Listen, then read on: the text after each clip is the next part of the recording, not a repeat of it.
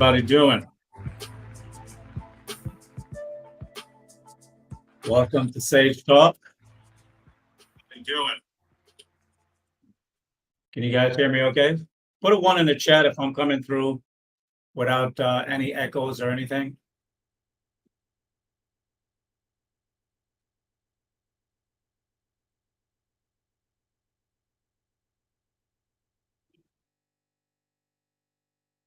Okay, sounds good.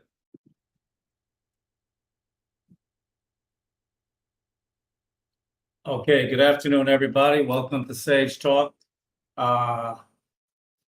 Who is that I saw earlier?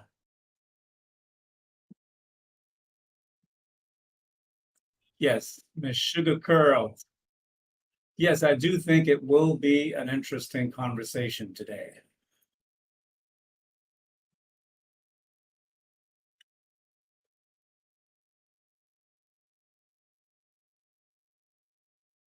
Okay, what I'd like to do before I start, I'd like everyone, as you come in, hit the like button. I see we only have 25 likes. If you find a conversation adverse to your initial taste, you can always change that on your way out at the end of the show. Excuse me. I apologize for having somewhat of a scratchy throat last night. My birthday was this week, and I kind of hung out last night with some friends. May have drank a little too much, and my voice is a little raspy. So I apologize up front for that. But I wanted to have this conversation with regard to how men see women. And I also want to elaborate further on the reverse. And as I speak on both of these perspectives, how men see women and how women see men, I will try to utilize real world past history of what we can look at as to why I made certain determinations. But before I get into the subject particularly, I haven't really spoke anything about the Hebrew Israelite stuff that's been going on for the past month or so with Kanye, Kyrie Irving, and the various ideas. But I will touch on something today that kind of like pivots with that. It's not going to be a Bible discussion. I'd made myself a promise from the time I came on the network with JR that I wouldn't do that. And the introduction topic I want to have with you guys is the single motherhood programming. And the caveat to that is it God's plan? So single motherhood and whether or not it is God's plan. Igbo, here for class. Salute to you, Mr. Lee, Sage Talk. Appreciate it. Trina, how are you? Everybody else, as you come in the chat, Green Gang, you can say hello. Let me know that you guys are here. And I want to start with the intro topic before I get into the main dialogue, simply because I want as many people as possible to catch the main conversation. So those of you who want to really comment on that will catch it at the beginning and usually not at the end. Hey, Bruiser, what's going on, brother? I haven't seen you in a while. I'm not sure if you have your own show, but I think I've seen you on a show either by yourself or with a few people, and it looks good. I like your presentation. Nobs S, how are you doing? I am fine, sir. Thanks for asking. So, single motherhood, the programming, is it God's plan? I want to talk about the single motherhood epidemic in our community as Black people, but it's not restrictive only to us. It's throughout, it's pervasive in Latin America, it's pervasive in the Caribbean, it's even pervasive, I think, in the Philippines as well. So it is something that is engulfing a certain segment of society. But I do want to take a look at it as it mainly pertains to Black people as a whole. If there are people in the chat who are not Black African Americans from the Caribbean or Africa or the UK, if you have another nationality and these things kind of apply to your society as well, you can extrapolate or draw information and knowledge from it.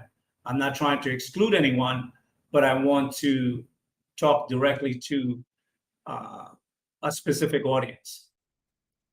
And I want to use a biblical perspective for this conversation, because I think the root of single motherhood comes from a biblical perspective.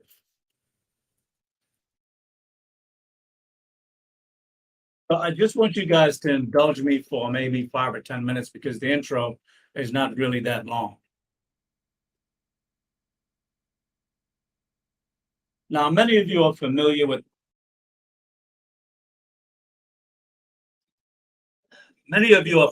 the Bible story of Jesus Christ, commonly known as the Immaculate Conception.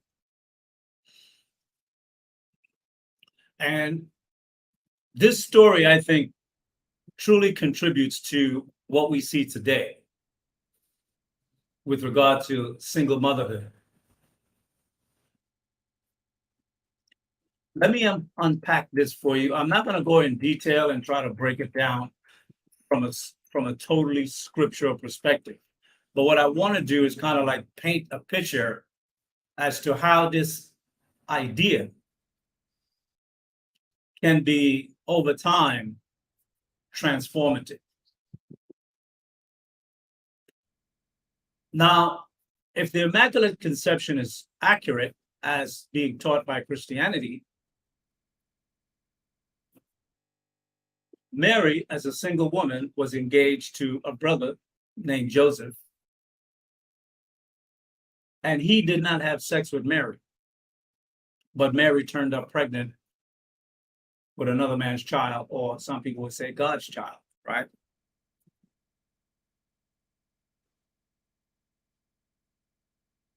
But if we are to believe this story as presented,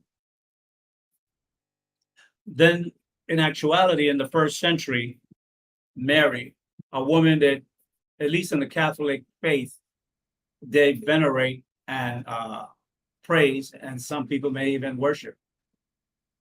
And definitely in general Christianity, Protestants, Baptists in the United States, they revere Mary as well, even though they don't worship her like maybe the Catholics do.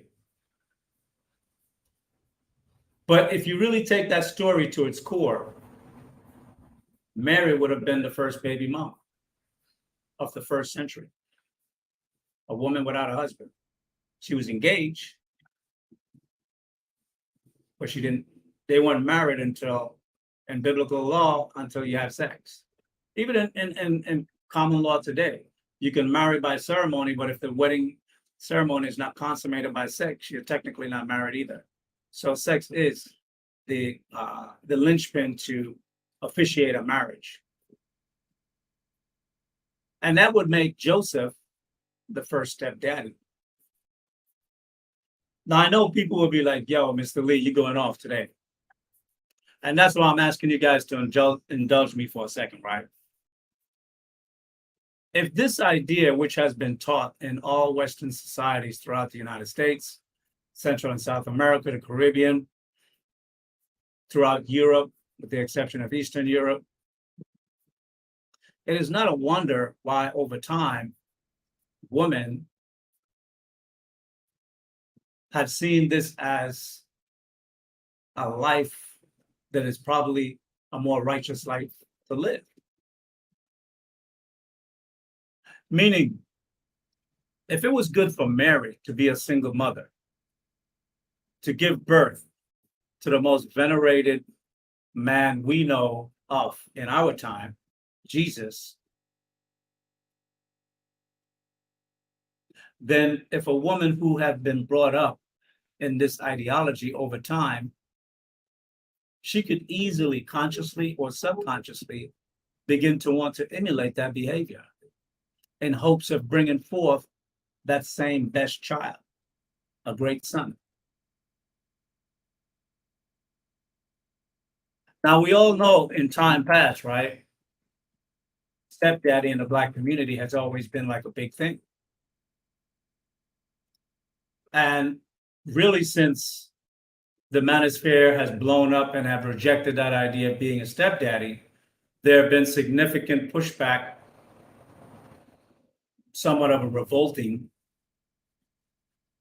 and extreme objection, if not by all women, most women.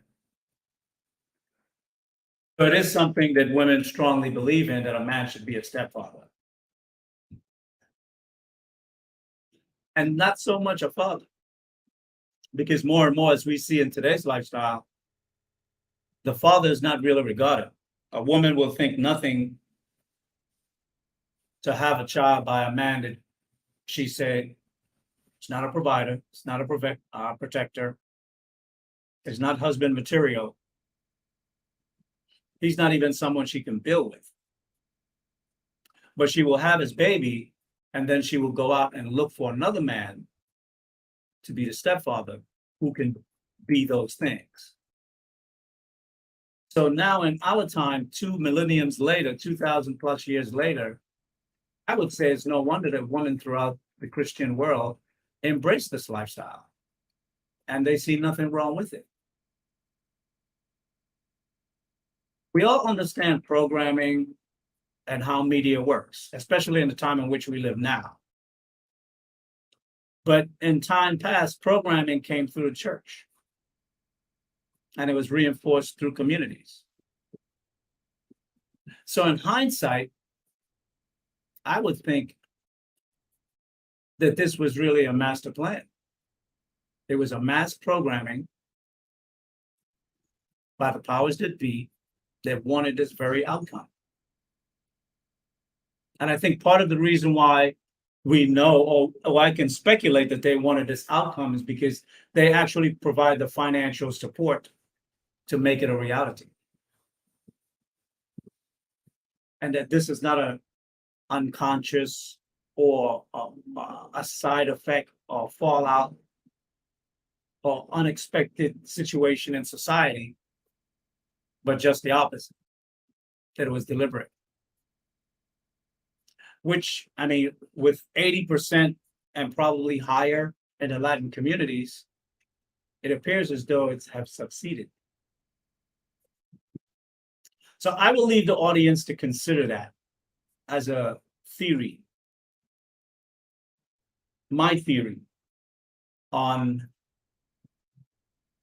the subjective psychological programming to why we see single mothers and baby moms. It's something that's been programmed into women for over 2,000 years.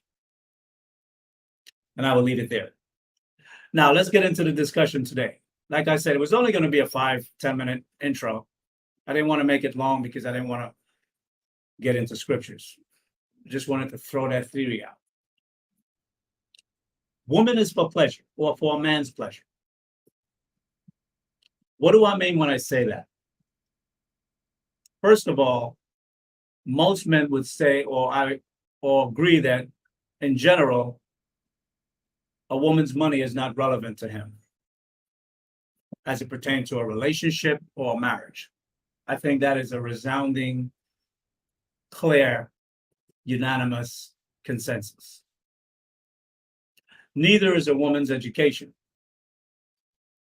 And when I say education, I don't mean that the woman is supposed to be ignorant, dumb, stupid, or anything of the like, right?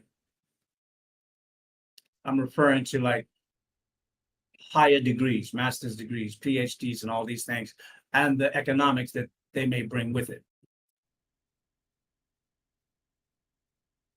I'm not saying also that any man wants an ignorant woman, because I know sometimes women will say that to diminish a man's preference and to uplift or support her desire to be highly educated.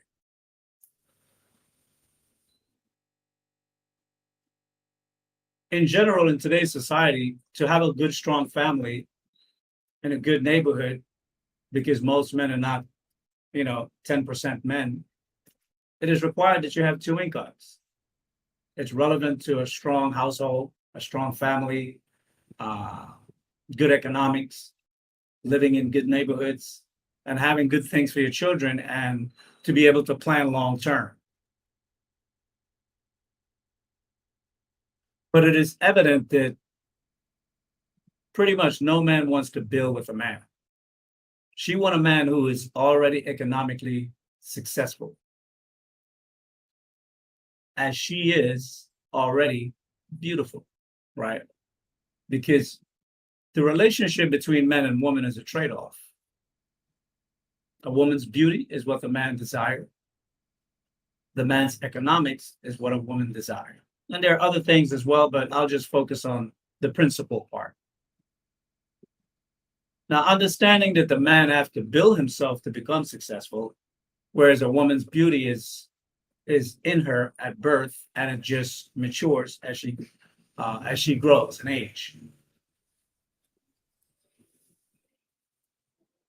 We also know that many men would like to limit the presence of a woman, or that the woman may serve him in the household, in a relationship, meaning that he prefers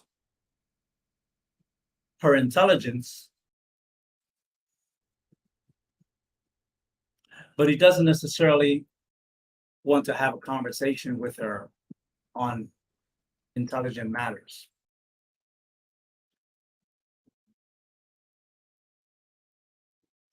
Now, some would say the only reason that a man wants a woman for pleasure besides procreation is for selfish means. And that may be true. I think that's right. I think the pleasures that a man wants from a woman is selfish. And again, if I may refer back to the beginning with Adam and Eve, when you look at that situation, if you take that Bible story to be accurate in Genesis 2, Adam had did all the work. After he was made, God said, name everything. He named the birds of the air, fishes in the sea, animals, insects, you name it. And after he was done, God said, you know what? I know what you need. You need a woman. All work and no pleasure is not good for a man. So God made him a woman. And the woman was for his pleasure. It was a reward for his work. And we all know that in terms of our society today. Play hard, work hard, play hard.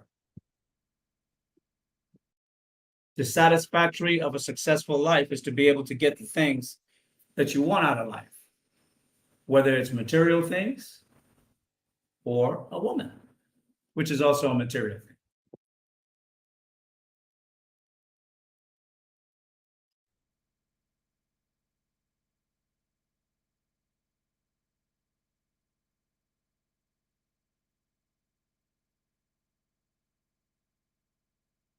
There's one thing a man cannot live without. The only thing a man cannot live without is the pleasure of a woman.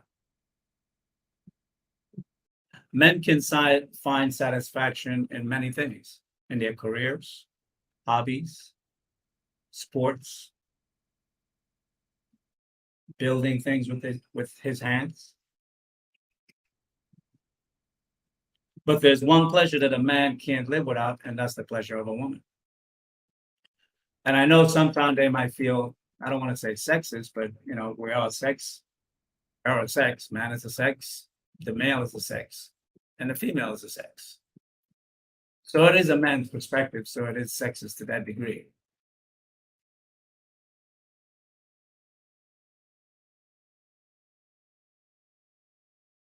Now we see how women value men. Because women know what men want, women project themselves in a way where they go right to the bottom line. In prior times, women used to leave the desires of men to be a speculation. Now, women don't do that. They show the man exactly what is available, what you can get, and there's a price for it.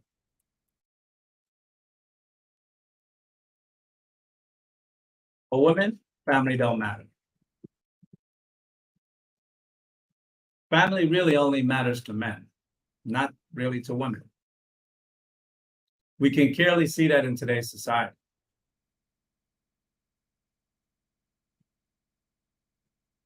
The society that women would like to build, because they are more and more exercising laws to build the society that they want to structure,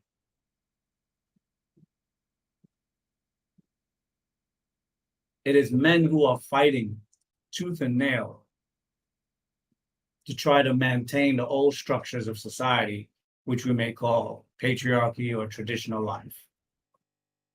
Women do not want patriarchy, nor do they want traditional life. They want something else.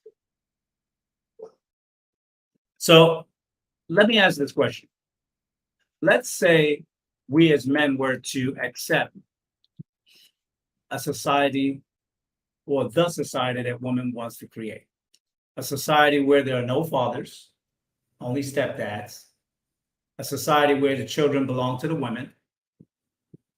And the purpose of a man is solely for her pleasure and to give her the things that she wants. What would such a society look like? Where the women, or all the women, are queens. Because if the women are queens without a man, then if the men are not kings, what are they?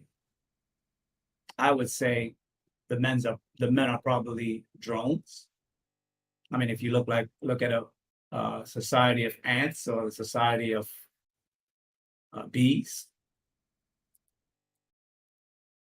how long would a society like that survive? And another question, would humans regress back to a more primitive state?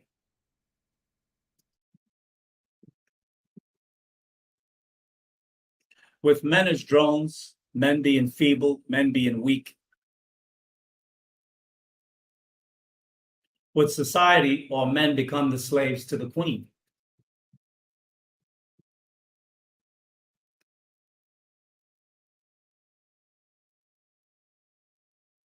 Jerome King says that is exactly what is going on. There's a price for what men want. Absolutely.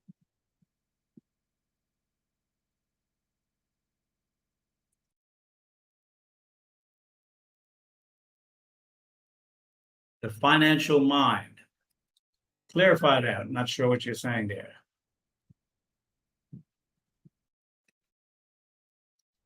Jeshurun. It would be like present day United States, Babylon the Great. Okay, we're getting there. Seems like it, right? I mean, it's not in full effect yet, but if men, I mean, men are becoming weaker and weaker. I mean, we know that because men are having less sex. I think when men have less sex, you know, especially within mass of a society, there's a breakdown somewhere. When men use women for pleasure, men usually give women their heart's desires. They bring them the rarest gifts. They find or create uh, whether it's they find or create the things that they believe that would make his woman smile, be happy. Men would care for and provide and protect their women, protect their children. And men not only protect the woman that belongs to them as a wife, or their family, close family relations, sisters and so forth, but men would even go as far as protecting women in the general society. And sometimes that leads to men getting severely hurt. Sharon Campton, good afternoon, Mr. Lee and everyone else. Good vibes. Thank you and welcome to Sage Talk. Edward, Mr. Lee's societal model. Yeah, you like it? Hey, we're gonna have one or the other, that's for sure, right? However, when women see men as pleasure or things as for pleasure, I should say, men seem to be more like like drones or slaves. It's like they're beaten down. They really don't have the ability to protect. They're highly emotional, unstable. He's like a tool to be used, and when there's no more value in him, to discard and throw away.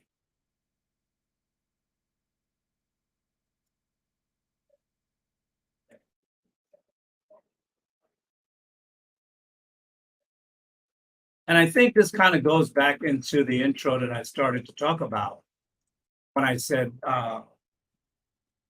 if Mary is the symbol of single motherhood, and Joseph is the symbol of a stepdaddy, then the question begs, is this the divine order of God, or that God wanted for our society?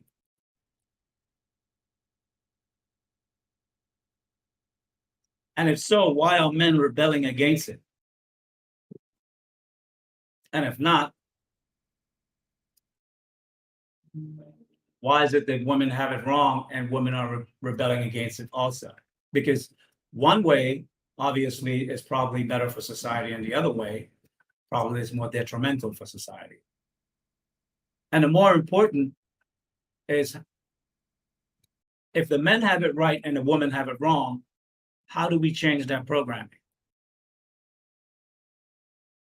Because it is an ideology, it is a program, it is a mindset.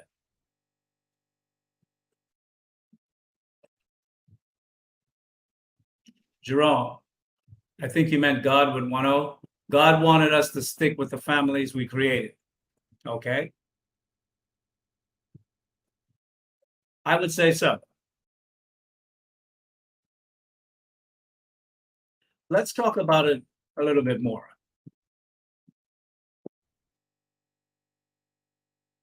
If women are for the purpose of men's pleasure, or are men for the purpose of a woman's pleasure?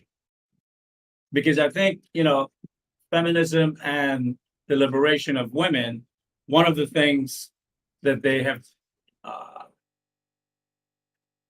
wouldn't say championed, but that they have promoted is the sexual freedom to somewhat behave in a like manner like a man who can have multiple women, right?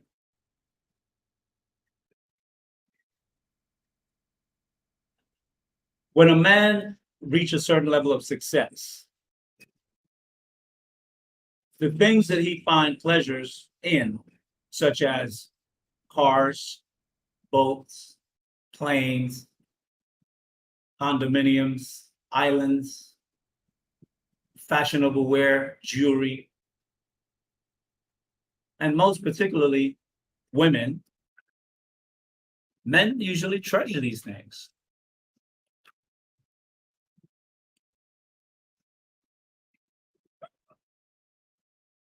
The things men find valuable, men treasure, keep safe, and protect.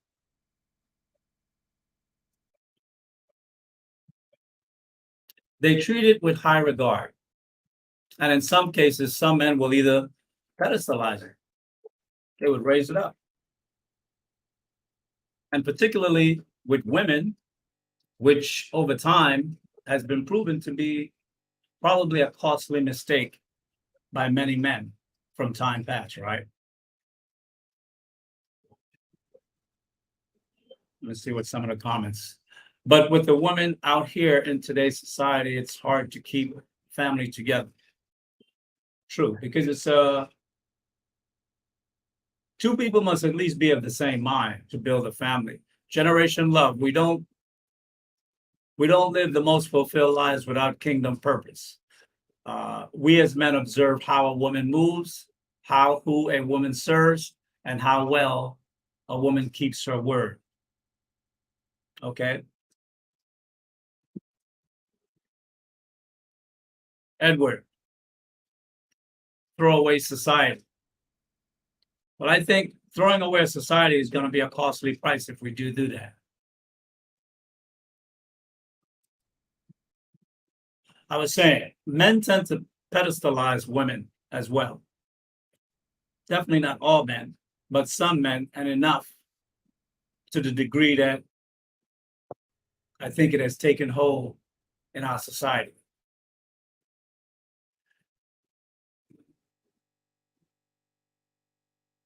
Nonetheless, I think the difference between the female mind and the male's mind is that men see women not only as beings of pleasure, which we do see, we want, and we enjoy having, but we also see them as things to acquire, treasure, hold on to, and that they're precious. We treat them with honor, respect, and in some cases, some people might even sell their soul to get the things that a woman would want to make her happy, to please her, just to see her smile. This is what men do for women. Ironically, though, there's a direct juxtaposed opposite perspective with regard to how women see men, as it applies to pleasure as well. Women do not see men as something to be pedestalized, to be lifted up, to be honored, or to be treasured. In actuality, when women see men as beings of pleasure, it's solely for the purpose of that momentary pleasure, after which the man can be discarded as a what women use monthly to maintain themselves in a cleanly way, right? It's something to be thrown away. Women do not build monuments for men. Women don't write love stories for men. Women don't make movies about the beauty, purpose, and fulfillingness with regard to the pleasure that men bring them. Women see men basically as disposable objects,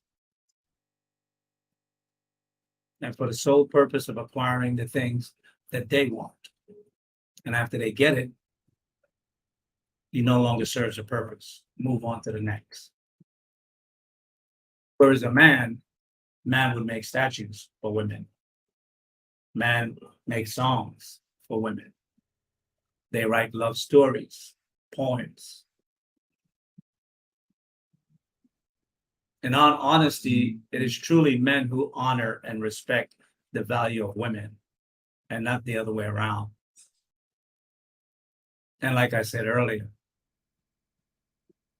men will literally sell their soul in reward for the pleasure that they can get from a woman.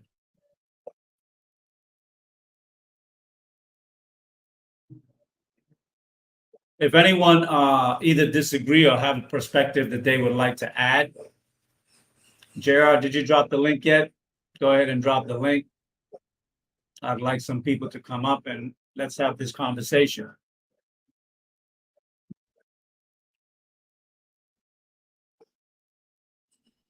Okay, I'm not sure, One Piece, what this comment has to do with the subject of today's discussion.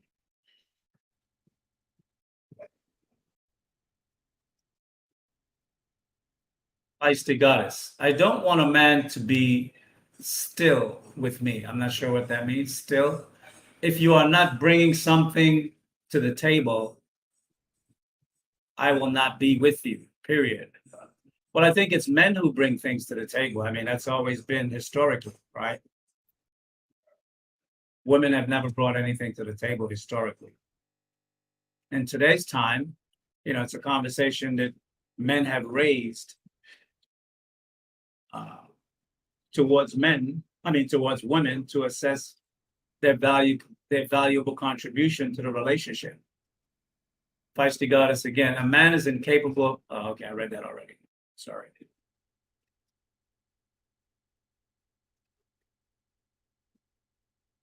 The link is pinned to the top of the chat, Mr. Lee. Thank you so much.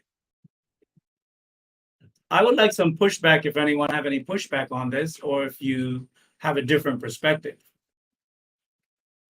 Obviously, I know some of the women may look at it different, and if you have a different perspective, please let me know, because I've not seen any evidence in the past, especially if we take from like the 50s, modern times, and we look at the music. When men make music about women, men praise their women. When women make music about men, women insult men. Very similar to what Ms. Feisty said just a second ago. She says, a man is incapable of being still. Now, if you mean being still referring to being with one woman, that may be true. I'm not going to argue that point. That may be true. But I believe that a man should have more than one wife if he showed desire. So that's my perspective. We are meant to pleasure each other. Absolutely. Thank you very much. That's accurate. We are meant to pleasure each other. Pleasure is not one-sided. You're right. Pleasure isn't one-sided. However, I think the way it is appreciated and shown in society, the man regard the woman or venerate the woman for the pleasure he gets from her. But the woman do not venerate the man for the pleasure she gets from him. She kind of see the pleasure that she gives him or she gets from him almost as a chore or something to satisfy a momentary feeling or desire. And after that is passed, even after the pleasure is passed, she doesn't have no continuous respect to see that man in some way as something bigger, greater, worthy of something. Whereas men, for the pleasure that he gets from the woman, he venerates her. He writes stories, poems, books. He makes movies. He makes statues. He designs some of the best clothing to put her in. He makes the fanciest jewelry for her to wear to enhance her beauty and her presentation. It's like so much in society that men do, it's done to uplift the woman that gives him the pleasure that he desires. And I may be wrong. I'm not saying that there's no evidence anywhere that a woman have done anything to uplift a man. But you'd be hard pressed to find it. And Miss Feisty, I think maybe you might be someone who might have access to that information if there is such. And if you do, correct me or bring it to my attention, because I would like to see where women who have loved men, women who have had the pleasure, sexual pleasure, and that's what I'm talking about when I just say pleasure, sexual pleasure with a woman, where women have, in the privacy and the quietness of their own time, did things to venerate that man, to uplift that man.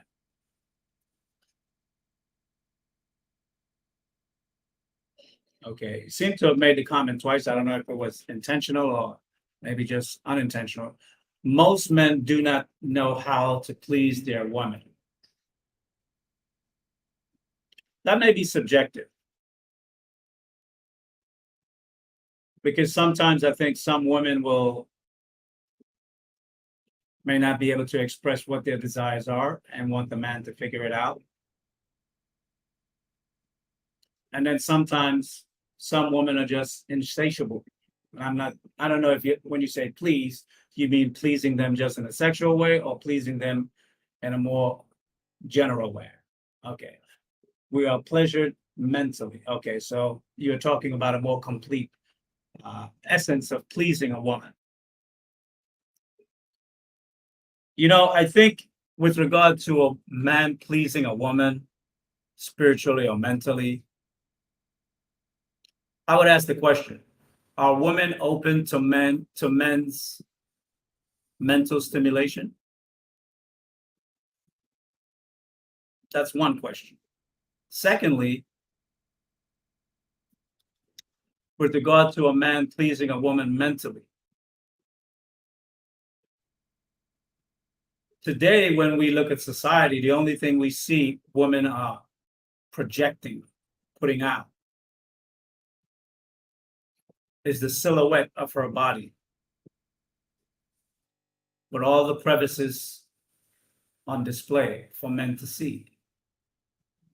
So what women do when they do that is they heighten the man's desire just for that. So then the other things that a man would be able to do emotionally, that a man will be able to do mentally or spiritually, those things are pushed down further into his mind, because he know what the woman is wanting, what she's sensing, what she's putting out that is most important for her desires is the physical part. So men work to satisfy the physical part.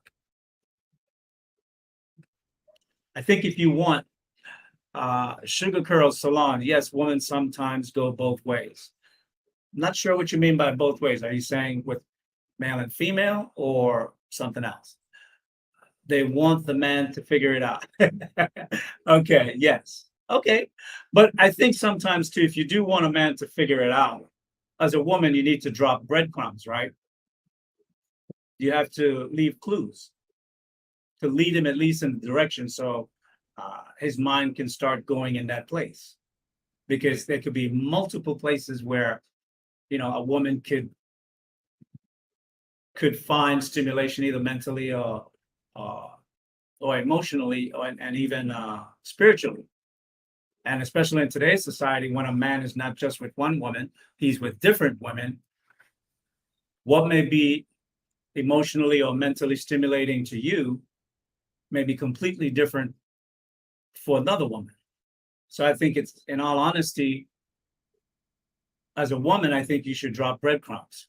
If you like the investigative search for the discovery and the unveiling, if you like that, then like a murder mystery, there's always clues, right? There's a weapon with blood. There's a person seen leaving the scene. There are different things to clue you in. And I think as a woman, I think that may be something that some women have lost, because we're so focused on the physical sexual part that we have lost the mystery part. And I think that shows up in the way many women dress. Because a man could look at a woman, he could see everything. He could see the nipples, he could see the split, he could see, forget about it, he could see everything on her. The only thing he can't see is the inside. But he imagined to get up inside of that, and that's all he wants. He doesn't really think about much else. And I think women need to understand how testosterone is and how powerful it is in men in terms of a drive. So I think as women, you need to stimulate the man in the areas also besides sex that you want him to pursue for you. One second.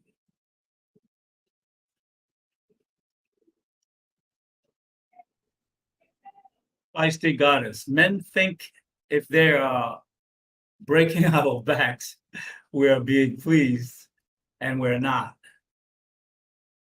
Men are selfish in bed. I would agree with that. Some men are selfish in bed. But isn't it women who promote breaking the back? They want a man to lay it down and break the back, right? Like if a guy's not swinging 8 inches, 10 inches, a foot, like women don't even want to deal with him, right? So I think the messages that women convey. Women convey one message, but then they want another result. That's not realistic. Miss Sugar Curls, if you can, hit the link, come in, and make a comment in the back chat just so I can see it. I want to touch base with you because I want to find out, are you exporting your products? Because there's a large Black community in Honduras, and there's really no real good quality hair care products for the Black Latinos here. And that's something next year I may want to look into. So come into the back chat and just drop your contact information, whether it's a link or something, and I'll follow up with you. Who is it? Logic have said a lot of really good things about your product because he uses it. So I would definitely like to touch base with you. Edward, females, what's that? Female names are often given to toxic sport cars. Okay, I'm not sure where that comes from.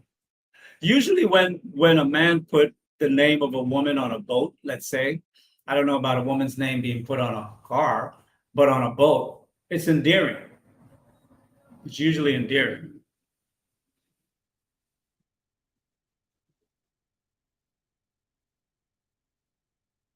Okay, saw that already.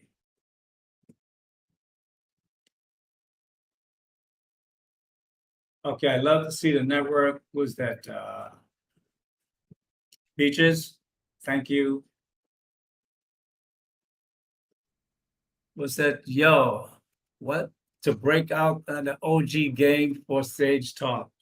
Now I'm just trying to like inspire a discussion because I think if we want to see better between us in terms of relationship, the communication needs to be enhanced. And I think that women have to get over the fact that men see them as beings of pleasure. Because the things that men treasure, they take care of, they protect, they reward. It's just like the way we are. A man buy a fancy sports car, he's freaking cleaning it almost every day. He's washing it all the time. He buys a boat, likewise.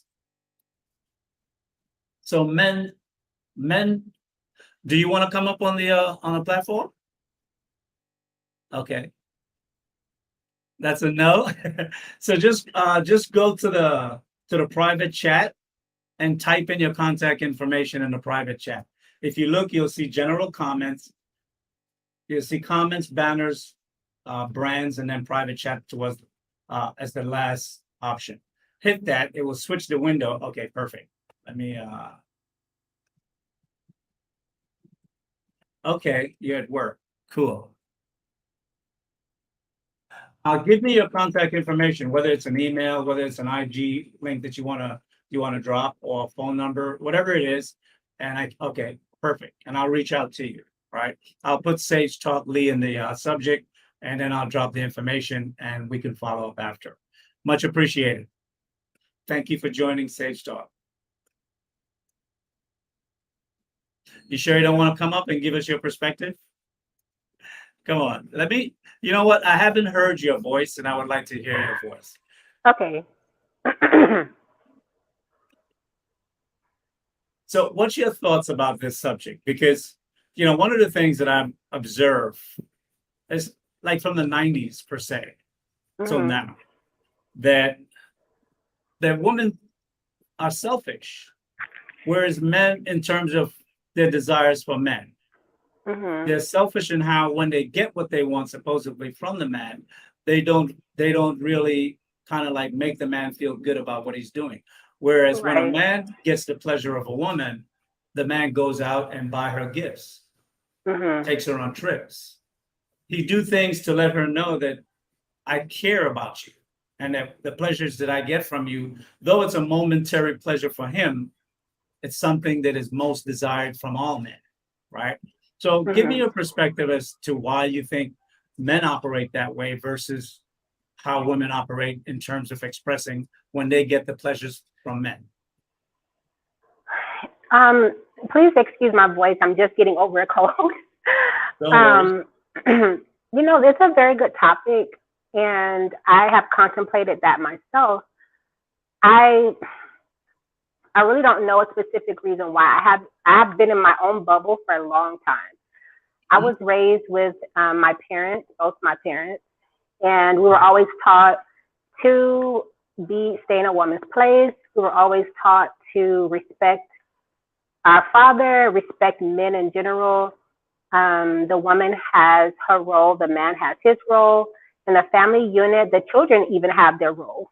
So even as a child, we had to support the family arrangement. Okay, Um, yes.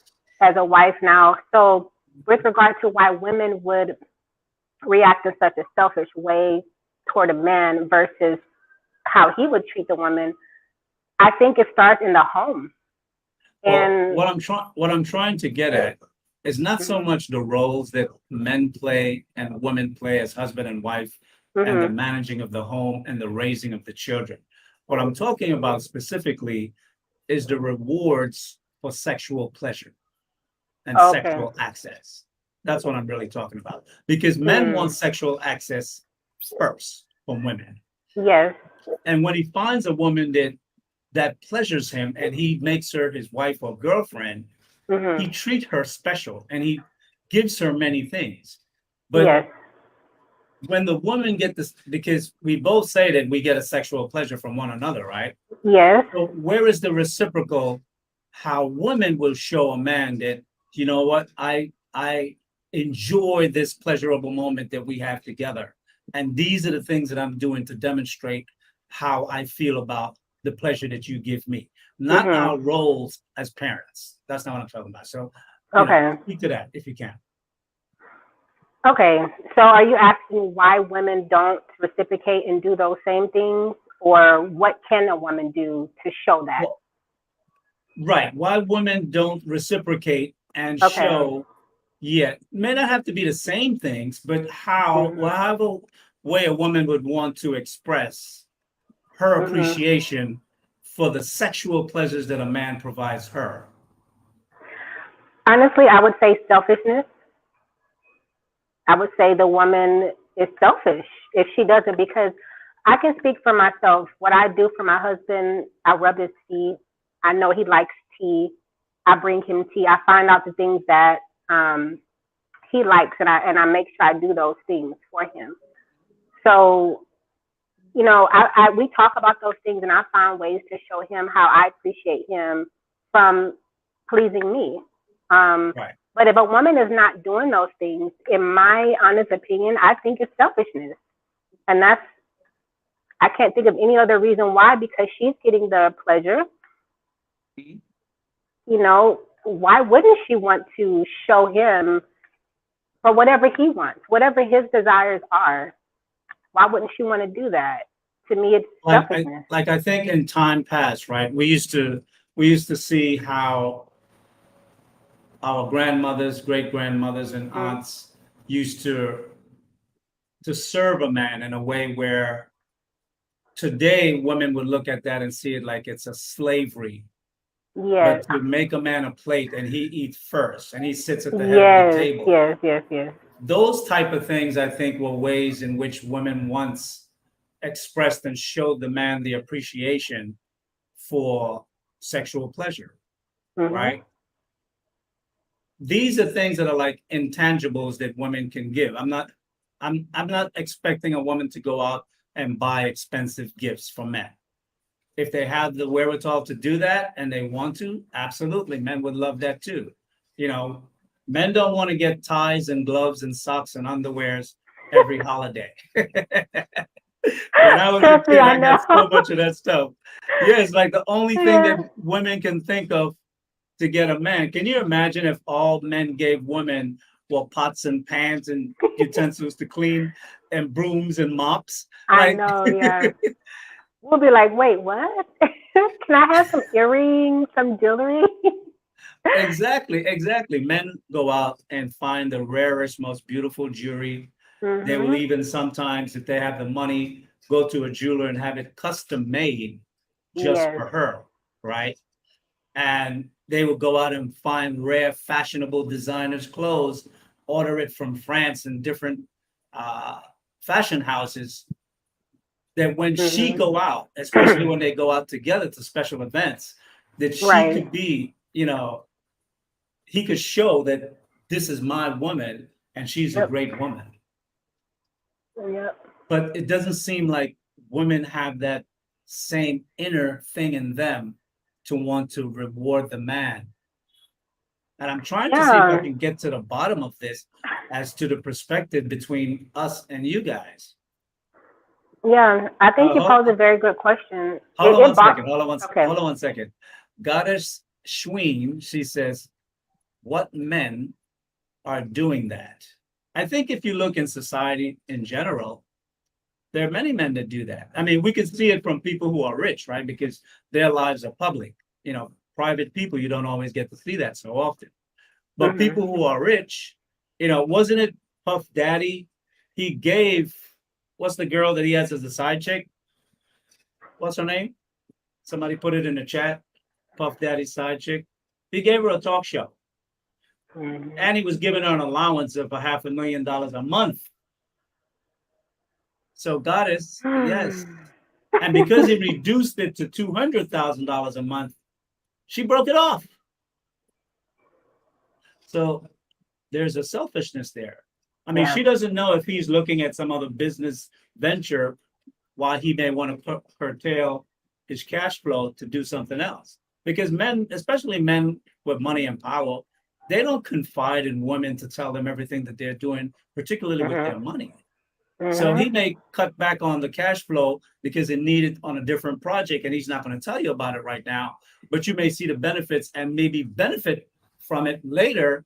But women see everything that might be uh, monitored on how what they get, they take it as a slight or some form of an insult or Mm. disrespect.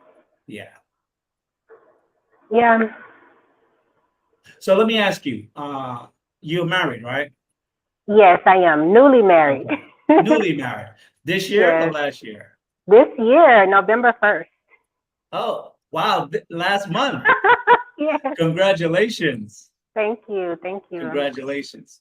What do you plan to give your husband for his birthday? Well, we don't celebrate birthdays or Okay, you don't holidays. celebrate. Okay. Yeah, but he always jokes with me because I am a nutritionist, Okay. and so I, I buy him vitamins and things of that nature. He's like, no more vitamins. No, but I know he likes shirts. He likes Well, certain kind of shirts. be careful with calcium because you Okay. can overdose the body with calcium and then it makes the bones brittle. I had a bout with Yes. that about 20 something years ago. I was taking, I think, over 2,100 units. And within three Oh, weeks, yeah. I was eating and I bit on a grain of rice that wasn't fully cooked, and it cracked my tooth. Oh, So yeah. I realized that's what it was, and I went to the doctor, and they said, "Yeah, your body has too much calcium." So, and especially if you lift Yeah. weights, you got to be careful because you can crack your bones. No, that's true. People can overdo it with calcium. They need to balance it with like magnesium, lower the Yes, calcium, yes, get those other cofactors up. so that the calcium can go into the bones properly and not overdo it. Right. I definitely Yes. understand. Not too much. Yeah. You're getting a lot of congratulations in the chat. I'm not sure if you're Oh, seeing thank it, you. No, I but can't see anything. absolutely. And that's Yes, something thank too. I you. think that as a society, both men and women, we need to recognize and honor women that are choosing to marry Black men. Yes, yes. I'm Because like so in love.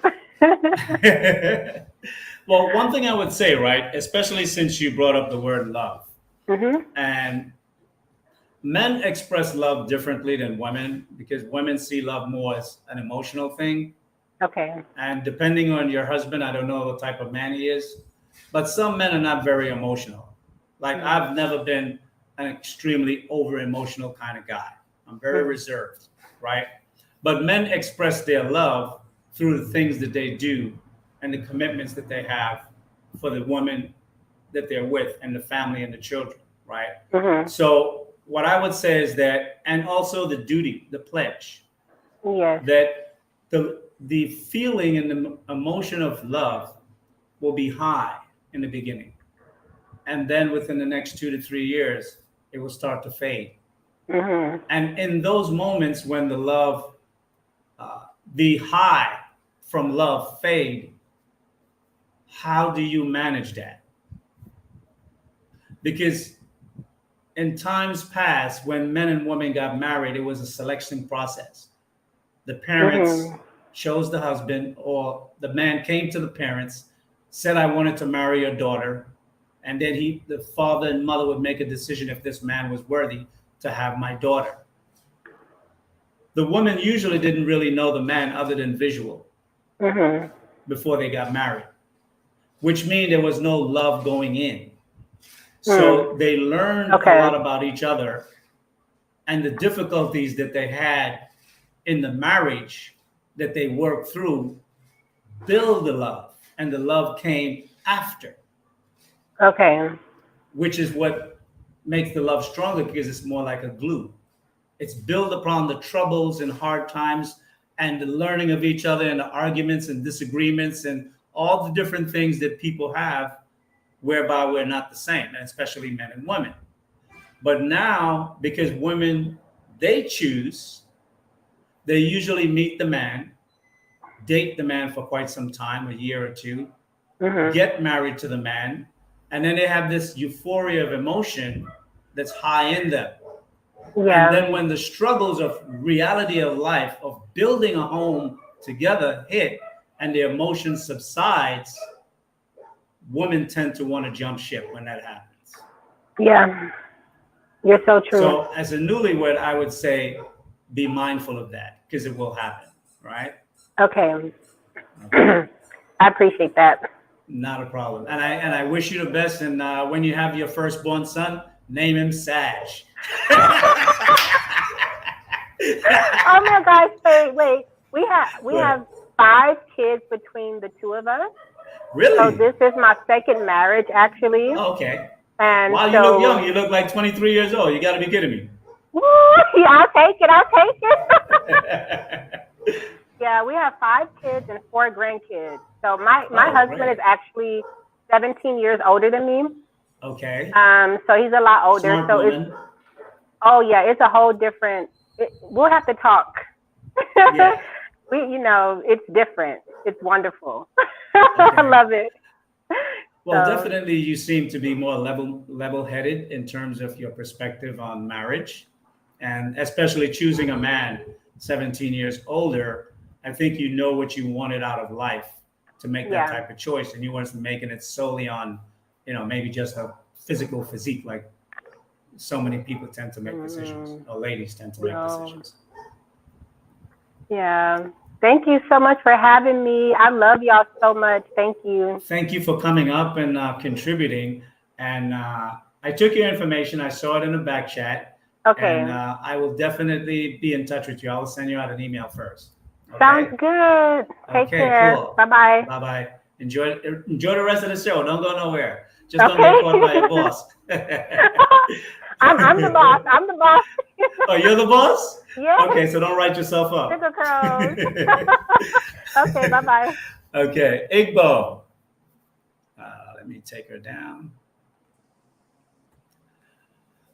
How's it going? Igbo, you are, what's it?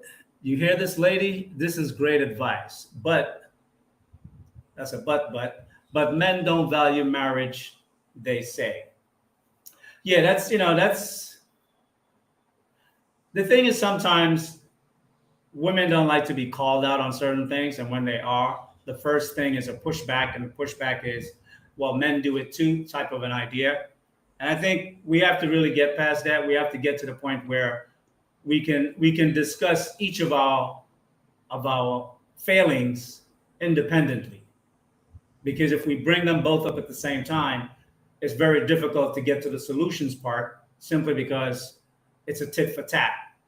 If you say something that hurt my feelings, I'm gonna say something that hurt your feelings, and you'll never get to the point where you can uh, get the benefit out of the discussion.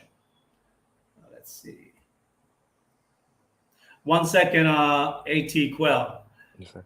Peaches, damn, I missed the advice. Catch it on the replay. I would love for you to, one of the things I try to do with regard to sage talk, I try to get up into people's head. Because a lot of times today, our young generation, we don't think that often. I mean, we don't spend time thinking thoughts through, right, to completion. So, as an older brother, and I am definitely a thinker, I'm an intellectual. I love to read. I've read history, the Bible. I've taught economics. I've done a lot of stuff. So, I come from both book knowledge and practical knowledge in the world. I've traveled to many places. I like doing new things, and I like asking questions about things that are unknown and then try to solve it. Right? Okay, At Quell. How you Welcome doing, to sir? Sage Talk. I'm not sure if this is the first time you've came into the chat. Nah, I we don't we remember we. seeing any of your special comments, but definitely, I thank Okay. you for coming on the panel, and I look forward to hearing some of your perspective as well. Yes, sir. Yes, sir. No, I've been up here before, um, and I pop in every once in a while to catch you when I can. Appreciate I, it. um, I I I think that a lot of times we kind of take some of this stuff personal. You know what I'm saying? Because I think I have an invest. I guess the thing that I believe in is that I have an investment to my wife, and my wife has an Right, investment to me. right. So when I have these discussions, I don't take them so personal that I'm willing to go out of my way to attack anybody. Well, not attack, but just takes what someone says personally because I ha- my obligation is to my wife first before Okay. anything else. That's what I guess. When you say an attack, what do you mean? Mhm. Clarify what you mean when you say about an Well, attack. I'm not sure. well, I guess what I'm saying is that I guess when we do this whole man versus woman thing, I'm not saying that's what you're doing, but in the Oh, okay. space that Right, happens a lot right. where Okay. we got Yes, it we got is. yeah. Yes, that's So I true. think the obligation is to whoever we're with. The result should be overall. I think the overall result should be us getting the people that we want. You know what I'm saying? I mean, not really we want, but actually getting in a relationship, in a gainful relationship with someone, and True. not so much where we always just want to do this back and forth thing. And I think that's what kind of I just really wish that we can get away from and actually meet people that we can be in gainful relationship with. You know, when I first came into the space, I had that very similar thought. But for the past 3 or 4 years, since I've been sitting back and observing, before I actually came online myself, I came to realize that the back and forth, the battle is necessary. Hmm. Like there are men out there who are soldiers, and they're battling the society's mindset and the programming that a lot of women have, whether they're black women, white women, Latino women, Asian women, that Western women have. And Hmm. that battle is necessary. I see Okay. myself more as a diplomat. How do we now, after understanding what the situation is, how do we now Hmm. try to solve it? And I think Right. that's And where you're coming from too, right? yeah, I'm in agreement with that. I just want to be sure that because it's a thin line between that too, though, if you understand what I'm saying, because it Between could what be part? between us wanting what we're in agreement as far as being an ambassador and kind of trying to, find a Right. common ground between it, and True. someone who's kind of clinging on to a movement. You understand what I'm saying? Which I guess it's kind of hard to tell if someone actually doing the work if we don't know what's going on in their real life, but how it comes That's across true. in some of the conversation. You get what I'm saying? I guess that's what I'm Yeah. getting at. Well, when mud starts to sling, it mess shit up and everybody Right. get dirty, right? If you ever had a pillow fight or a snowball fight, I'm from New York. I actually got a Hmm. scar in 5th grade from a snowball fight. Somebody put ice in it or it was already ice in it. I don't know, but I got capped real good. But the thing is, and that's in play.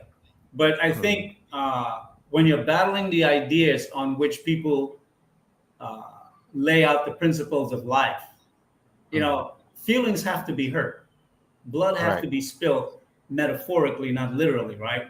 Right. That you have to first really tear down the misconceptions and the ideas that have formulated a certain behavior that has now become a practice. Right. And that's a battle. And that's why sometimes I really don't engage in a battle, because there are Hmm. men more suited for that than myself, right? Right. And because I've never really struggled from some of the things that I hear that some of the men do struggle from, I don't know where my contribution can be, because I can't speak from a real state of my own life, right? I So I got you. just listened. Igbo, you always drop some very interesting comment. I would like to keep it positive. One of the things that I would like for Sage Talk to be, how can I say it? For Sage Talk to be a place where general insults are not easily thrown, right? Because one Hmm. thing we're good at uh, making quick judgments without Hmm. really knowing Knowing. Yeah. more background information. And Right. like some of the things that I've said today about how men have treated women in the past and still do in the present, maybe less men than most, some of those things, there are men that would probably say are simpish behavior. Hmm. But if you are in a relationship and you're married and you care about that person and you love them and you're building Hmm. a life together, then you should want to do nice things for them. I could never see, like I hear about it, I don't recall ever seeing it in New York, but I've heard about men who would go out with their wives and children, and the man is dressed well, but the children and the wife is not. Hmm. Now, I couldn't do that. Now, Right. I wouldn't look like a bum, that's for sure, because if I'm taking my family shopping, I'm getting me some good shit too. But my sons will always be dressed well, and my wife will always have nice shit. My wife had pretty feet. I love pretty feet and pumps, open toe, sandal like. I could buy better shoes for her than she could pick for us for herself. I'm Right. extremely good at picking shoes, Right. So, and she liked that, and I used to do that for her, because when I go out with my woman, I want to definitely have her be like something to be admired because I admire her. Yeah, and I think And I that's where the want, balance. I think that's where the balance come in, though. You know what I'm saying? Because I think sometimes we got to realize that that's what life is about. We can have too much of anything in life, and it's about having true. a fair balance of everything. And I think that's the one thing that I learned going into my marriage, because my perspective of what I thought marriage was totally different to when I actually got married and got into the relationship with my wife. How long have you been married? Um, so I've been with my wife 7 years. Okay. And then we got married. We've been married almost 5 years now. Oh, okay. Excellent. Um, Excellent. so And how old are you? Are you over 30? I'm 31. 31. Excellent. Yes, sir. And Awesome. then The so yeah, second so person to come up on the panel, young black man and young black woman who are married. Awesome. I like it. So go yeah, ahead. Give me your perspective from what you thought to what the reality is. I thought marriage was gonna fix all my problems. I got married because I listened to other people because I thought it Uh-huh. was the right thing to do. And What do it's you a when you say lot the right thing to do? What do you mean by that? um morally, spirit, Well, and dealing did with you have a child before you got I married? I didn't. I didn't have any Okay, children, but so what is the moral aspect that you're saying? Give me more clarity. I guess in my family it's like that's the thing you do. You go through your life, you find your wife, you do right by her. Like you find somebody good to do right by. And and it was very skewed because I went in it with no purpose for what I wanted to do with my wife. You get what I'm saying? Or where we wanted to go in life, really. Well, let me ask you this. What Mhm. was the purpose that you wanted as a man out of life first? I didn't know. I didn't really know at first, Okay.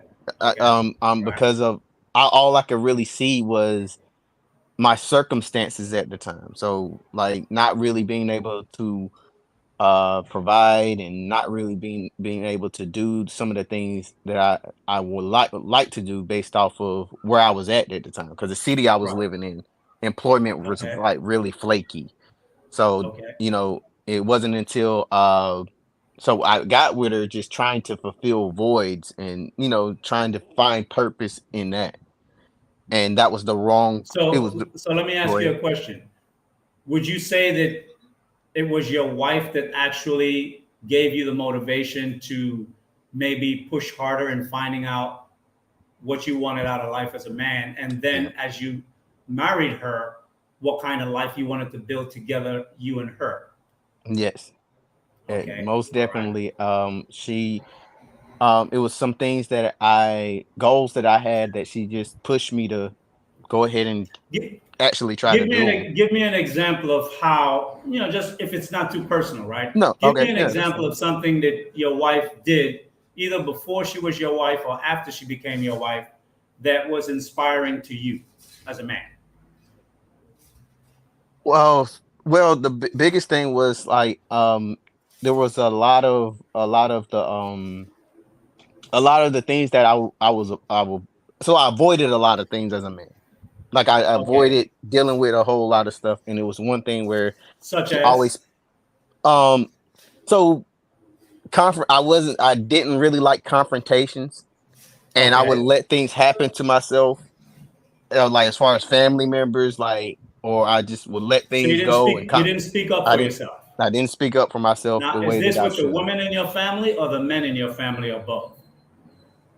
A a little bit of both, a little bit Okay. of both, because But because I it leans one way more than the other. Which? I would say the men. I would say the Okay. men because Okay. I used to do work with my father, and he was a really hard guy. Like he was like a really hard guy, and it was certain times where I would need to do other things, and I would allow what he wanted me to do to trump everything else, and I would neglect other things within my life, if that makes any sense. Your father had his own business or have his own business? Yeah, yeah. So he works on cars, so he's a Okay. mechanic. Yeah. Okay. He has his Uh, own shop and everything. yes, sir. Okay. See, one of the things we have to understand too, is particularly as sons, right? Hmm. If we go back and look back, like in the 20s and beyond, going back, most businesses were father and son, Hmm. right?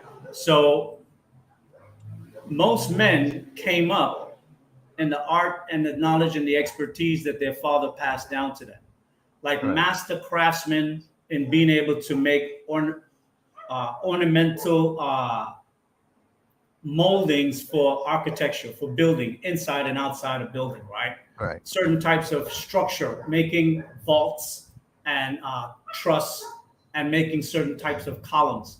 These were master masons type skills that men developed and passed through down to their children. Right. And today, because of a variety of things, I'm not going to try to point out one specific thing, Hmm. but today, because we have so much distractions, which sometimes we may think is opportunity, that we may cast away the expertise that a family can pass down to a son, that in 3 or 4 generations could become a mega business. Right. And because we may have our own personal ideas, which, the prodigal son in the Bible is about that very thing. It's about the Right. son that goes out to find his own way just to come back home and he lost everything, Right. right? But yet his father still honored him and gave him the inheritance. And the son that Mhm. stayed home and built and worked because he was the youngest son, and the law is that the oldest son gets the inheritance, the oldest son got everything anyway, right? Right. So what I'm saying is that as men, and I'm not speaking only to you, but I'm Right. using your example for the audience. If you have an older brother or father or stepfather who have a true talent and a skill that you can learn, even if you may do something else, learn that skill, because there are a lot of men's skills that are being lost today, right? Mhm. And it's very important as men that we have skill with our hands, right? Mhm. The power in a man is his mind and his hands, Right. right? I took architecture and structural engineering when I went to college because from I was young, I had a curiosity of knowing how things are built. I always had that curiosity, right? So, and I can understand sometimes in our society, father and sons have like that struggle. You Mhm. know, one have one idea, the other have another idea. It seems like you're from the past and I'm for the future. And I'm Mhm. not saying that a father should browbeat their son and force them into a career that he hates, because you could choose something that would be extremely successful as well. But so you were Mhm. saying that your father wanted you to be a mechanic, or at least Yeah. learn the skills as a mechanic.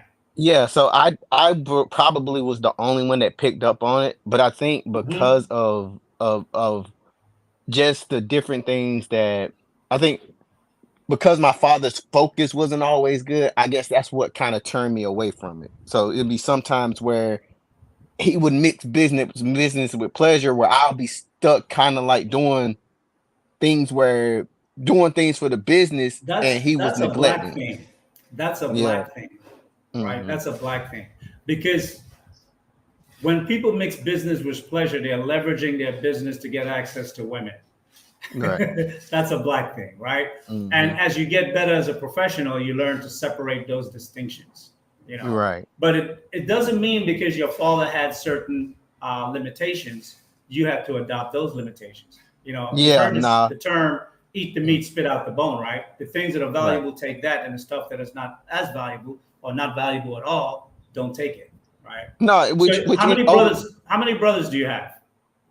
Ooh, I got four brothers on my dad's side, and I got Hmm. two brothers on my mom's side. Okay, so you have a very big family of boys, Right. right? And out Hmm. of all your brothers, you're the only one you said that had at least attempt to learn most of the skills from your dad. Yeah, me and eventually the brother that's under me picked up on it in the military, but he didn't learn it from my dad Oh, just okay, based off them not getting along. okay. Yeah. Well, getting back to the inspiration on how your wife was motivating to you, you Mhm. were touching on that. Can you Yeah. elaborate? Yeah. So I guess the one thing she was just like, it's not that she had an issue with my dad, but it was just like sometimes it would just take over a whole day where if she needed me to do something, cause I'll be gone from sun up to sundown, and if she needed me for something, I wasn't really there. You get what I'm saying? And I would spend like the whole day gone, or it would be where I would only make like a certain amount of money, and we needed more. Like we were kind of like we were struggling based off of I'm working all day with my dad, but Right. it's not helping It's us. not economically rewarding. Right. So Okay. eventually I just got to the point where I realized just like he's my dad. Yeah, I respect him, but I still had my own life to live too though. I still had to make Okay. sure that I took care of my responsibilities that I took on at home. And how Um did you resolve that in that conversation with your father? um I Was it just an I talked to outburst? Was it an outburst or was it a discussion? no, I talked to him though. And Okay. he let me know like you're not obligated to me. I just want he Right. wanted me to learn the skill. Like he Right. explained it to me. He wanted me to learn the skill, and Mhm. he doesn't do everything right, but I have to do what's best for him, for me first. Like I Okay. got to make sure I'm taking care of my business first. Um, and it went a lot better than I thought it was gonna go. She just told me to talk to him, and I I I So, was like, so it seems as though your wife is the fighter in your relationship. Would you say that? yeah, She's not afraid to confront difficult issues. no, not at all, not at all, Okay. not at all. Like that. Well, now in the beginning, that's how it was. Even now, like now, I'm more comfortable with just going ahead and taking care of what I need to take care of because I Okay. know I have to. But Okay. she kind of Yeah. motivated to me to She get to pushed that you in that point. direction until Yeah. you kind of like, it's like jump starting a motorcycle that doesn't have a good battery. You just run, click the clutch, and pop it in gear and get going, start the engine, right? And Yes, and sir. sometimes that's necessary. I saw a comment earlier. I wanted to speak to. I think. Let me see if I, unless I misread it. Let me double check because I thought I saw something that. Okay, no, that's not it. Okay,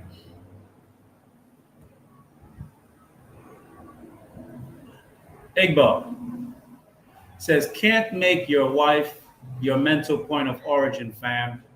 If she pulls the carpet from your feet, you'll end up depressed. That's a true Yeah, statement. yeah. But let But me let that's me finish. Let mhm, one go ahead. second. Let me address it. But I will say this, guys, and the problem is because our society is in such a deterioration between the sexes. A woman can inspire men, bro. Women have inspired men throughout history. You should read. When I was in New York, right, there's a bookstore called Strand's Bookstore. It's on 12th Street and Broadway. It's right next to the Virgin Theater because I used to go down there a lot. It was a Japanese restaurant that I like to eat at. They had great miso soup. So me and my girl would go there, eat first, and then go to the theater, or sometimes the reverse. But the point of what I'm saying is that in Strand's bookstore, they used to have rare art books because it was a used store book. They didn't always have new books unless you were going to order something. And this is way before the internet really took off big, right? This was in the 90s. And the thing is, if you find some good books on art, you will realize that so often, that's why a woman is called a muse, Right. because a muse is what gives you the inspiration. It takes your thought to a different place. Today, Hmm. people use drugs, marijuana, as their muse, Right. but the muse of marijuana suppresses your skills in the long Hmm. run. It doesn't heighten your skills; it suppresses your skills. See, there was a time when women actually contributed to men's lives, and I think we can't give things a zero sum value Right. that all women potentially will pull the rug out from under you, and Right. that if a woman can be inspirational to you today, one day she may change her mind and just yank everything away. Right. And that's That's just the place possible. that I Yeah, yeah, go but ahead. that's just the place that I was at in my life right then. Right, right. And the thing is, it's like even now where I realize that in my past relationships, how I view things now, and this is something that I told my wife, don't put so much into me as a person, that you can't function if I'm not here. We have to love in moderation. Like we can't put so much like almost idle, like because I think the whole thing of falling in love is like is like I almost I like idolatry. You get what I'm saying? Like because you wind up So putting you're this saying person. your wife tend to idolize you, or is it the reverse? Well, yeah. So I'm saying, yeah, in this situation, that's what I'm saying now because of different situations in the past that would happen. You get what I'm saying? Where Hmm. it's like Sure. she felt like that's all that she had to revolve it around me. But I told her like, Right. look, You was we her have to. world. Right. and, Okay. and just be, I'm not telling you not to care about me. I'm telling you that, hey, at this point, I'm human. Something can happen to me, or God forbid, and human beings are subject to change their mind, or things are You subject know to happen. something? You know something? Mhm. I will speak to this and I will say this, right? If your woman idolize you, take it, bro. Yeah. Don't the scripture says don't teach your wife, uh, don't teach her something to hate you by. I don't remember Right. the exact scripture, right? I got you. But a lot of times men will feel uncomfortable about a woman, in this sense, pedestalizing you. And I was having that Hmm. conversation in my monologue, and I think was the young lady that came up, Sugar Curl. She came up, and Okay. we were having that conversation, you know. And what you need to do is teach her the things that she would need to be able to make a way for herself. If, Lord forbid, let's say, either you got a crippling injury where you couldn't work Right. or you actually died, right? Because those Right. would be the only two things Yeah, I that got you. would put her in a condition where she would have to learn to survive without you, right? Right. So I would say teach her some of the skills that she would need to be able to maybe sit down together and do the books so she understand the finances, Hmm. right? That's one thing, Hmm. Well, I think right? I think now, even after we had that conversation, where we talked, Mhm. where it made everything better. Even though when I had this conversation with her, now that helped it helped the relationship, because I guess she wound up going to therapy, and the therapist kind of reiterated a lot of things I was telling her. Okay. So it helped us to Well, be able to come to a healthy balance about how we discuss things, and how we fought about things. You understand what I'm saying? well, as long as your wife never said something in when you guys were girlfriend and boyfriends, or even in your early part of your marriage, because Hmm. you've been married for 5 years, so that's a good length of time to establish a good foundation in a marital relationship. As long as she never said anything that she would want to take her life and she couldn't live without you if something happened to you, that is extreme. And that type of thinking, I would say, yes, you want to curtail. But Hmm. you don't want to tell a woman to love you less. And Right. you don't want to plant that seed in her head, especially in the society and the world in which we live in today. And I know you may think you're doing something good to Hmm. help her, but you're not.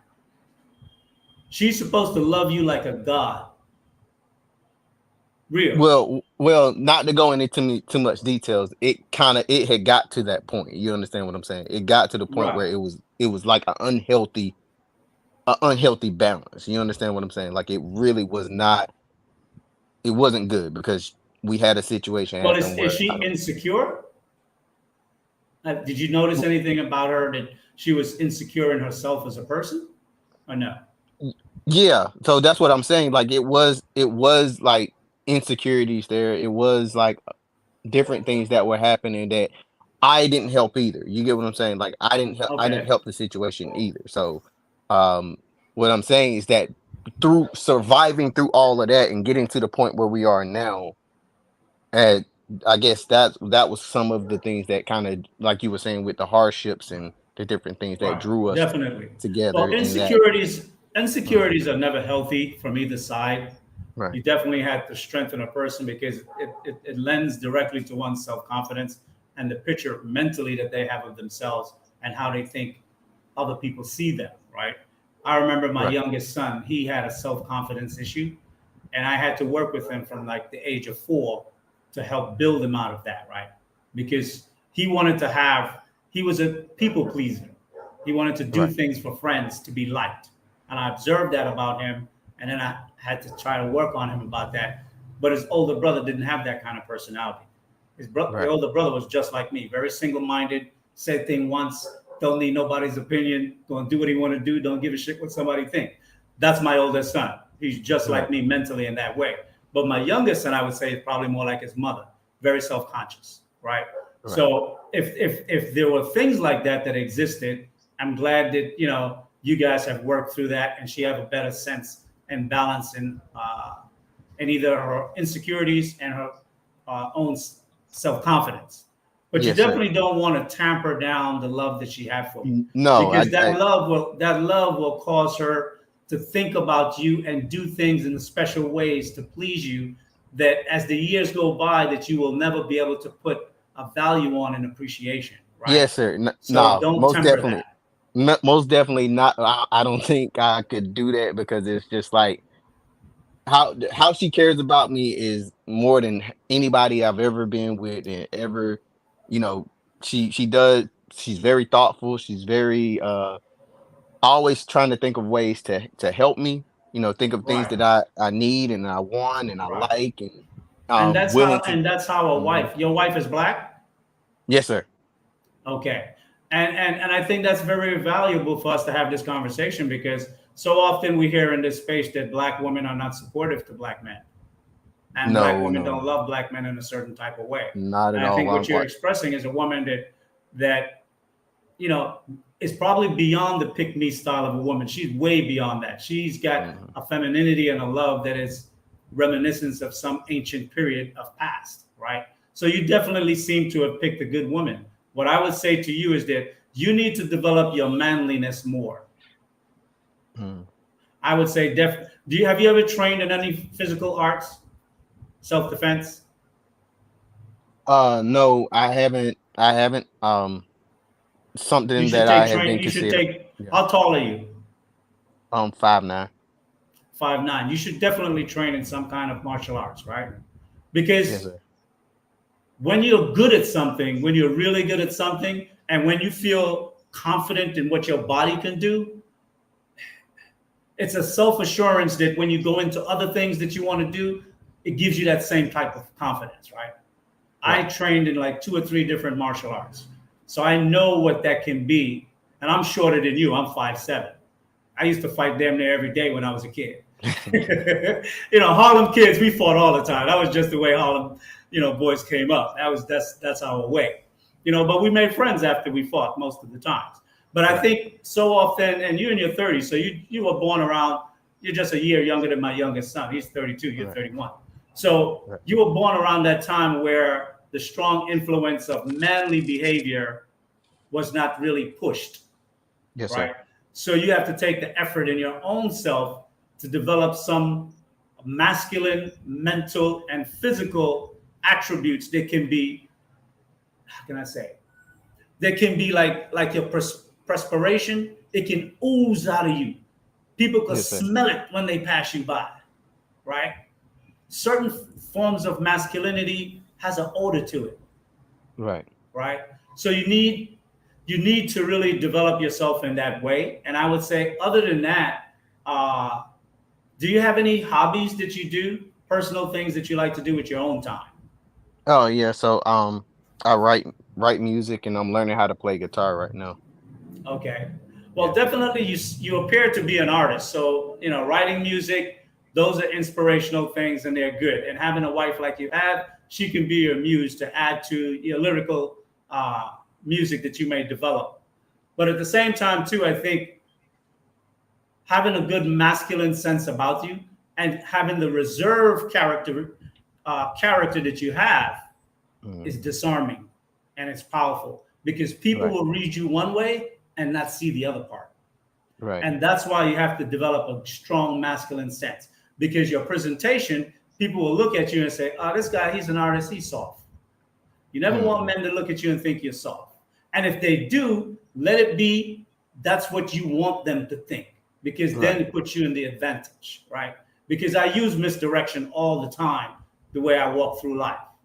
I Mhm. want people to think that I'm an easy takedown, Yes, sir. right? So it's important, especially, I don't know what you do for a living, but if you get anything where you're dealing with leadership, it's going to help you with leadership, because it's going to help your posture, how you communicate.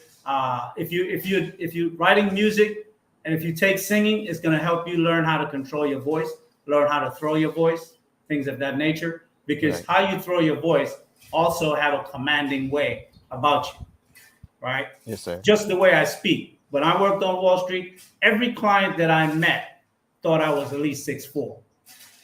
Yes, sir. Absolutely.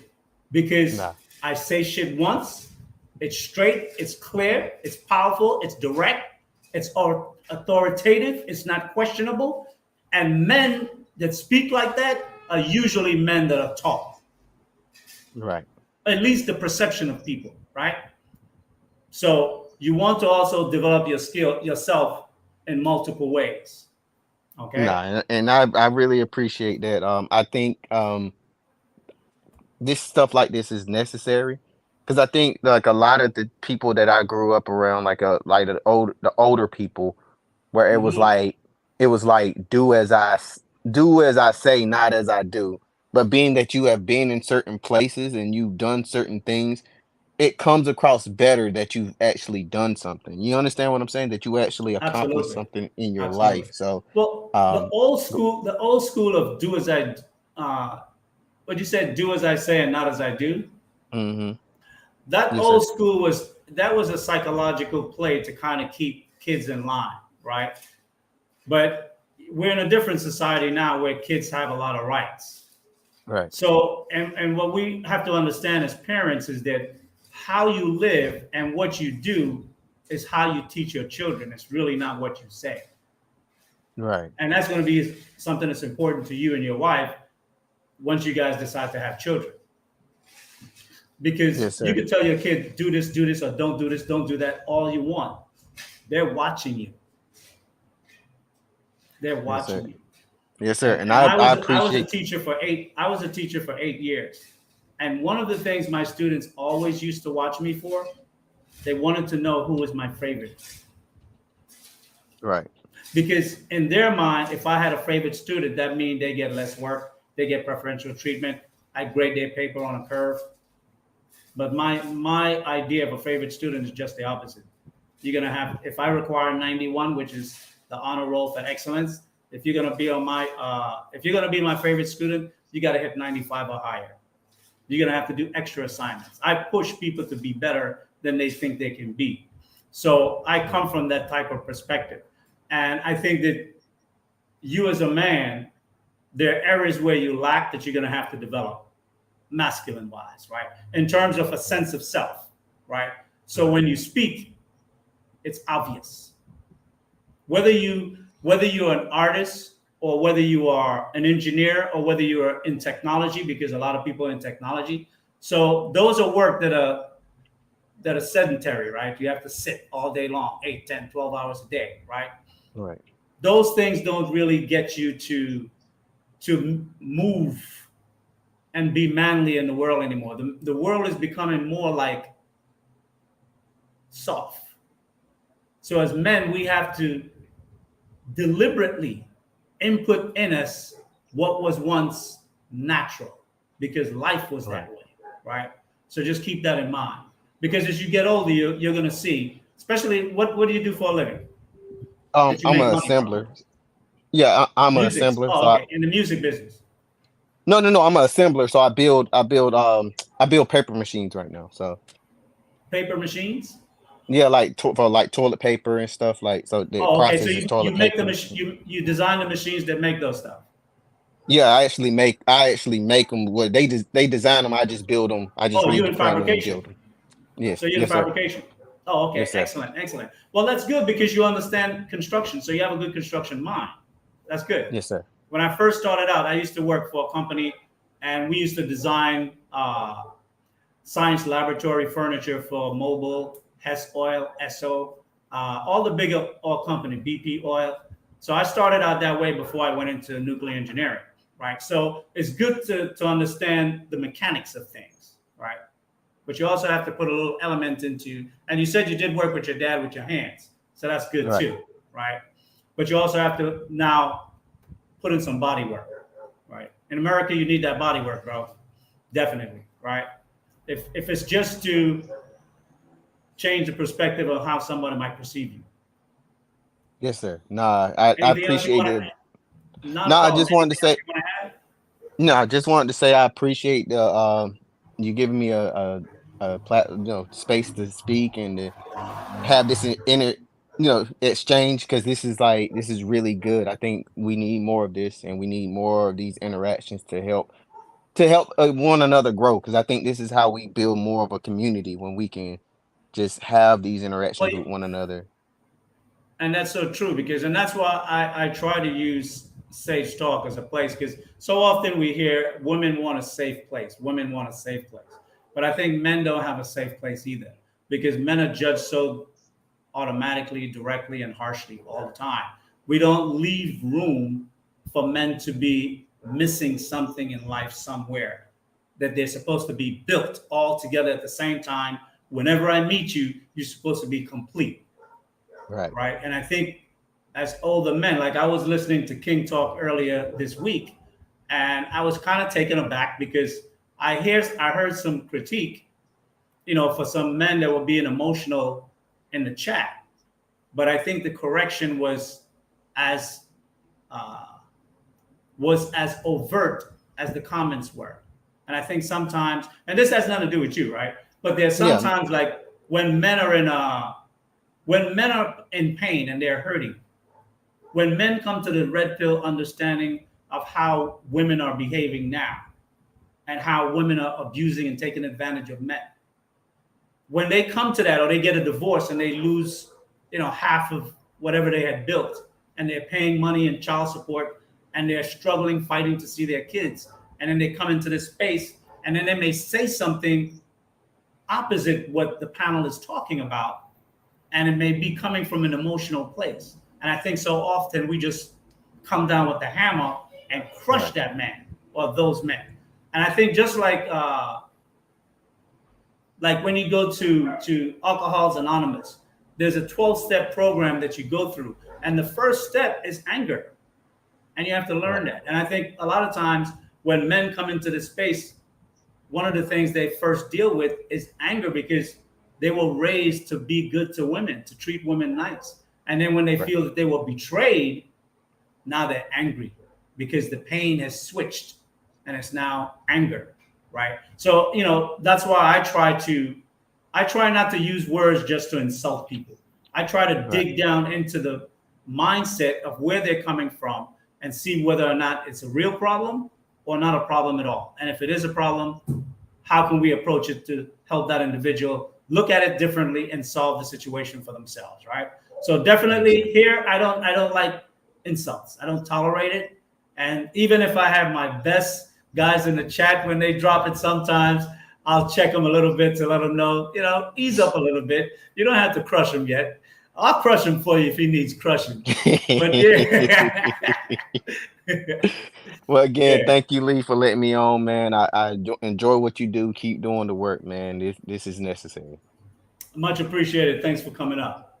All right. Let me read some of these messages that I haven't had a chance to review yet. Dude needs to hang out with other dudes, play sports, and go to the gym.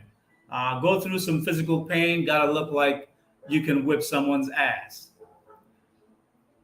Well, I would say, whipping ass is one thing, but you need to be able to take a punch. Because I remember I used to have a lot of fights, and I remember I had a fight with this one dude, and he clocked me, bro, right on my nose. And the pain that went up in through my eyes and my head, I was like, yo, no more, I'm done.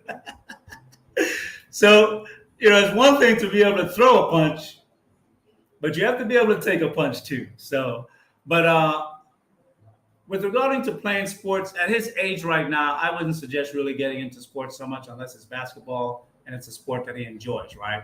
But definitely getting into the gym and doing some things with physicality or taking some form of martial arts, that would help develop you because martial arts train the body and the mind at the same time. It just don't train one over the other. Harry the Hunter. This is why I enjoy listening to Mr. Lee. He always giving men great advice. Appreciate it. Thanks a lot. Edward, former President Obama's legacy would have been much different if Mr. Lee had been in his cabinet. The funny thing you say that, right? I think this was like maybe 2016. One of my senior graduating course from the school where I work. A couple of my students, and it was the guy students, I said, Mr. Lee, you need to be president of Honduras. I was cracking up. I'm like, hell no, they're not going to cut my ass up. Throw me in some river. No, thank you. Mr. Lee said he knows fried chicken food. Yeah, fried chicken food is good. Ninja Oucha. Yeah. I don't train. The last time I trained, I think was 2014. I was taking Taekwondo out here with a black belt, but I haven't trained in a while. I just joined the gym about a month ago, and maybe they're going to offer some type of boxing. I've never trained in boxing, so I want to take boxing. Actually, what I used to know, if anybody in the chat from New York or knows about Brooklyn guys, Brooklyn, they used to have a boxing technique called the jailhouse rock. You got to be old enough to know that, right? That type of shit with all these blocking techniques. I think it has changed to now the 51 blocking technique style. I think that's what it is. It's been renamed. But the jailhouse rock, my cousin he was a Golden Gloves boxer, and he knew the jailhouse rock when he was a kid. So he taught me, my older cousin. But I never formally took boxing in any way. Edward, I am dead serious. Hello, Saj. Hello to you, my brother. Lawrence, how are you, sir? Brooklyn in the house. Sugar Curl. All right. I hear you, girl. Absolutely. But yeah, I think, I think I wanted to have this conversation because really what I wanted to have men be open to the idea that how we appreciate the sexual pleasures of women. And JR, if you're still in the chat, can you just throw up the thumbnail for a minute? I want to make a comment on it because you did a marvelous job on that. It hit it right on the head. So I just want to make a comment about it. Can you throw it up in a second?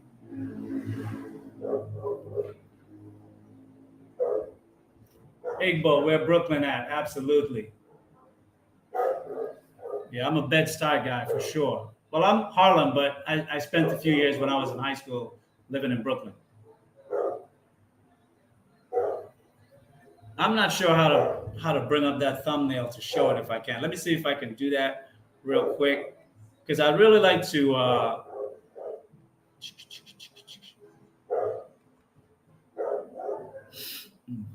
Audio recording, okay, guest layout.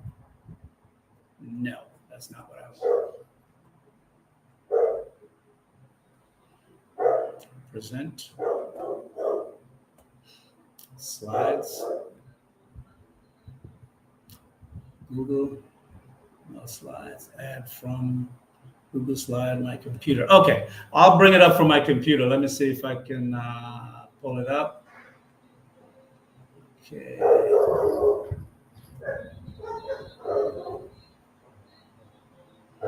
Okay, desktop.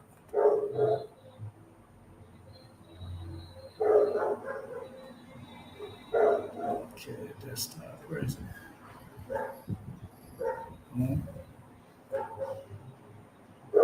Okay, let's see.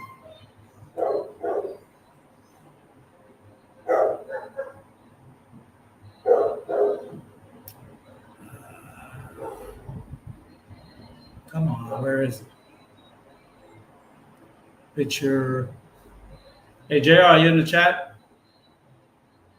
Do you have access to throwing up the thumbnail? That would be cool if you can. Let's see. Okay, maybe I can get it right here.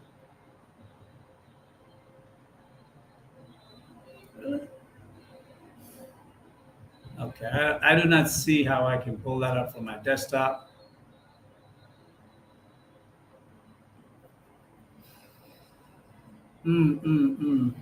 PC desktop's only showing me folders. I don't see no image. I was trying to get the image, but you guys saw the thumbnail earlier with Eddie Murphy, sort of like coming to America, and how the women were dressed very elegant in a queen-like status. And I think that is emblematic of how we as Black men really show appreciation for the pleasures that we get from women. And the pleasures that we get from women is their sex, is the appreciation of their body. Now, obviously today, the sexual aspect of women has been marketed and it's been used solely for the raunchy physical aspect. But there's more to it than that. And I think if we could get back into really appreciating the woman and then being able to express that, that's a positive thing. But men have always done that. And my question is, how can women reciprocate in their appreciation for the pleasures that they get from men? Because when men get pleasures from women, they buy them shit, buy them expensive shit. They make songs, they write poems, they take them to faraway places. You know, they make promises like, I'll give you the moon, you know, all kind of shit. But I would like to see more and more women who can express their appreciation for the sexual pleasures of men, not the financial pleasures of men. Because obviously, if you choose a man and you're with him, he's probably covering those financial things and the other things that you desire in the relationship. So how are you rewarding him? Because we tend to pedestalize women, which I think is a bad thing. We shouldn't do that. What A.T. Quill was talking about was his woman was pedestalizing him. If anyone should pedestalize anyone, it's the woman should pedestalize us because we lay down our life for them. We give them everything that they want, and we'll go find shit that they don't want and give it to them anyway. That's what we do. So I would like to see women more and more think about ways in which they can show their appreciation for the sex that they get from men. Because with this freedom of women's living, having the freedom to have sex like men have sex, as you say, you wanted that freedom. Now, I'm not talking about just going around sexing any man. What I'm talking about is now that you have the freedom to have sex and choose who you want to have sex with, as opposed to your parents choosing from yesteryear. If you have the man that you want that give you the sex that you enjoy, how do you reward him? Right? And it doesn't always have to be with money. But there are ways that I think women can do that. And I think if women were to express that more, there would be a more equal balance. And there wouldn't be such a stigma against men being able to say, I love the pleasure of a woman. Because women love pleasures of men too. And I think if women will express that more, it will take it away from men seeming so sexist, because we're not. Jerome, some women are choosing sexual gratification over finance, which is stupid. Well, I'm not just talking about marriage, right? But because marriage is something that is at 25%, while sexual pleasures is at 75%. So obviously they're enjoying one over the other. But they're not reciprocating either in those cases, right? But if you're choosing a man, or if you're accepting the choice from a man that wants to be your husband, you need to understand the things that you would want to see in that man, either already being demonstrated or well on the way to being accomplished if you're going to select that man to be your husband as a wife, right? It's important. Igbo, Jerome, King, louder. Not sure that was that. I guess you guys are having a different conversation or something else. Cool. Anyone else have something that you may want me to address or touch upon?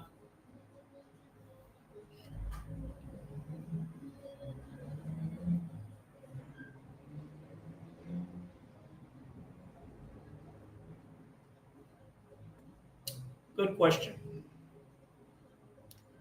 Sugar Curls, would you say that submission and deep respect for our husbands is a way to show our gratitude for his sexual pleasure?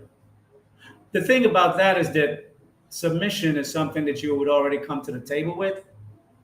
So sex would not be the thing you wouldn't be rewarding the sex with submission, because you should have already come to the table with submission in the relationship and later in the marriage, right?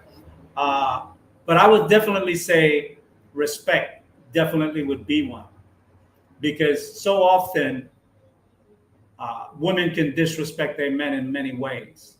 And I think a way in which particularly Black women can be more respectful of their husbands is to just shut up, especially out in public.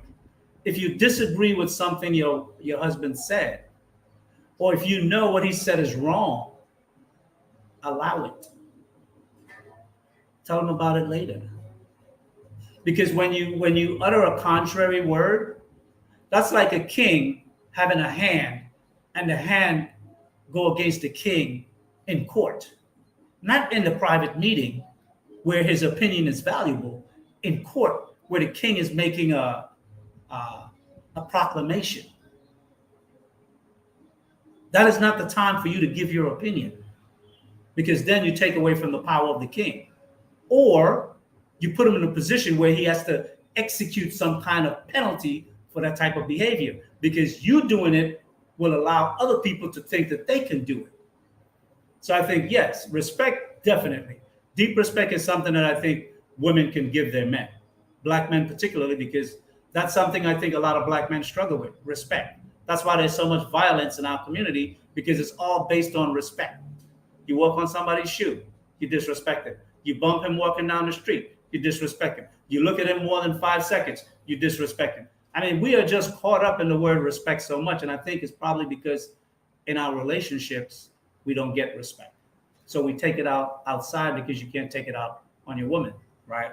So I think, yes, that's something that a woman can show to her husband as form of her respect for, let's say, if you want to say for the sex, absolutely. Because when a man is, tearing it open and digging it out, she's in total submission at that point. So definitely when you guys are done and you get up and you go cook or you sleep and then he go back to work and, get up on his computer and do whatever he's doing, when you get up, you do something nice for him, right? You massage him, you cut his beard, right? Many women are cosmetologists or cosmologists or beauticians, and you guys cut hair. Do something nice. Give him a complete pedicure and a manicure, the whole nine. Don't put coloring on his shit. When I used to go and get mine done, I used to go to the Asians. Me and my girl used to go together. They were just, they got the buffer. Just buff the man's nails. He doesn't need any coloring on his nails, right? So there are ways in which you can show your appreciation, making something special. Go on the cooking channel and learn a specific dessert that is difficult to make, but tasty and presents well. And after he finished banging the hell out of you one day, get up, go in the kitchen, put him in the room to watch TV or play a video game, take 2 hours and make that for him and bring it to him. That's something that's priceless, right? He may take a picture of it before he dive into it, or maybe you might want to take a picture before he dive into it, right? But there are ways in which I think as women, you guys can think of ways to show appreciation to the man who appreciates your aesthetics and how he loves you and the sex that he gets from the pleasure of being with you, right? Because sex is part of it's a bond. It's part of the glue that hold the relationship together. And many of us, I think we've gotten away, like someone said earlier, about the spiritual and the mental part of sex. When I was 17, I read a book. I hope I'm not getting the name wrong, because there's another book with a similar name. I think it's called The Erroneous Zones. But it talked about spiritual sex, how sex can be transcending. I was about 16 years old. I was like a nerd when I was young, because I had a curiosity to know shit. But I was also not a nerd because I stood up for myself. I was a very physical kid. I played sports and I did things that most nerds today probably don't do. Peaches, LOL. My bae would never let me cut his beard. I can empathize with that, because I had a girl and I had a barber for like 15 years that cut my hair, and I think he went away, and I just wanted her to trim me up, and she went through heavy on the scissors, and I was mad, and from then I swore no woman will never touch my hair again. So I could definitely understand that perspective. But if he won't let you touch his hair, do something else. You don't have to cut his hair. You can shampoo his hair, put in a special treatment, uh, braid it, put the special type of, who is it in the chat right here? Sugar Curls. She makes all that stuff to strengthen the hair and to give it life and to make it manageable. Our hair needs to be treated in a special kind of way. And I think, like you do that with your children, your sons and your daughters, don't forget to do that with your husband or the man in your life, because that's also valuable ways women can show their appreciation for the things that men do, especially, if you like the sex and it's good sex. If you're with a man and you don't have good sex and you've been with him for many years, when did you find out the sex wasn't good? When you cheated on him? That's what I would say.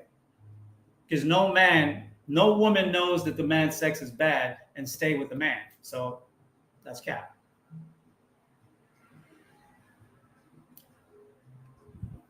Okay, let's see. I need one. Hollywood, I need one. I'm not sure what that one is. Are you talking about? Well, I'm assuming Hollywood is a man, so I'm not going to go there. Don't need to. I know all by myself. Okay, you guys are having a different conversation. Get into it. Retwist. Absolutely. Retwist.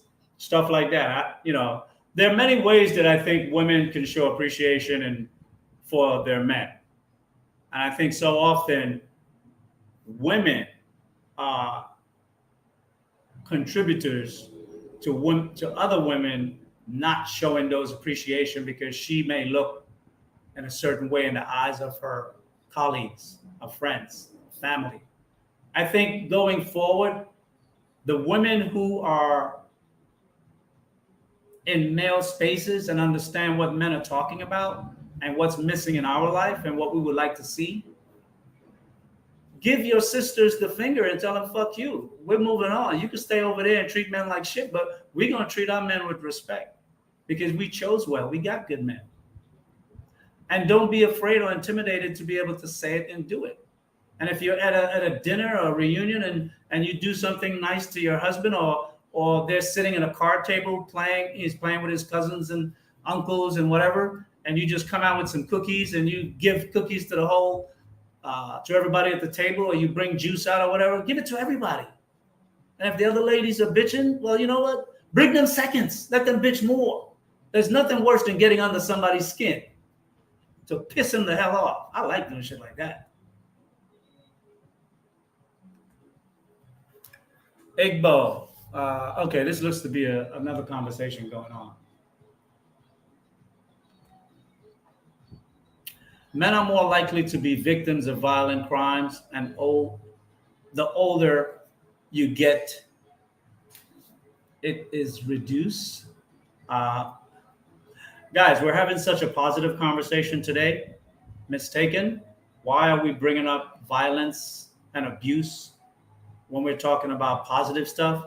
Don't you guys hear all the negative shit like all week long? Like you can't put that to rest for one day. We're having a good conversation today. And I think Mistaken, I may have if you're the same person, I've seen you on the network. You're a married woman, and I believe that you're a happily married woman. Let's keep it positive, ladies. Let's not look for reasons for those who already have the precognition to dislike and hate men, to have another reason by a woman who is married to do so. It's like I was watching a clip that came up in my thread earlier this week where Kevin Samuels, the Godfather, may he rest in peace, he was having a discussion with a 21-year-old young lady. She only had one boyfriend in her life, and she had so much hatred for black men. And there was nothing he could have said to her that would have made her see his perspective. So that young girl is jaded, and she doesn't even have the physical experience yet or the emotional damage yet. How bad is she going to become when she actually experienced the betrayals, the pain, the hurt? So I think, especially as a see, the scripture says, I think it's in Timothy's, right, that the older women are supposed to teach the younger women.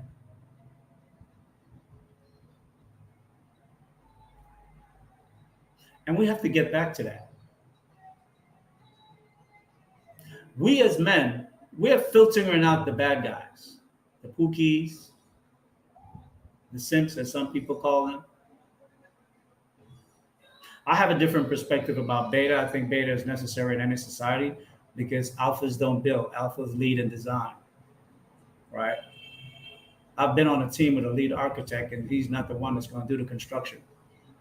He go down to the site and review that the construction is going according to the design as best as possible. He ain't building shit.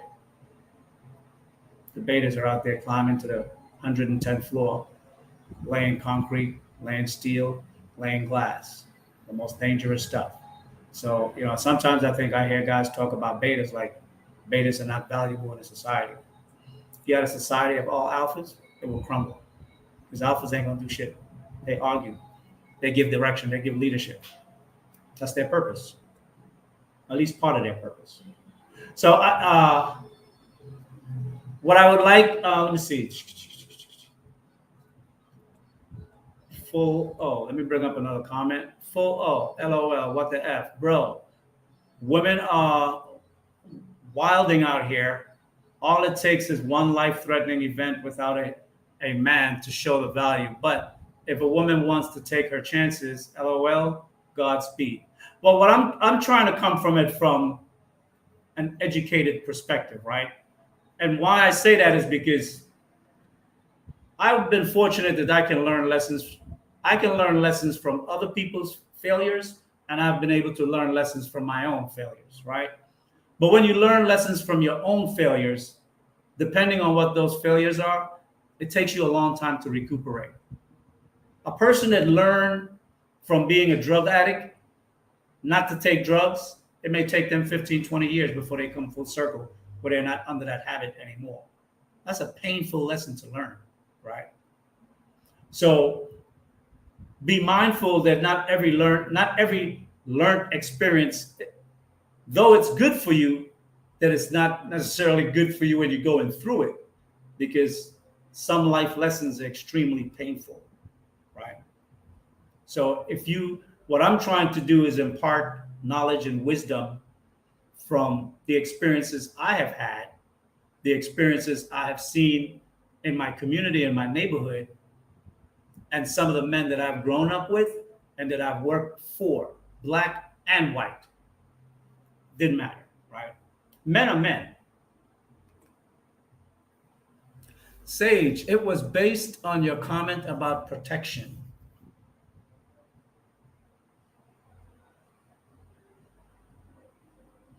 Okay. I made that comment about protection much earlier when the young brother AT Quill was up, I believe. So I may have lost track of maybe what you was implying there. So if I mistook your comment, I apologize for that. Justo, let me see what you have to say. Older women are teaching the younger women. That is the problem. Well, see, we have to teach the older women. See, I think so often we hear that it's the woman is the first teacher of the child. That is true because she's the nurturer. But what we leave out is that the man is the first teacher of the woman. That's the part that's missing. See, if the man is not there to teach the woman, then what is the woman going to teach the child? And that's the missing part.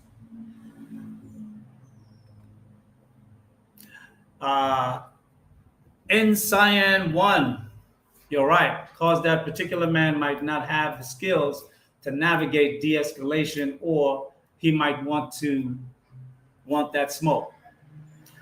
Absolutely, that happens, right? It's funny because the young man that got killed holding the elevator for the women from whatever party or event that they were leaving. It's so funny because when I listened to the interview that the chief of police gave, and it was a black guy, and he was talking about how society, he didn't really say black people, but society in general, how we're so quick to be violent and to go to the most extreme form of violence. And I thought that was so hypocritical because the police are trained in de-escalation, and I've never once seen a police officer de-escalate any event. So before he can tell people how to de-escalate in a society, maybe he should have his officers give us examples in real life situation, de-escalating shit, especially when the man or the offender does not have a weapon and his life is not actually threatened. Yet we always see police officers escalate, not de-escalate. So I think before he can start criticizing the society and the people in the society, give us examples of police officers who are trained in de-escalation, because usually what you tell us is that they need sensitivity training. Bullshit. I'm sure they got a daughter. I'm sure they held a puppy. They know how to hold sensitive things, fragile things. So that's bullshit about sensitivity training. They know how to be sensitive with the things they want to be sensitive with. So that was just cap.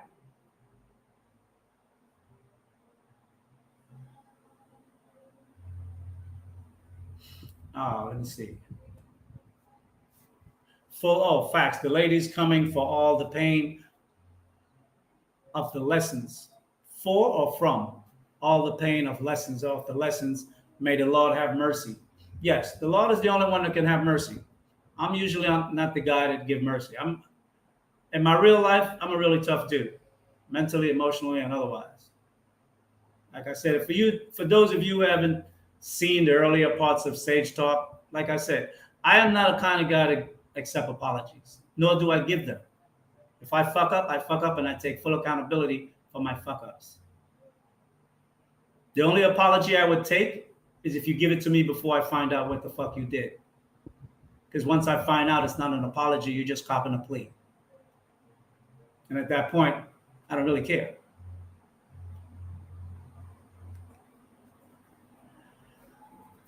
Sage, they don't listen. Some. I think the women who patronize Sage Talk weekly, they're trying to get it. One thing I understand about learning, the human mind works by repetition, practice. That's why LeBron James became the top basketball player that he is. What's the other brother? Kobe Bryant, Michael Jordan, Michael Jackson, and singing. I mean, you become good at something by repetition. If you want to learn a new skill, you have to do it often. If you want to understand a different way of thinking, you have to listen to the things that you don't know that you want to know. So yes, some don't listen, and some may not listen because they may be too damaged. It's not for, everyone won't be saved. Everyone is not going to make it. Sage, older women created the nation. Now, when I say older women, I think I'm being more, I'm not talking about women that are in their 60s. I'm not talking about maybe even women in their 50s. I'm talking about women that are in their mid-30s still, right? Women in that area still have enough pain from their past and may still want a better outcome in their life. And if they're honest with themselves, if they're honest with themselves and they're fully able to self-critique, they can see where they were at fault in some of the things that occurred in their life. And I think those women that come into these spaces and interact with brothers in these spaces that have good intentions. Some men just want to browbeat, just want to beat people over the head, blah, blah, blah, blah, blah, right? Because they may have something going on in that. But I don't browbeat. There's no need, right? So for women that are willing to take accountability and want to change, I think Courtney Michelle is one of those women that I would cite for that. Women like that can take an effort in helping 18, 19, 20, 21-year-old, 22-year-old women to have a different perspective, right? To bring them the other side that maybe they didn't learn growing up, but wasn't told to them. Or the fact that what was told to them was misinformation, right? And then have the evidence of their own life to show that, yes, I walked that path too. So I can tell you, yes, it's not good, right? So women like that, I think that are who I'm speaking to. Some women, some women are going to be who they are, and some men are going to be who they are. Like, there's some men in this space that I hear speak so often that I can tell that they're dealing with a lot of shit too. They have fear, they have mistrust. And a lot of that is not just mistrust from women, it's mistrust from men. I had a buddy that told me that he would never shop at a black business because Black people can't be trusted. I was like, wow, right? How can we ever build a strong business community if you don't even trust to spend your money with another Black person? Peaches, I don't wear bonnets unless I'm home. Perfect. And that's another thing. How you present yourself is emblematic of how people are going to perceive you. And when our woman presents themselves into the world in wares that should be for the bedroom of the household, and they come out into the street or even get on live streams and participate, I think then they complain about how they're treated. Like, wait a minute, hold on. You didn't think what you did was going to have an effect? You never learned in English cause and effects, synonyms and antonyms? You never learned that? Come on.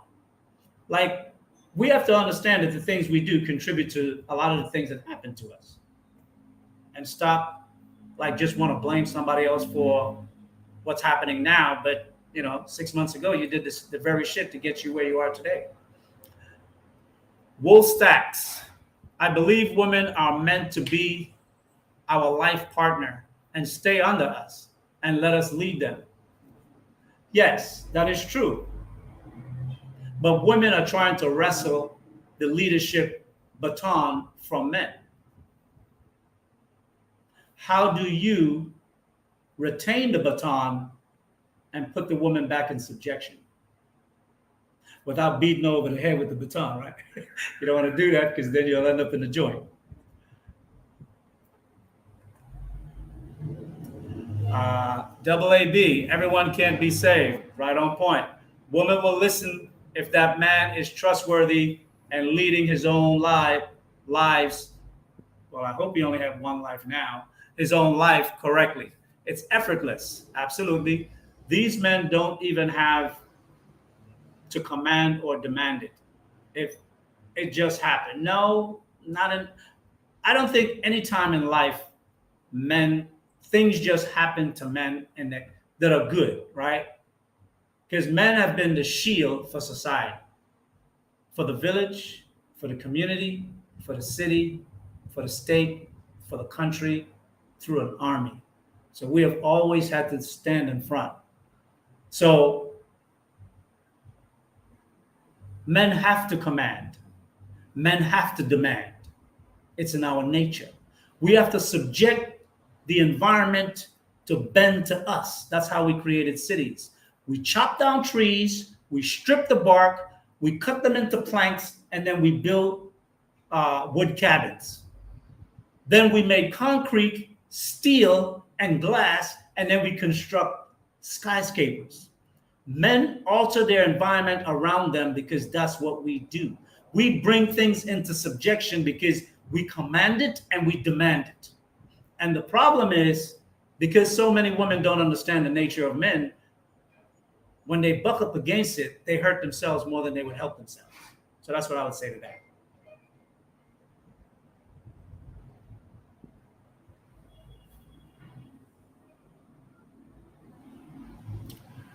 Listening while working. Listening while working and getting groove vibes. Thank you so much. It's like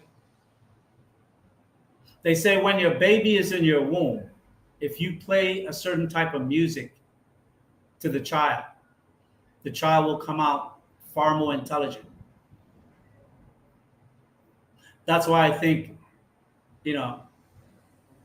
we as Black people, when our children are in the womb of our mothers, all they hear is gunshots, fighting, arguments. When the child come out, the child is chaotic. The child was at war before he entered the world. FO, older women taught the younger women, don't give up the poom poom for nothing. You better get something from him. Well, I think there's nothing wrong with that, right? Because in our culture, we have something called pump and dump. Pump and dump is the very thing that contribute to high body counts with women. But because the women wanted to have sex like men, that was their part in the pump and dump too, right? So it was a voluntary contribution. But I think if I don't have any daughters, and I don't know if I will have any kids in the future, I may. But if I was to have a daughter, absolutely. I would not allow her, if I could, I would not allow her to have sex with a man that wasn't her husband. She would marry as a virgin if my will, that she would adhere to my will. And I will be actively in the selection of that man. Remember, the virginity, and I might be going off a little bit, but bear with me a second. Like, you hear a lot of feminists talk about the female brain not fully developed until the age of 25, the frontal lobe. Part of the reason for that is because usually a woman married a man before she was that age, in her teens or early 20s. And the early 20s was usually late from time past. So what that did was it allowed the man, because your father raised you a certain way, but the man is going to mold you to his way because you're his husband. I mean, you're his wife. So he's going to mold you the way he wants you to be for him. And then by the time you're 25, you're fully formed in your mindset on how you're going to operate with this man. But when you marry a woman that's in her 30s, her brain is hard already. Ain't no molding going on there. She have to willingly subject herself. And she fight against everything that the society, the women around her, movies and whatever she watch that she likes, tell her contrary in the way she should relate with a man in a marriage and a long-term relationship. So most times, I mean, from a biological standpoint, we would design, and women would design specifically where that part of the brain matured later because of the purpose of a man and a woman bonding to become one. It's a natural thing that's supposed to happen. That's why women that wait until their mid or late 30s to get married is fucked up. Because even if the woman didn't sleep around much, there's so many things that go into her head that played into the formation of her core beliefs and thinking, whether it's from her parents, where it's from movies, books, her social crew that she hang around. And especially if you don't need a lot of bad friends. You just need one or two. And especially if that one or two is your best friend, she's all in your life and she's pumping all kind of stuff in your head because she's that way. She would never listen to a man. And if you're the type that would, she wants to make you like her. That's why when we were younger, your parents said, show me who your friends are and I'll tell you who you're all about, right? Because birds of a feather flocks together. And that is a true statement. To a degree, it's not 100%, but more times than not, it's more accurate than it's wrong.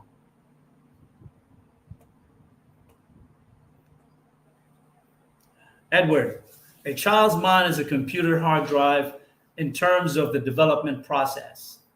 And everything you put on it stays. If you put good programs in it, it will excel. If you put bad programs in it, that will excel.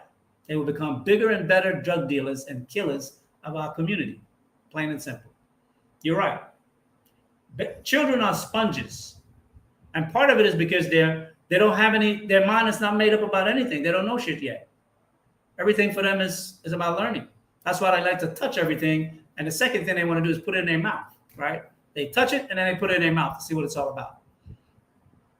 They're like snakes, right? Snakes taste everything by their tongue.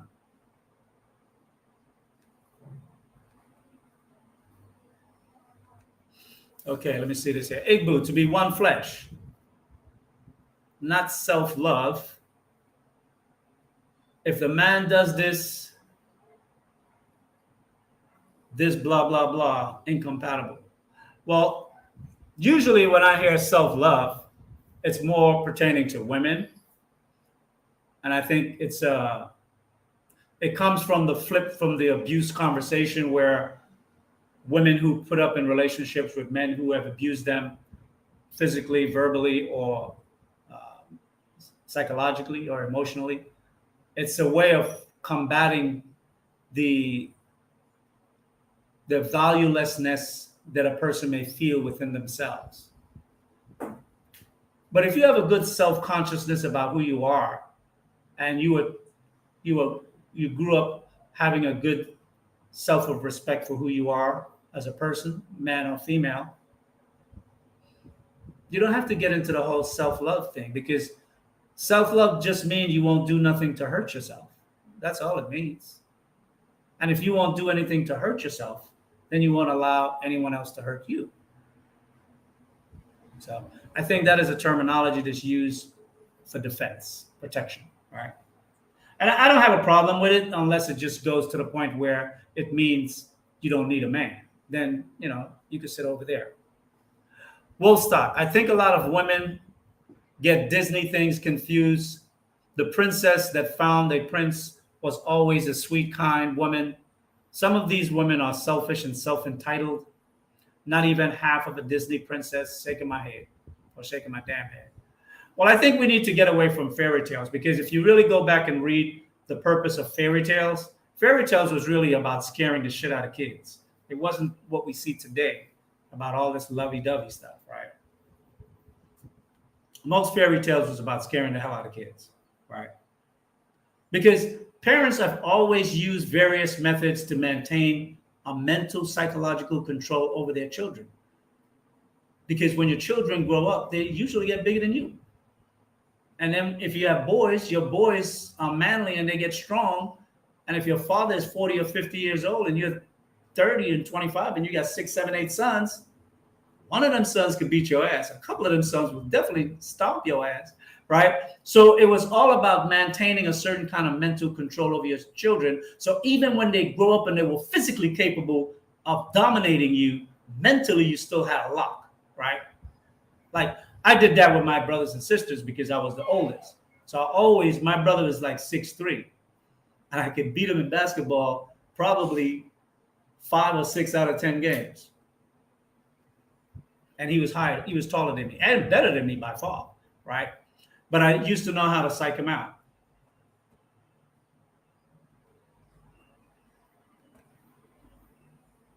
And I hear Michael Jordan used to do that a lot too.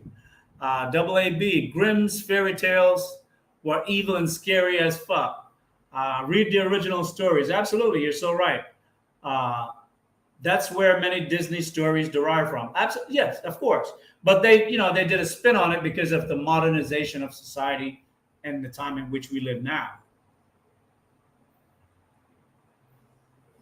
Precisely why I am very cautious about my child watching Disney. You shouldn't even let your kid watch Disney, right?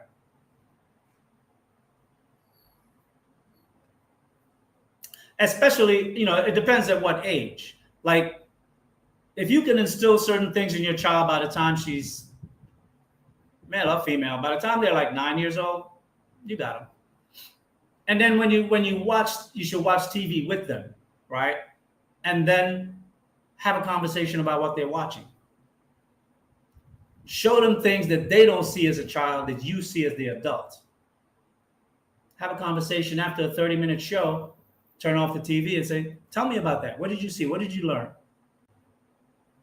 See, I used to do that with my boys. But I'm a very analytical person. I like breaking shit down. And I like getting into people's head. That's part of my pleasure.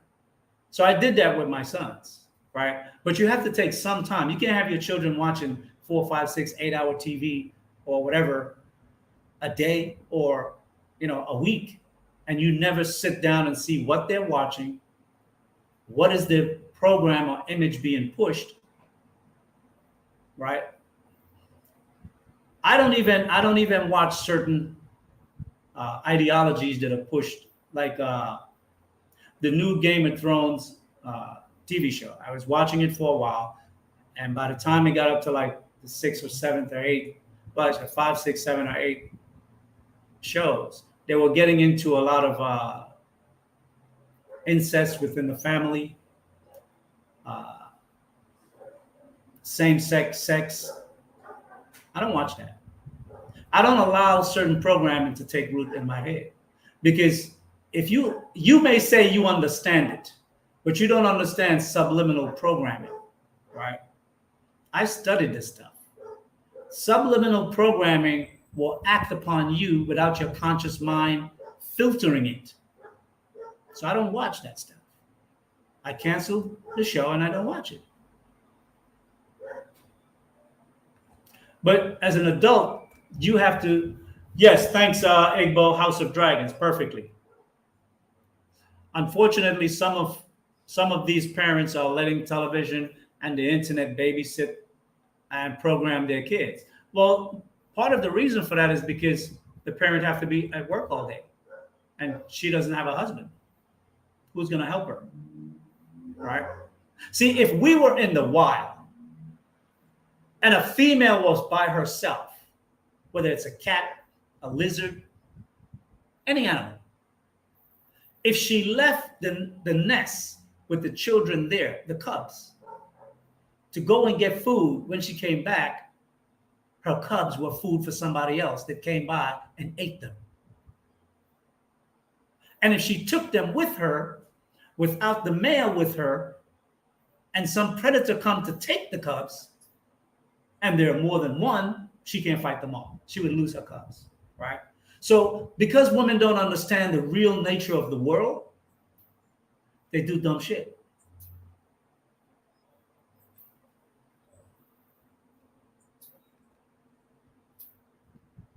Well, Stacks, things are not just about always happiness.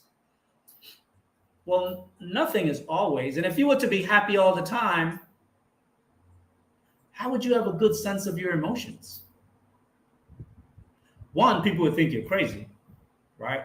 Because when people are laughing around all the time, we either think they're crazy or they're on drugs, right? They're also about honor, duty, loyalty, respect. Simple things make up love. And you know what? I'm glad you mentioned this, right? Because this past week, there was a big thing, and I think I did a show on it last week about TJ Holmes and Amy Roebuck. It came out that they've been seeing each other for a while. They had, sort of had a conversation with their significant other and was in separation. But I think it sends a bad message, and especially these people being in media and understand how programming works and understand how you can put things in the minds of people. If you want to fool around, announce your separation. Get your divorce. Fast track your divorce. If the divorce is not being contested, you could divorce in months. It doesn't take years. Only divorces that are contested take years, right? Get your divorce and then move on with your life. Don't be straddling the fence. Have one foot in the home and 1 foot out in the streets. Sends a bad message to young people or to people who just have misplaced ethics and morals. And TJ is not a young guy, neither is Amy. They knew what they were doing and they just did it poorly. And I think we have to respect the pledges that we make, the oath that we make, and we should take them seriously. When we left the wild was the beginning of the end. No, trust me, you will not want to live in a time when, in the book of Judges, they talk about a time when every man made the law according to himself. That's not a good world. It's not safe for men, and it's definitely not safe for women. Men are violent creatures, bro. We're the apex of all apex predators. We could design a weapon to kill anything. And I think some men have lost the understanding of our nature. And women have lost the understanding of a man's nature. Men are very dangerous people as a species on this planet.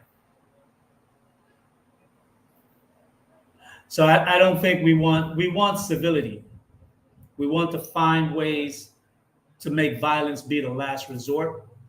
I don't think you will ever get to a society where there's no violence, because in nature it doesn't exist. Violence has its place. I would not argue against it, but it shouldn't be the first option. it should be well reserved as an option that you take when necessary or when confronted, right? It's like if a man insults me and I can walk away from the insult, I walk away. If a man grabs my woman's ass, that's another insult, but I'm not going to walk away from that. He's going to have to hit the ground. So there are different type of insults and disrespect. And as a man, you have to decide how you handle each. Every disrespect does not require the same response. So it's just about making good judgments on things. Yay, Mama Bear always with her cubs. But usually when the cubs are very small, they're in the cave until they're old enough, about a year or two before they bring them out.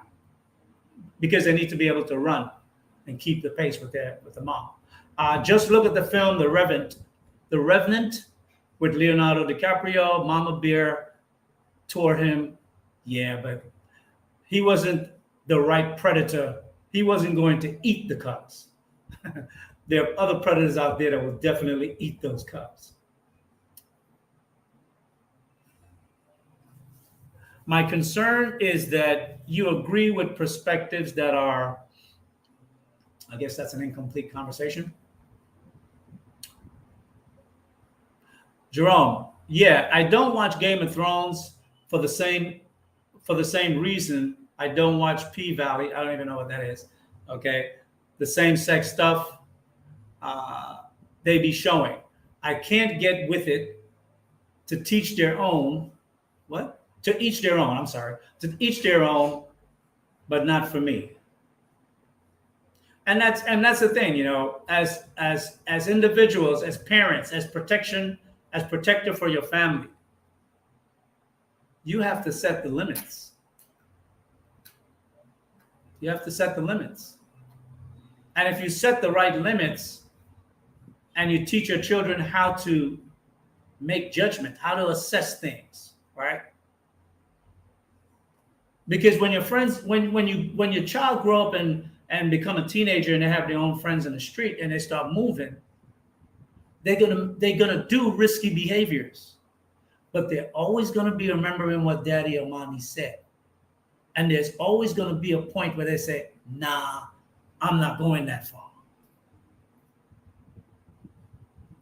And that's part of the proper reasoning, because they will have to learn to make the judgments on their own, but you have to instill certain things and teach them how to make judgments, how to evaluate. Because as men take chances. That's how we learn too. We have to be aggressive. We have to take risks. And sometimes risks have some cost to it that, you know, sometimes we can't pay, right? But at the same time too, it helps form you into the man that you become. But some risks can be over the top. You know, it's like a child that's 3 years old walking with his mom on the sidewalk, but don't know the difference between the safety of the sidewalk and the danger of the street and will just walk off the curb. No parent with wisdom will allow their child, especially in New York City, to walk off the sidewalk into the street. It could be as simple as a bike, but it could be far more dangerous as a car or a truck. They will kill your child, right? So we have to learn how to teach them how to think, to make good judgments, that as they get older, they understand risk. Like in financial services where I came from, a risk reward ratio or a client's risk tolerance would tell you what type of stock to invest them in. Not in understanding a client's risk tolerance, and you put them into speculations and they lose a ton of money, you could be in a lawsuit. So as your children get older, they have to understand also risks and how to manage the risk for themselves, because as a parent, you can't be there all the time. It's just not possible.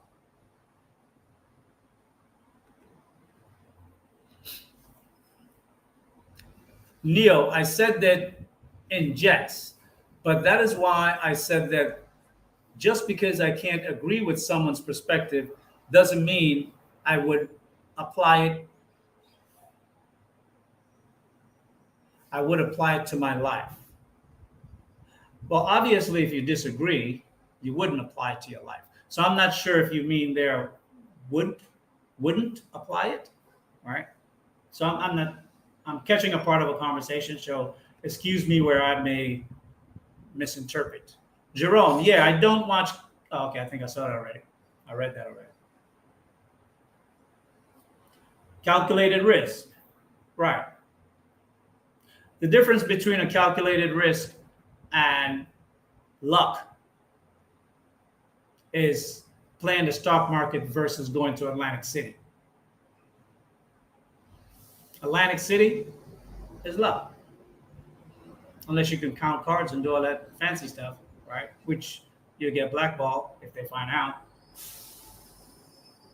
Or the racetrack, right? For those who used to like to go to the racetrack, things of that nature. And that's why I think parents, whether it's male or female, whoever is good in math, you really should teach your children math early in age, right? Because math helps you to do calculations in your head real fast. And once you know how to do it in your head real fast, you make up shortcuts. And math is something that is transferable into different areas of life and come into evaluations. Mistaken, what was, okay, you guys have something else going on here. Mistaken, I have a question for you. As a married woman and based on the topic of conversation today, I would like to get your feedback on what I have said. And what I have said, if you didn't catch the monologue, was that a woman is a man's pleasure. But men express to women how they appreciate the pleasure of women when, and I'm talking about sexual pleasure, not anything else, sexual pleasure. Men express their appreciation for the pleasures that they have with women, sorry, misspoke. They do it by buying them gifts, by jewelry, cars, homes, or second homes, taking them on trips, writing songs, writing poems, bringing statues, paintings, dedicating a boat. There's so many ways a man will express the satisfaction of the pleasure that he gets from a woman. I would like for you to add some value from a woman's perspective, because in my dialogue, in my conversation, I really didn't see anything where how women express how the satisfaction that they get from the sexual pleasures of a man, how do they reward the man back? So if you could add something to that, if you would like to come up, you can hit the link. If not, drop something in the chat so I can bring it up and we could talk about it. Because obviously you're having a different conversation and it's not on the topic and it seems to be creating a stir. And I'm not sure if, that's just your MO. Neo, that the Bible says the woman is the tail.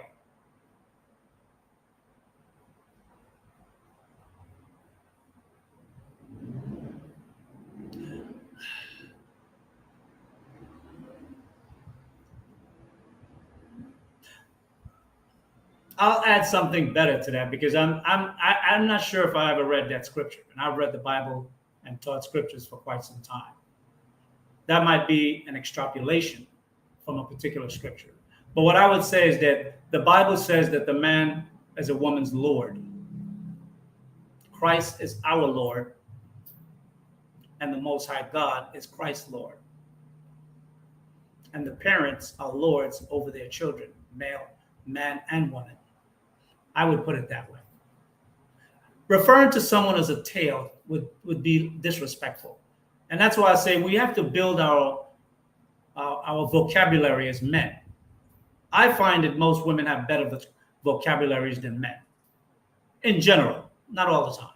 But I would like to see more men develop their vocabulary and selective choice of words that are not deliberately, unless you intend to, right? If you intend to do something, I will never speak against that. But if it's just in general speak, I think we should learn how to not say words that are just insulting, not knowing that we're insulting, right? That's the worst thing. What I do I'll use words that insult you that you won't even know you've been insulted. That's the difference. That's how I use words. I will never accidentally insult a person. If I insult you, if I do it openly, publicly, it's intentional. But in a space like this, I rarely insult a person in a space like this, male or female. Usually what I will do is I would use a vocabulary that I know probably the majority of the audience or even the person I'm speaking to is not aware of. And later on, if they so choose, they may figure it out later. Hey, what he said to me, Mr. Lee, that wasn't nice. Right? That's how I use my words. Okay, yes, sir. This is what the Bible says. Name the scripture, because 1 Corinthians 11:3 says, but I want you to realize that the head of every woman is Christ, and the head of the woman is the man. That's what I just quoted you. Where does it say tail in there? Right? It doesn't say tail. It gives you the head, which is respect. The respect for the woman is the man. The respect for the man is Christ. The respect for Christ is God. It's respect. When you refer to the tail, it's like a beast. You're talking about animals. Humans don't refer to themselves in that way because we don't have tails. That's why I knew that was a personal interpretation of a scripture, and someone was using their understanding of the scripture. But thank you for putting the scripture up so I can add clarity to it. I appreciate it. Tavares, sorry. Hey, do you know the group Tavares from way back in the day? I saw them at the Apollo back in 1970 or 71. Awesome. Men are supposed to be, I guess you mean iconic, but in these spaces, they seem to bloviate and be very verbose. Verbose. A man of few words, statement stands firm. You know, several months ago, I did speak about that. My teacher, he taught me to try to speak with one word. But his intention was not to have me speak with one word. He was teaching me how to be precise with your words. Now, if you're speaking just to hear yourself, then, you know, some people like to hear themselves talk, and that's true. Oh, okay, I'm going to camera. Give me a second. Okay, perfect. Thank you.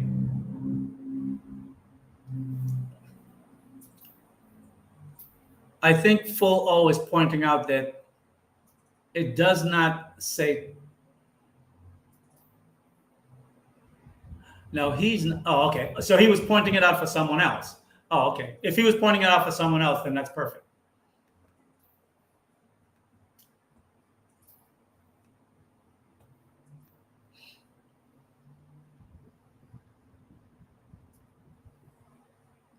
No, the Bible doesn't say the woman is a man's partner at all.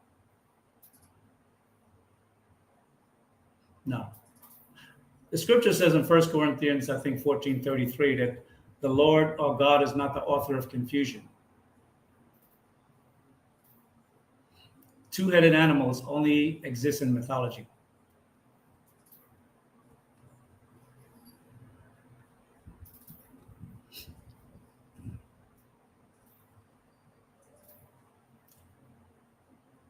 Well, you know, I don't mind if someone is a man of few words in the chat because you have limited space as to what you can say, especially if you want me to bring it up and then present it to the chat or to the audience in general.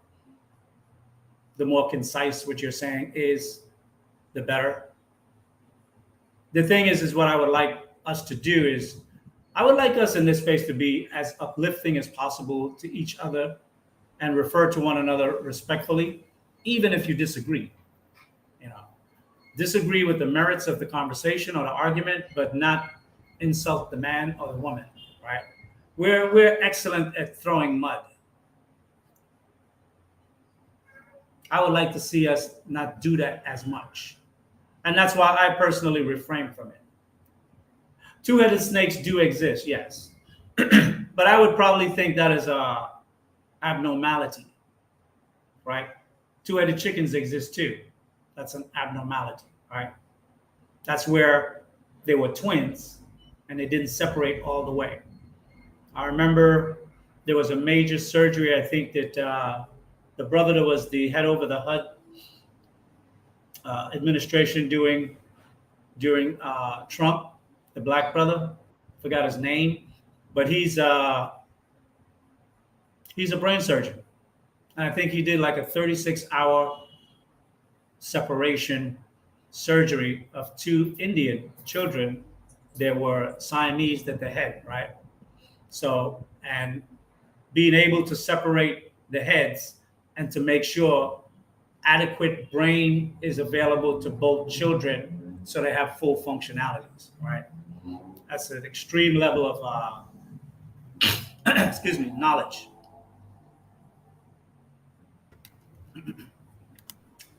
Let's see. Dinner with 777. Can you cam up? I didn't read the name. I thought that was someone else about to come up. You have to cam up, Dinner, if you want to participate on the panel. I don't know your tag name. I don't recall seeing it in the chat. I don't recall highlighting one of your comments.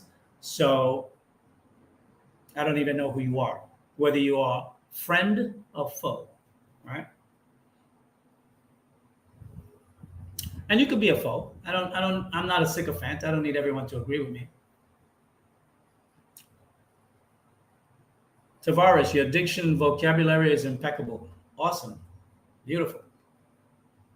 And that's what we need. We need brothers who are strong in their verbal skills. You know, we got these skills in the street. We got the hand skills, and we got that well, we don't have the gat skills because we be shooting everybody but the target. So, but we need to develop more mental skills because we get played so often. And we preach, you know, in the streets, we preach not getting played. We preach not being finesse, but we get finesse more than anybody else. Than any other immigrant in this country, we get finesse. So I think we need to develop our skills, but developing mental skills will help put in check or reduce your emotional reactions, right?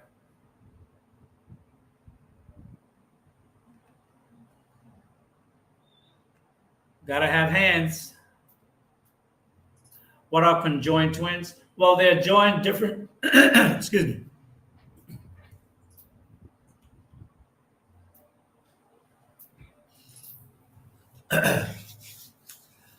They can be joined at the head or they can be joined from the body. They may still have separate arms, but they're joined at the body. Those cases is better because then they have individual heart organs and everything. When they're just kind of half coming out of the body with two hands and two bodies, that's really problematic for doctors. And I believe there were somewhere in Asia or the Middle East, somewhere there were, I think, a woman that was left to grow up like that because they couldn't separate the bodies and make sure they had all functional organs. If you only got one heart, you're gonna have to select. Someone is gonna die. JR, did you post the link? Are you still here, JR? Can you put the link? I believe Ms. Taken wants to come up.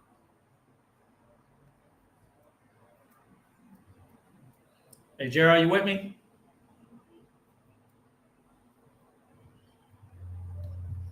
Let me see.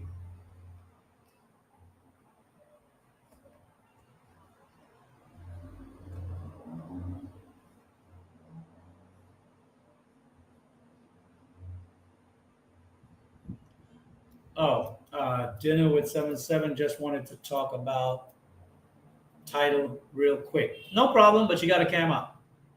That's the rule for the network. All right.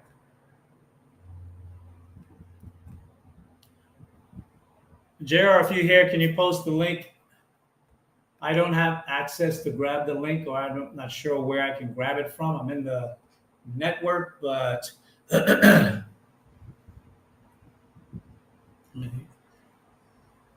me see. Okay. Don't see it there.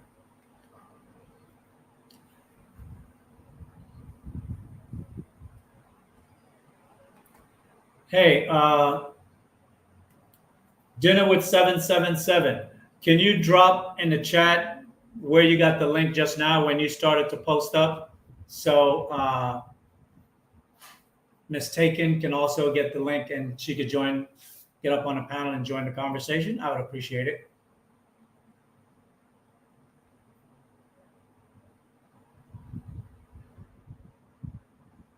It's pinned to the top. Appreciate it. Mistaken, do you see it? It's at the top of the. I don't see it on my side here because I'm inside the studio from the back end. Yeah, I see it. It's at the top. Yeah, I just checked my phone. I can see it at the top.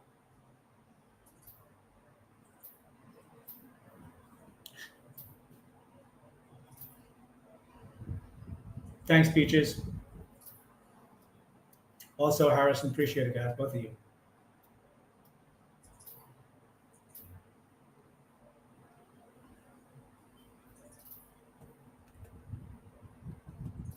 So, ladies in the chat, name one thing that you could do for your man or your husband to show him the appreciation for his good sex. That you appreciate the pleasure of the man that you're with, right? Because sex is a pleasure that he gives you and you give him.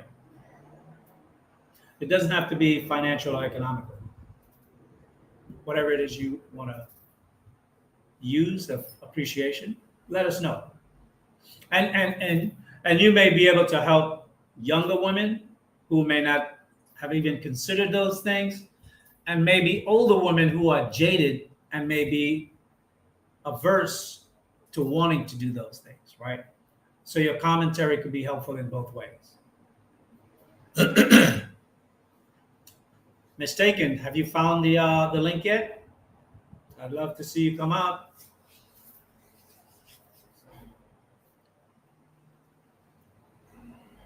Peaches, I'm waiting for you, Peaches. I want to see you drop. I want to see you drop something to let us know how you love your boo, how you appreciate your boo, I should say.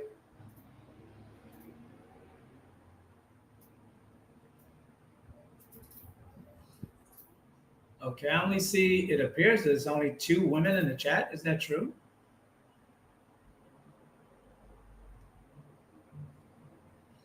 Well, either this topic was sensitive to women or everybody's busy. I know it's a Sunday, so if they're out enjoy.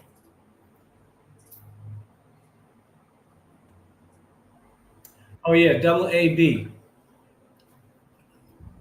You're also in the chat. I would definitely like to hear what you would have to contribute. Hey, good afternoon. How are you?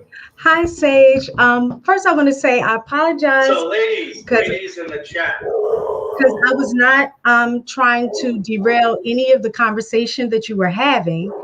You've been on our show before, so you know, don't operate like that. But it was just a matter of responding to some of the things that I saw in the chat. Okay. So, sure. How are you? And welcome to Sage Talk. This is the first time you've been on my show, so yes. Welcome. Yes. Thank you for having me. You're welcome. So, did you catch any of the monologue or the introduction part of the show at all? Unfortunately, I came in after they already started. I had just got cooking and murdered my husband. Okay, cool. But you have been kind of like listening on the conversation at all? Mm-hmm. Okay. So let me ask you on your thoughts, because my proposition is that men view women as objects of pleasure. But men also reward women for the pleasure that they get from women. Women say that they enjoy sex also from men because in our society today, they have the freedom to be as sexually free as men are. So if they enjoy the sex from men, where's the similar demonstration that they appreciate what they get from men sexually? I think it all depends on the dynamic of each particular couple. I don't know if there's a general Sure. No, standard. there's no general. No, there's. Yeah. I wouldn't say there's a general. Of course not. Okay. But I think in some ways in doing that is like, I would think about the consideration of his needs outside of sex. So I think that's a way that women No, well, what I'm saying is a direct reward for the sex. Like a man would have good sex with his woman and go out and buy her a car, go buy her a diamond bracelet, book her a trip to go to France. I don't know if He that will sit down and write a song or write a poem. Men do things directly based on the pleasure that they have with women.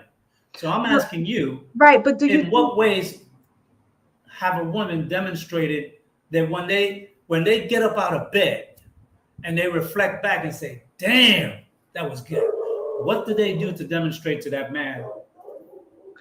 Okay, well, first, let me clarify. I'm not sure, and you can correct me. I just don't think I've ever experienced where it's a matter of doing those things for the woman solely because of enjoyable sex. I think it stems from, like, for my husband, if he does things for me, it's not necessarily just because we just got finished having great sex. It's more along the lines of what I do for him on a day-to-day basis. And so he rewards me for doing those things to make him feel good as a man. And then sex is I guess, the cherry on top of it all. So in return, because I feel whole and complete and protected and all of those things for him, then in turn, I want to give him great sex. So I'm going to do the things that he enjoys during that interaction. And then outside of that, I'm going to make his favorite meal, or I know he looks good in his shirt. Let me get this shirt because I know he likes this style, or let me buy these pair of shoes for him. So I'm going to do that, so it'd be things that are done throughout the relationship. And it just culminates in the exchange of gifts or even sex, because I know that that's important to him. Okay. Let's say your husband was in military intelligence and he had to work on a special project for 6 months. He was traveling back and forth from home to work in different countries. But because of the sensitivity of his work, he said, I can't have sex with you for 6 months. How would you treat him special in that period of time? There would be videos, pictures. Videos of what? Whoa. Videos of sex? No. What do you mean? You know why I'm asking this question? Because you said your reward was cumulative based on all these things. Mm-hmm. So if the reward you gave him was not specifically for sex and was cumulative based on all the other things in the relationship, if I pull the sex out of the relationship, how do you reward him? So you're saying if he's physically not there, how would I continue to reward him? If he's physically removing himself from having sex with you, he's there sometimes, but he's gone sometimes. But because of some sensibilities of his job, he's saying we can't come together for this period of time. It's going to be about 6 months before I'm done with this project. Okay, and so but he comes home from time to time. Maybe once a month, he may come home for a weekend, 3 or 4 days or whatever, then he's gone again, right? But what I'm asking you is when he's home and the time he's around you, how are you rewarding him for the sex? And sex that you're not getting, by the way. Okay, you're not. No, the thing is that I'm not sure if I fully understand the question. So I don't want to answer something that I don't really understand. Okay. So I'm sorry for not let me try and put it, understanding. let me try and put it plain. And maybe your husband don't want to say it that way, and probably because of the type of man he is. I don't know. But men do things for women because of the sex, nothing else. I would say I Now, think that's the but way there most are men think. there, but there are things that a man will take cumulatively for the marriage and the relationship, and other ways in which he would reward his wife. Mhm. But a man could get out of bed, have banging sex with his woman, take a shower, go to work, walk down Madison Avenue, look in the jewelry store and say, yeah, she would like that. That But do sex you this think that's morning was because of this? banging. Now, do You you think goddamn right. now do You you think goddamn right. doing Because that? if the sex wasn't good and he was getting all the other stuff, then you would just get like mediocre gifts, mediocre stuff. You wouldn't get like special things. Men are very pleasure oriented. Mhm. Well, that's what I'm saying. I think well, let me speak from my experience. Most Sure. men don't derive their pleasure only from sex. Sex is a part of it because I've seen just personally situations where only sex was involved and that person wasn't receiving gifts and rewards because of what they received was more sex because they were categorized in that specific area in that man's mind that only thing she's worth is for sex, even if she was trying to have the relationship. So that's why I'm saying Okay. I don't think Okay. All right. it's separated just from that. Like if my husband's going to go out and buy me a diamond bracelet, which he has, I know it wasn't from sex in and of Okay. itself. So that's why I guess I'm having a You're hard time sure. understanding that. Okay. See, what you're presenting is an unfulfilled relationship. And what I was proposing is that women say that they have pleasure from sex with a man. Correct. Men see women as an object of pleasure, period. Okay. Before they get to know them and all the other things to build a relationship, right? And in general in society, we say that when men have that perspective that we're sexist. And it's true, we are. And some people may feel some kind of way about it, but I don't, because I know what I like and I know what turns me on. And not everything you like and that turns you on you can have, but you can Mhm. appreciate it, right?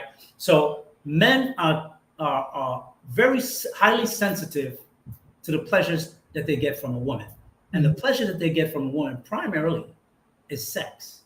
Mhm. And a man in a good relationship with a woman will reward that woman for the good sex. Now, if there's a birthday coming up or an anniversary coming up or something like that, where it's based upon something more cumulative in the behavior of the relationship over the past year or whatever, yes, that will be a gift of something else. That's a special gift for that period. But Mhm. there are times when a woman will receive a gift from a man, like she'll say, "What is this for?" Mhm. That's for the sex. And Okay. what I'm saying is, where do women reciprocate that? That is not cumulative to everything else in the relationship. Okay. I can I just speak for myself or Well, in general terms?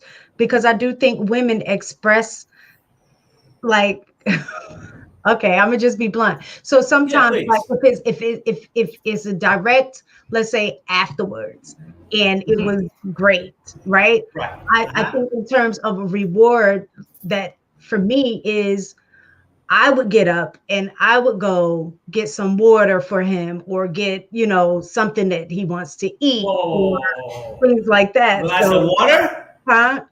Did you just say a glass of water? What if that's something that he want? Like after you finish, you're tired, you're thirsty. So I'll go and I'll get those things for him. That's something that he appreciates. I'm gonna get things, I'm gonna do things for him directly that I know he enjoys.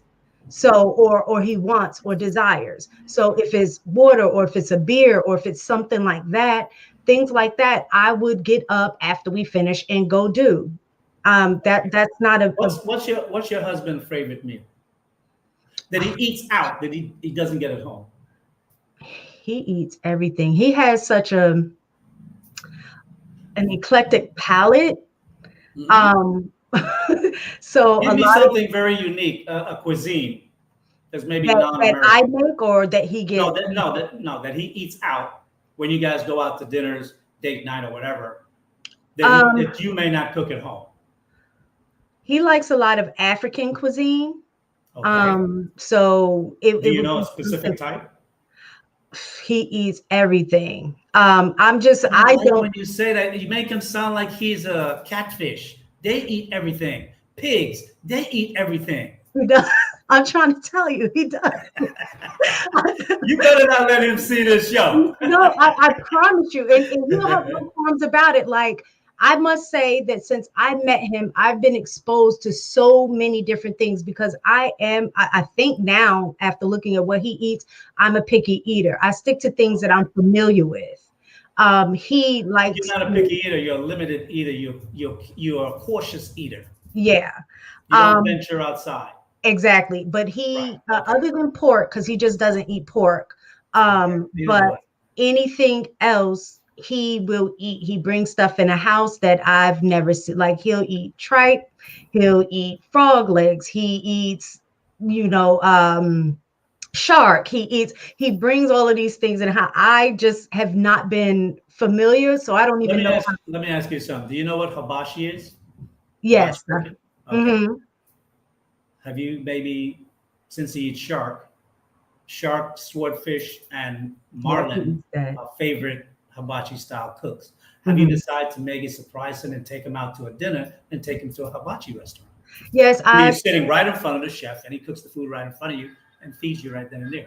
I've done that, but not that specific food. We went to an Ethiopian. I treated him to an Ethiopian restaurant. Okay.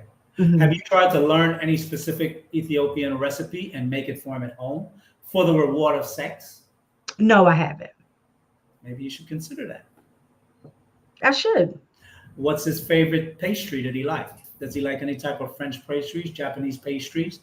Does He's he not. like sushi? Does he like a particular type of sushi? Learn Yes, how to make a I've sushi. bought Right. that for him. I haven't Right. necessarily made that myself, but I have definitely been out and I would get it for him because I know that's something he enjoys, even though I don't eat it. You know the worst thing as a gift that you can give a man is money or something bought with money. You know, when I was young, my uncles and my aunties, when they didn't know what to give me, they would give me an envelope with $20, $30, $50. And when you're a kid, you think it's pleasurable because you have money in your pocket and some of your friends don't. But as you get older, there's no memory there. If you took the time to learn a skill and made something special for him, and you know what you say? You know, the past couple of weeks, you've been fucking the shit out of me. I just want you to know. You just motivate me to go learn how to make sushi or whatever it is, right? Mhm. And put it at his feet or put it at his plate. Sit him Mhm. down, set it up for him. Not just you and him, but for you, honey. Mhm. And then tell me how you like it. And you know what? That would catch him off guard. That will let him know that you think about him in special ways that he's probably never thought about for himself. But he think about it for you, but he's never thought about it for himself. And what I'm trying to get at is how is it that men would erect statues for women, but women don't do shit for men, other than get them a glass of water and a beer, Mhm. or making them a plate of food, which in our community, sometimes other women will bitch against it. Why, girl, what do you got two hands? Why he can't get his own food? Right? We hear these things. Well, can I And what point I'm something talking out? about is going further. Say again? Sometimes what men do and is not a blame or an excuse.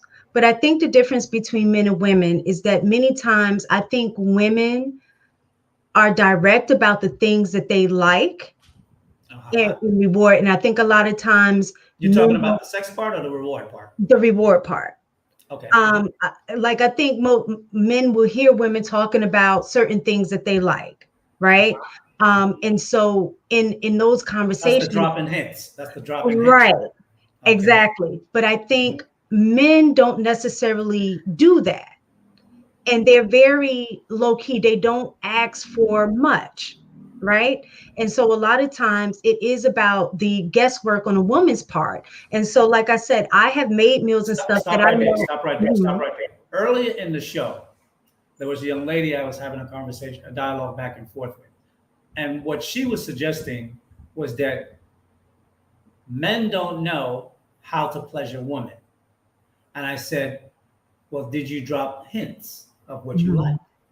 Because some people might find it uncomfortable having a straight up conversation because, you might hurt the sensibilities of the masculinity of the man, or if the man didn't say it right, you might hurt the female, right? Mhm. But I was asking her, do you drop hints so the man kind of know what direction you would like to go down, right? Mhm. And for him to be able to pleasure her, because the woman he had a year ago, what she like is not what you like.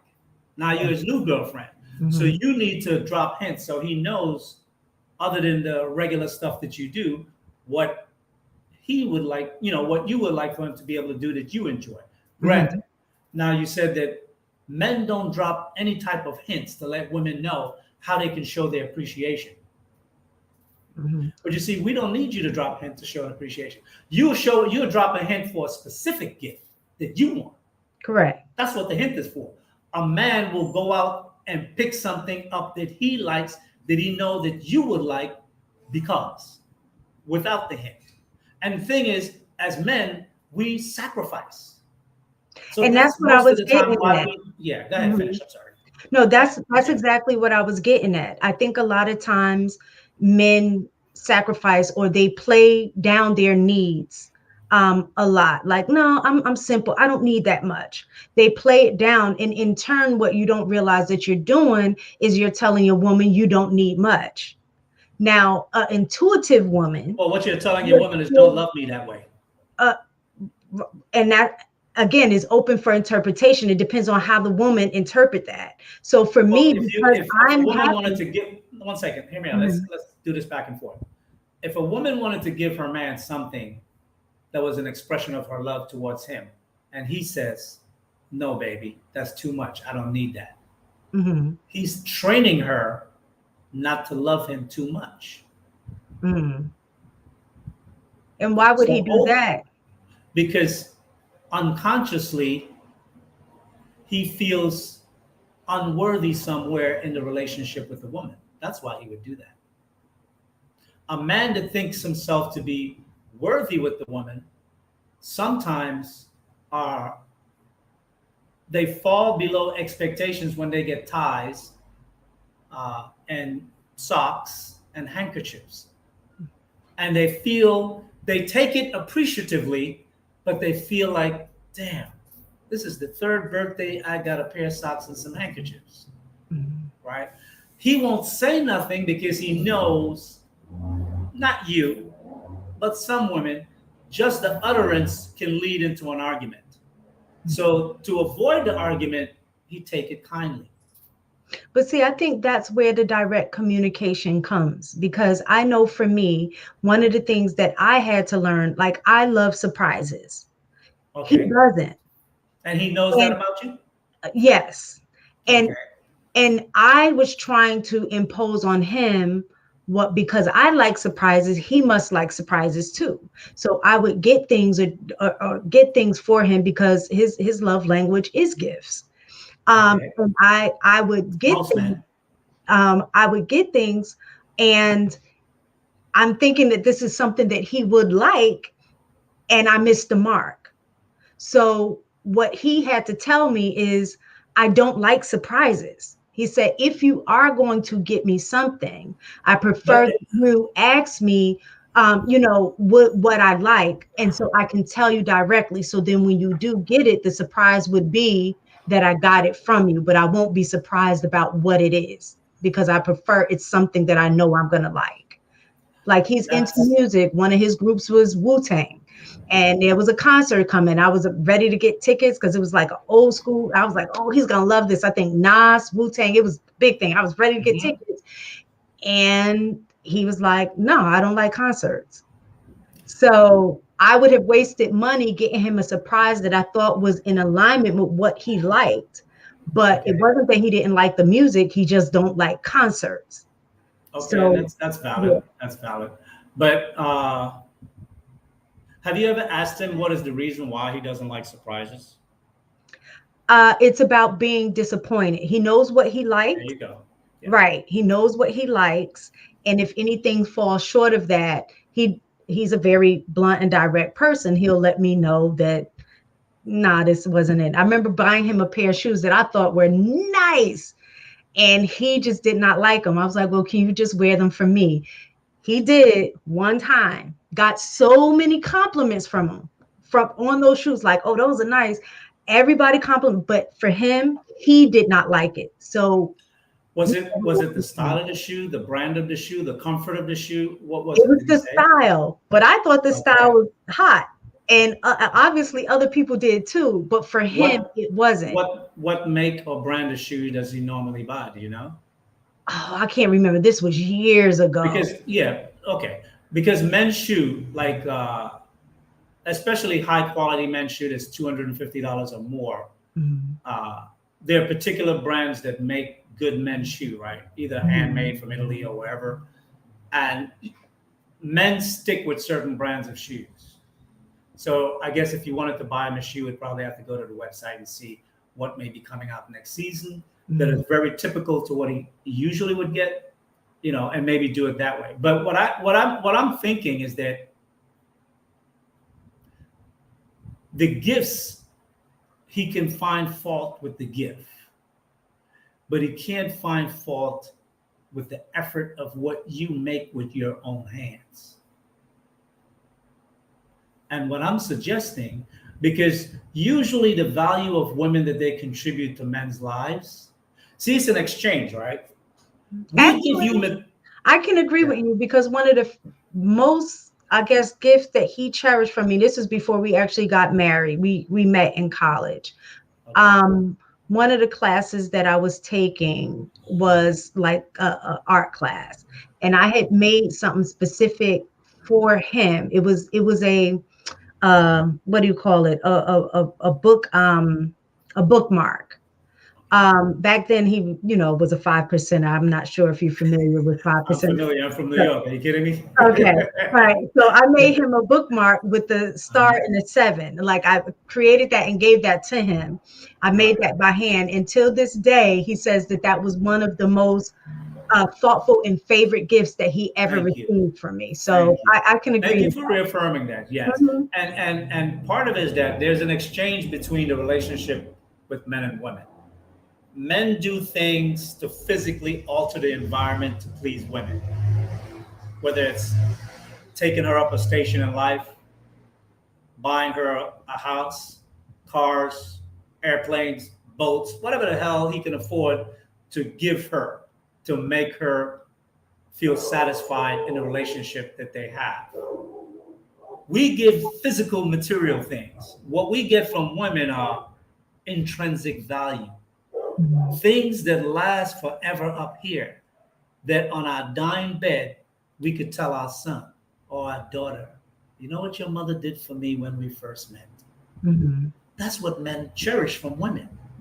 And that's why I think it's important that if a woman wants to show a man how truly she feels about the appreciation of the good sex that she gets from that man, is to make him something.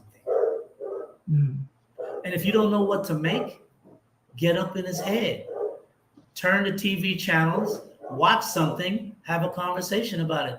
That's stupid. Do you like that? Yeah, I like that. Oh, really? Okay.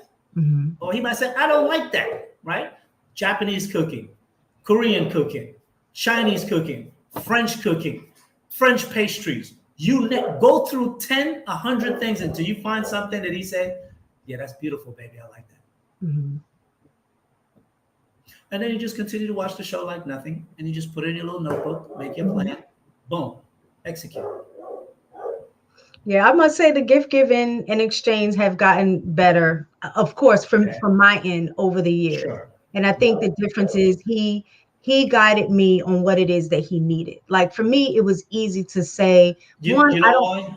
how, Go yeah, ahead, finish your thought. I I'm was sorry. going to say for me, for him, it was a stretch for him too, to learn the things that I like, because I'm uh, not the typical woman. I'm not enamored by wanting bags or wanting jewelry.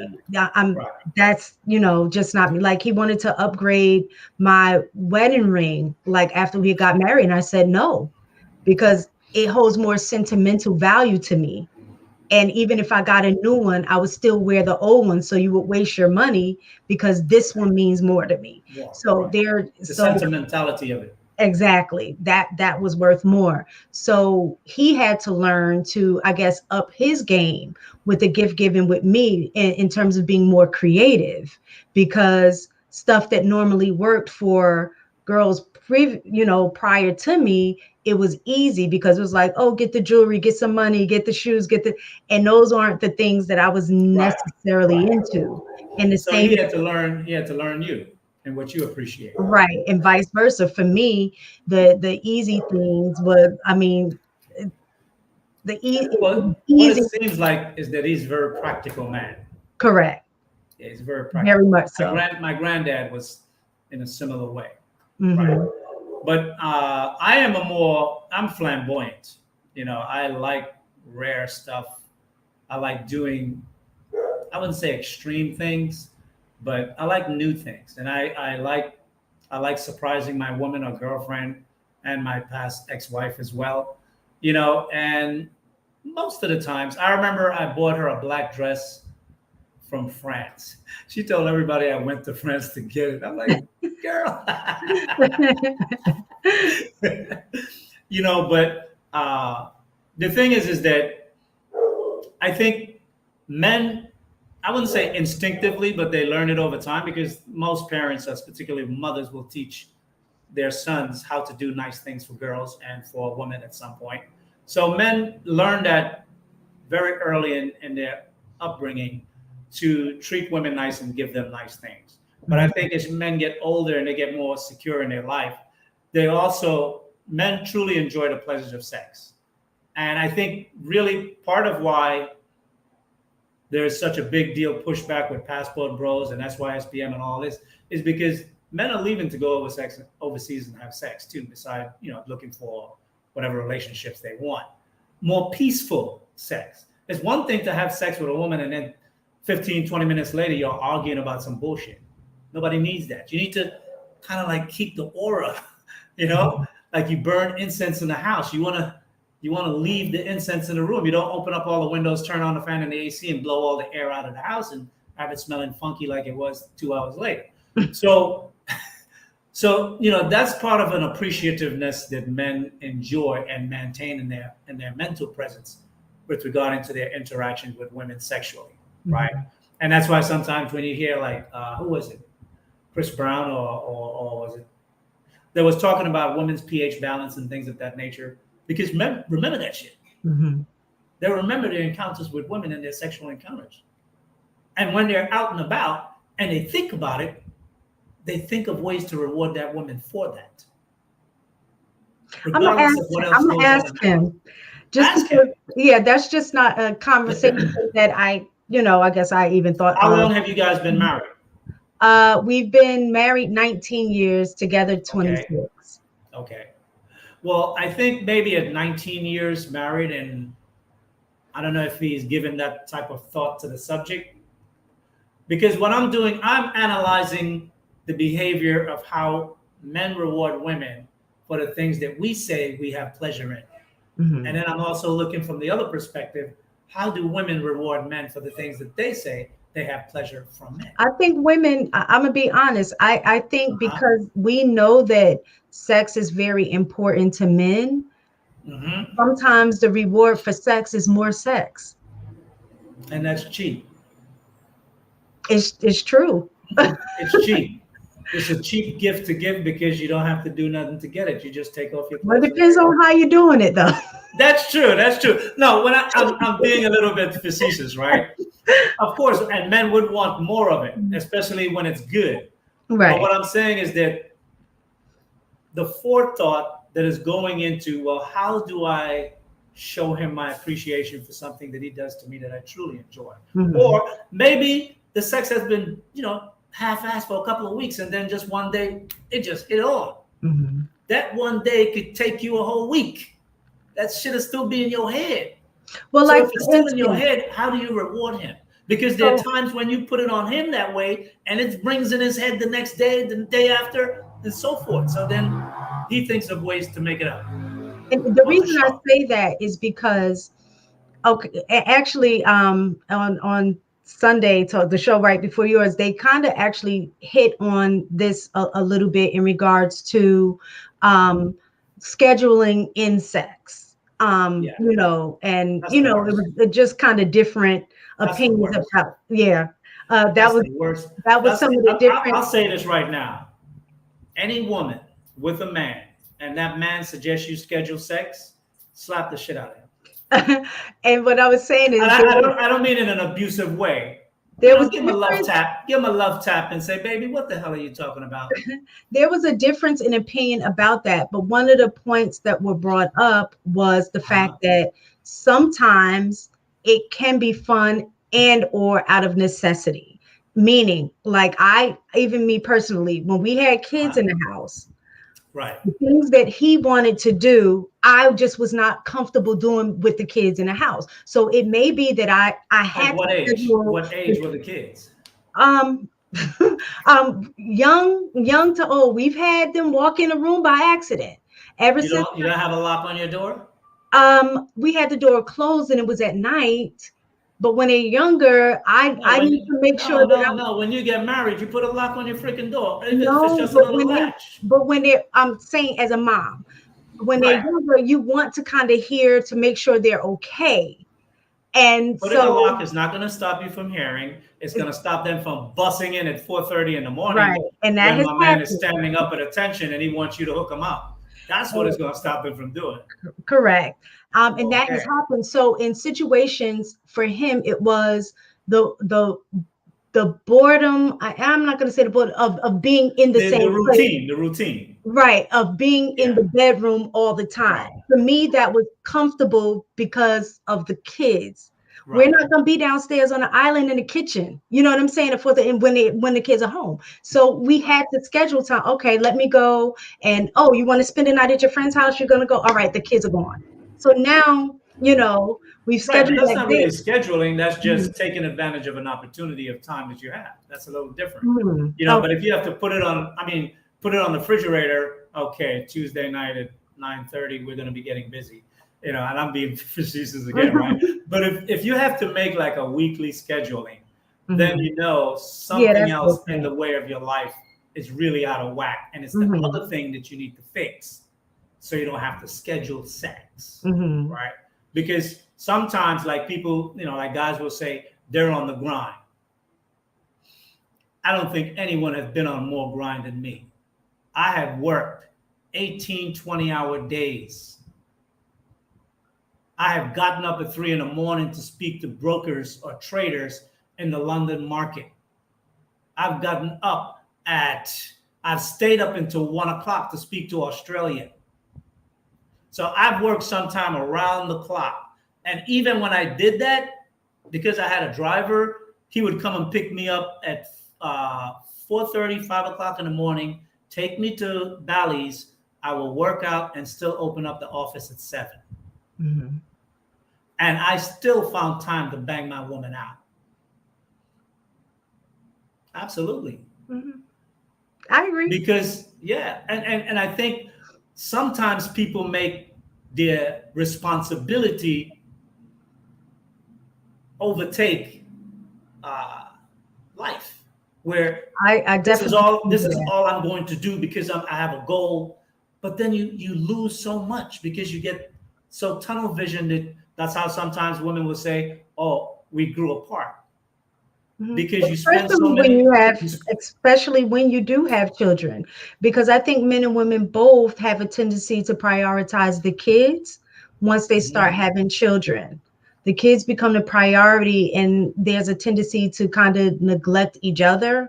And that's what I'll say early on in a relationship, and what I would definitely, advise women to ensure that even though you have kids and they are a priority, to not forget that your husband should come first. I disagree with that. I know it's something that women say and women do, and that life can sometimes become encompassing, that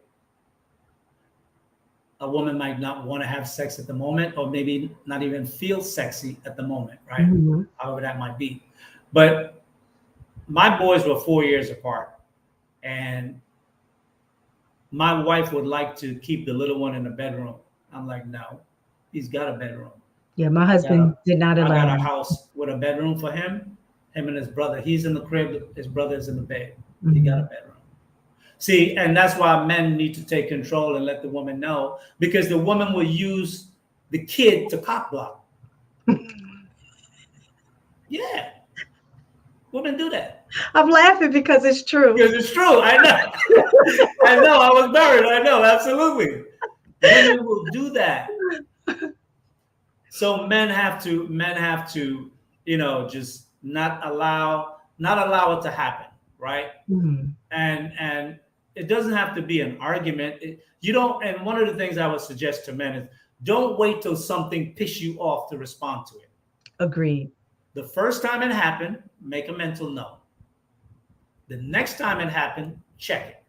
Don't wait for her to do it 10, 20 damn times, and now you're frustrated, and then you can't speak about it in a normal way because you had it up to here, you blow your top, and then she's going to find something to defend herself with, so she's going to find some shit you're doing in your life that she don't like to throw it back at you.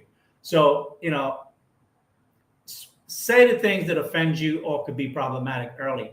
And with regard to children being an obstacle for a healthy sex life, unless you got like 4 or 5 kids all at the same time, where they're all like quadruplets kind of thing, that's probably the only time that can happen, because she's either milking and doing all kinds of stuff, changing diapers. She probably got a maid helper, and she's just mentally like whipped. But obviously there's going to be a time for her to go through that stage if it's that bad. But I think there comes a time where women will use the children to kind of like separate themselves from the man for a time. And if they do that for too long, it creates an impasse in a relationship. And then the man will start thinking that he's no longer valuable to her. Mm-hmm. All he is a provider. The and pleasure, the things that he wants, he don't get. When you were saying about the gift and is lazy to reward sex with more sex. Yeah. Right. I also think too, with that being said, from what conversations that I've heard other men have, and then in turn have that conversation with my husband, because I'm like, is this true or what have you? Is sometimes rewarding with sex with more sex can also be about the initiation piece. And I've just heard from men, which I didn't really know until having these conversations, is that the preference of having the woman initiate. I think a lot of times as women, not to say that, women don't initiate, but I know for me in my mind, especially earlier on in our relationship, to me, that was, I guess I thought that was part of the men's responsibility. And then I submit myself when he initiates. Not that I necessarily needed to initiate. Right. So I think, again, for me, going as I've gotten older, I've learned that is one of the things that I can reward him with. He loves when I initiate. Okay. So in that regard, and the clarity that you add, the initiation of sex, I think, as a reward for good sex, can work. Mm-hmm. The thing is the presentation, how you do it. And one of the things I will say, especially having Latin girlfriends in the past, Latin women don't have no problem with that. They initiate all the time, more so than Black women. That I know for a fact, right? I had a Dominican girlfriend that she would literally go and buy 2 dozen roses, pick off all the petals, and leave petals from the front door all the way to the bedroom, put a red satin sheet on the bed, and then put white flowers sprinkled on it, and have candles burning, have my bath ran as a bubble bath. And from the minute I walk in the door, she's totally in control. She take my jacket off, because I always dressed in a suit. She would take my jacket off. She literally is undressing me by the time I walk in the house. I don't even get to the bedroom. She marched me straight into the bathroom. She sponge bathed me, showered me down like I was a freaking invalid. But by then my jammy was up. And then we go to the bedroom and we do our thing. But she took control of the whole thing all the way straight through. And then she initiated, like I hear that, guys talk about, they want a good BJ. Some women that understand men like that and will do that without the man asking, the result you get from the man is incredible. Mm-hmm. And she did that. So I think if you're going to reward sex with sex, then heighten it. Don't just when he come home and he take a shower and after he eat, his belly is full and he's tired. When you guys go into bed at 10 o'clock, you just kind of roll over, boom. No, it shouldn't be that. It shouldn't be a routine thing. If it's going to be a reward, let it be a reward. When you walk into the house, blue lights, pink lights, all the white light bulbs have been exchanged and pulled out. Soft music, whatever, you guys music are that you like, set a mood, an environment. So when he walk in, or make it like a brothel. What was that video that Foxy Brown did with Allegra? What's the girl name? Christina Allegra and Missy Elliott and Pink La Rouge. Create like a French brothel environment. Be creative and do something that's like, damn. He be thinking about that shit. He be afraid to tell his friends, but it's so good, he's gonna tell his friends. Like, yo, my wife, boy, she's crazy. You know what she did? He's gonna want to tell, but he don't want to tell because you don't want other motherfuckers to know what you're doing in your bedroom, right? But he's gonna tell the scene what took place, and that is gonna be like a branding iron in his head. He's gonna remember that because you thought of it specially to do that for him with no other motivation, with nothing that was needed in an exchange for something, because the exchange already happened. The sex already happened. It's just like if I'm walking down Madison Avenue, like I had two wives. So one like white gold and the other one like yellow gold. So that was good for me, right? Because that way they always know what their jewelry was. But I will always get the jewelry made custom for both of them, but one in white and one in gold. And I would make them gifts and stuff like that because sometimes I have sex with them individually and sometimes I have sex with them together. And when I wanted to reward them for the goodness that I had in the relationship that we had together, if I'm out and I see something that they may like, I would either get it if it was available, or I would order it and get it custom made and then bring it home and stick it in a drawer somewhere. And one night when we're just sitting down chilling, having dinner, watching a movie, I said, hey, baby, can you do me a favor? There's something in the drawer on the left-hand side. Can you go get that for me? Boom. And it's a surprise. And then she's screaming. See, I think men know how to do that to make women happy, to put a smile on women's faces. I think, especially in 2022 and going forward, with all the different things that we're arguing about in this black space and what's in the black community and what women ain't doing and what men ain't capable of doing, who ain't making enough money and all this other shit. How could you do something to make me feel good and just put a smile on my face, right? Again, I do. It boils down to communication, and I think even with like how you said in these spaces, a lot of what I see is not just a lack of communication, but a misunderstanding of what was being communicated. And And I think that's the biggest issue. The way women interpret things versus the way men interpret things can be different. So you definitely, the communication is what needs to be worked on, because people receive things based on their experiences and views about certain things. And so when somebody says something, you may misinterpret what was being said. And I think that's the biggest thing with the communication. Like when you had read the comment, and I know you didn't see the preceding Right. comment, right, about the violence. That wasn't what I was saying. I was saying, I was speaking to specifically what you were saying about the protection. And that was where that comment came from. Okay. Yeah. Well, definitely, I think, communication is something that we as a people need to improve, right? Mhm. Men to men, particularly, because men are very disrespectful of other men, Black men, particularly, what I'm speaking of, right? But I think in this space, what we find is when it comes to the communication between Black men and Black women, is men are speaking to the behavior and the social environment in which we find ourselves presently, and men are denouncing it. And because women are pushing back at it and saying, you can't tell us what to do, yada, yada, yada, men are pushing back even more, right? So that's a different argument, and that's a different pushback, right?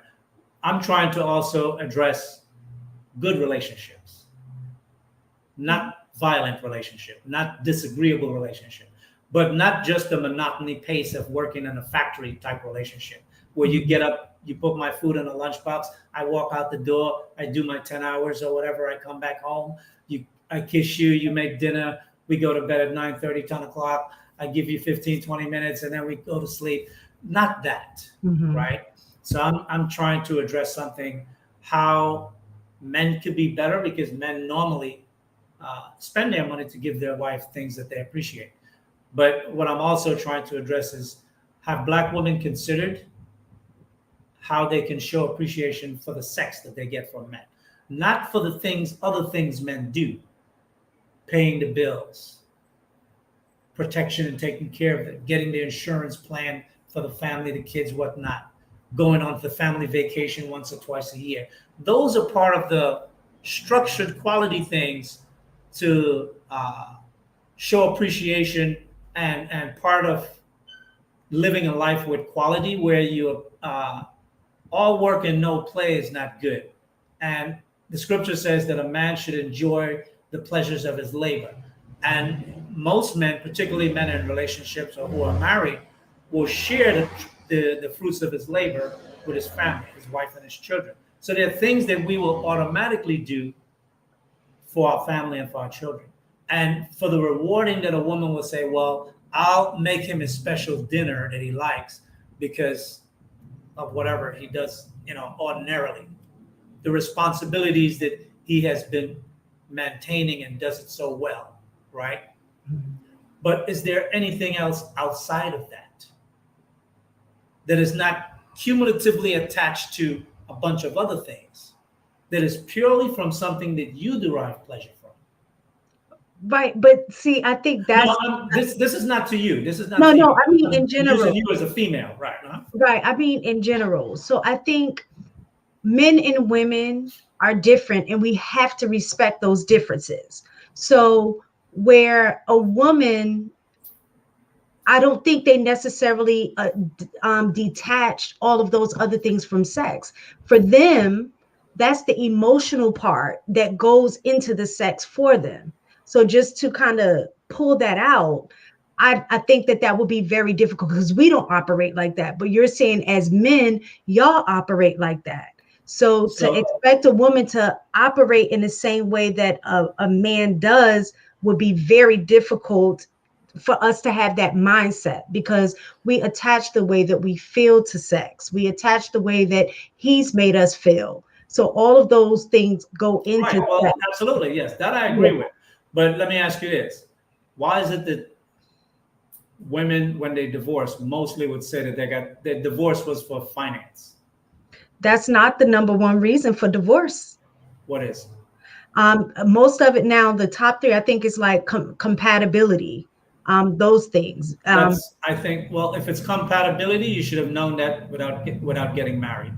Compatibility is not something that just takes 5 years to discover with two No, people. but it changes just like you said. You brought up the point that stuff becomes routine. And in that routine, the compatibility changes. So No, that no. absolutely, absolutely. If you don't want to stick in and try to work through that, because I can even say, even for our experience in the younger years where we had kids, the kids became priority, job became priority, school became priority. And now that the kids are Those things are gone, always priorities. If but you have what I'm children, they're always saying priorities. is If that you now, plan on having a good life and preparing for your latter years, you need to have either a good job or escalate in your work and either grow in your position and Mhm. experience and whatnot, or do other things to bring in additional money so you can have a good nest egg as you get older as well. So yes, those things are part of any successful planning for a Right. But family what like I'm that. saying is that when it gets like that, there's a level of disconnect because it just becomes routine. And I can say once our kids left, it was kind of crazy because we had to readjust our life because it was no longer the kids.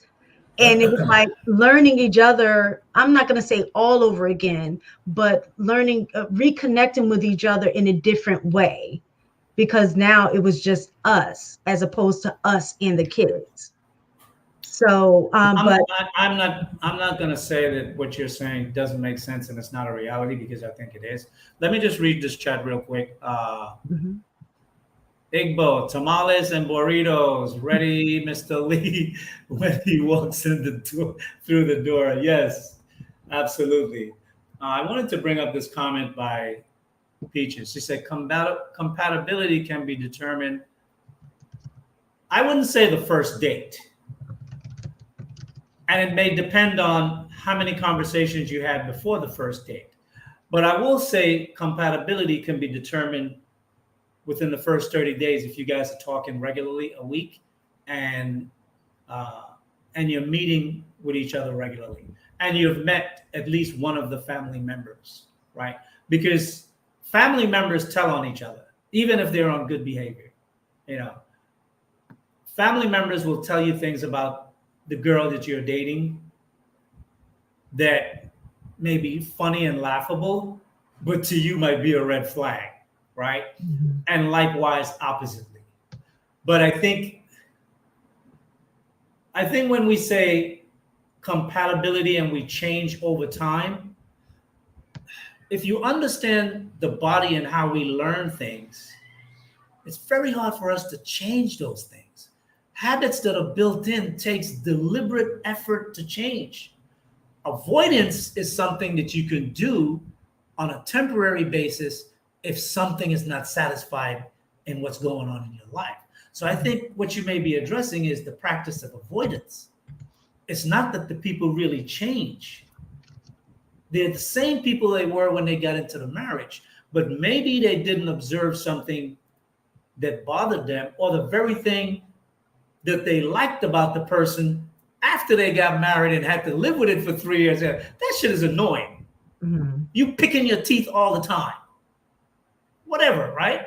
In the beginning, it might, oh, you have beautiful teeth. They're bright and they're white and there's no food in between your teeth. But 3 years later, you're like, quit picking your teeth at the table. So, these are things I think that, you may be referring to, but those are things that you can overcome. Those are not things that you would wreck a marriage from, and especially if you have children, because a marriage is something that most people, I would think, particularly women, won't go into it like kind of off the cuff. They want to see more. I mean, many black women are in a relationship 3 to 5 years before they get a proposal or are engaged for 3 to 5 years before they're married. So how could you be in a long-term relationship, get engaged and marry, and then 2, 3 years into the marriage talking about we're not compatible? No, Mhm. that's something else. I agree with that, but I guess the point that I was getting at was that money is no longer the number one reason. Okay, that And may be true. so, I haven't yeah, looked at the stats to know. yeah. And the thing is that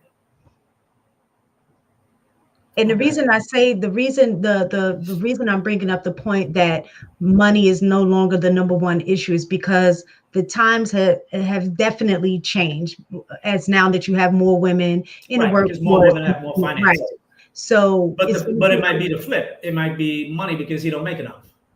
well, yeah, I think the stat says something about if a woman makes 40% more than a man, then it increases the likelihood of a divorce.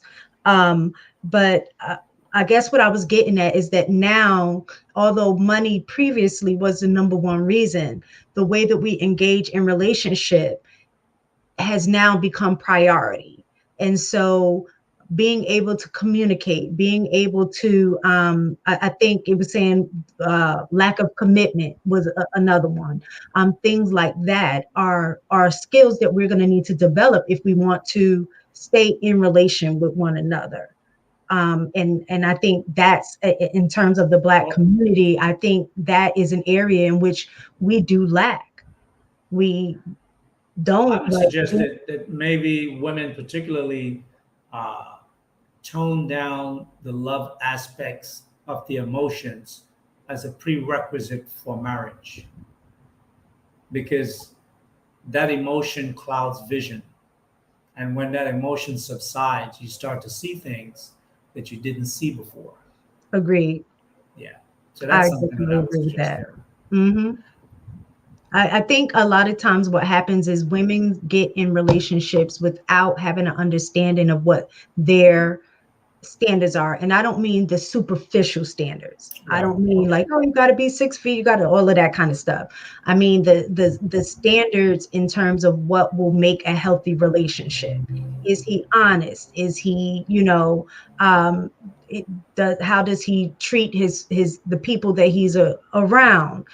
Can he be responsible? Like those things that are really, does he follow through on the things that he say he's going to do?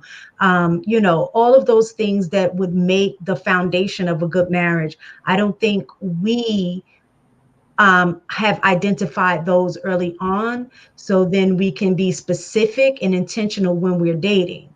We focus more on how they make us feel, like the attraction and that Right. kind of stuff.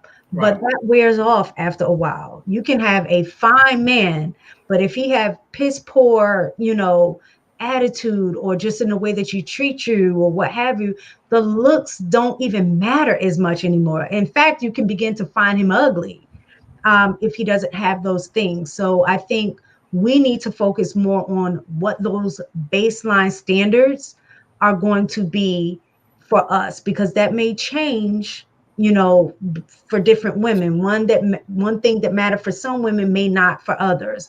But I think a lot of times we But come there, into the situations. thing is, yeah, the thing is, I would say is that there are some standards that it doesn't matter the woman or the culture or Mhm. nationality of the woman.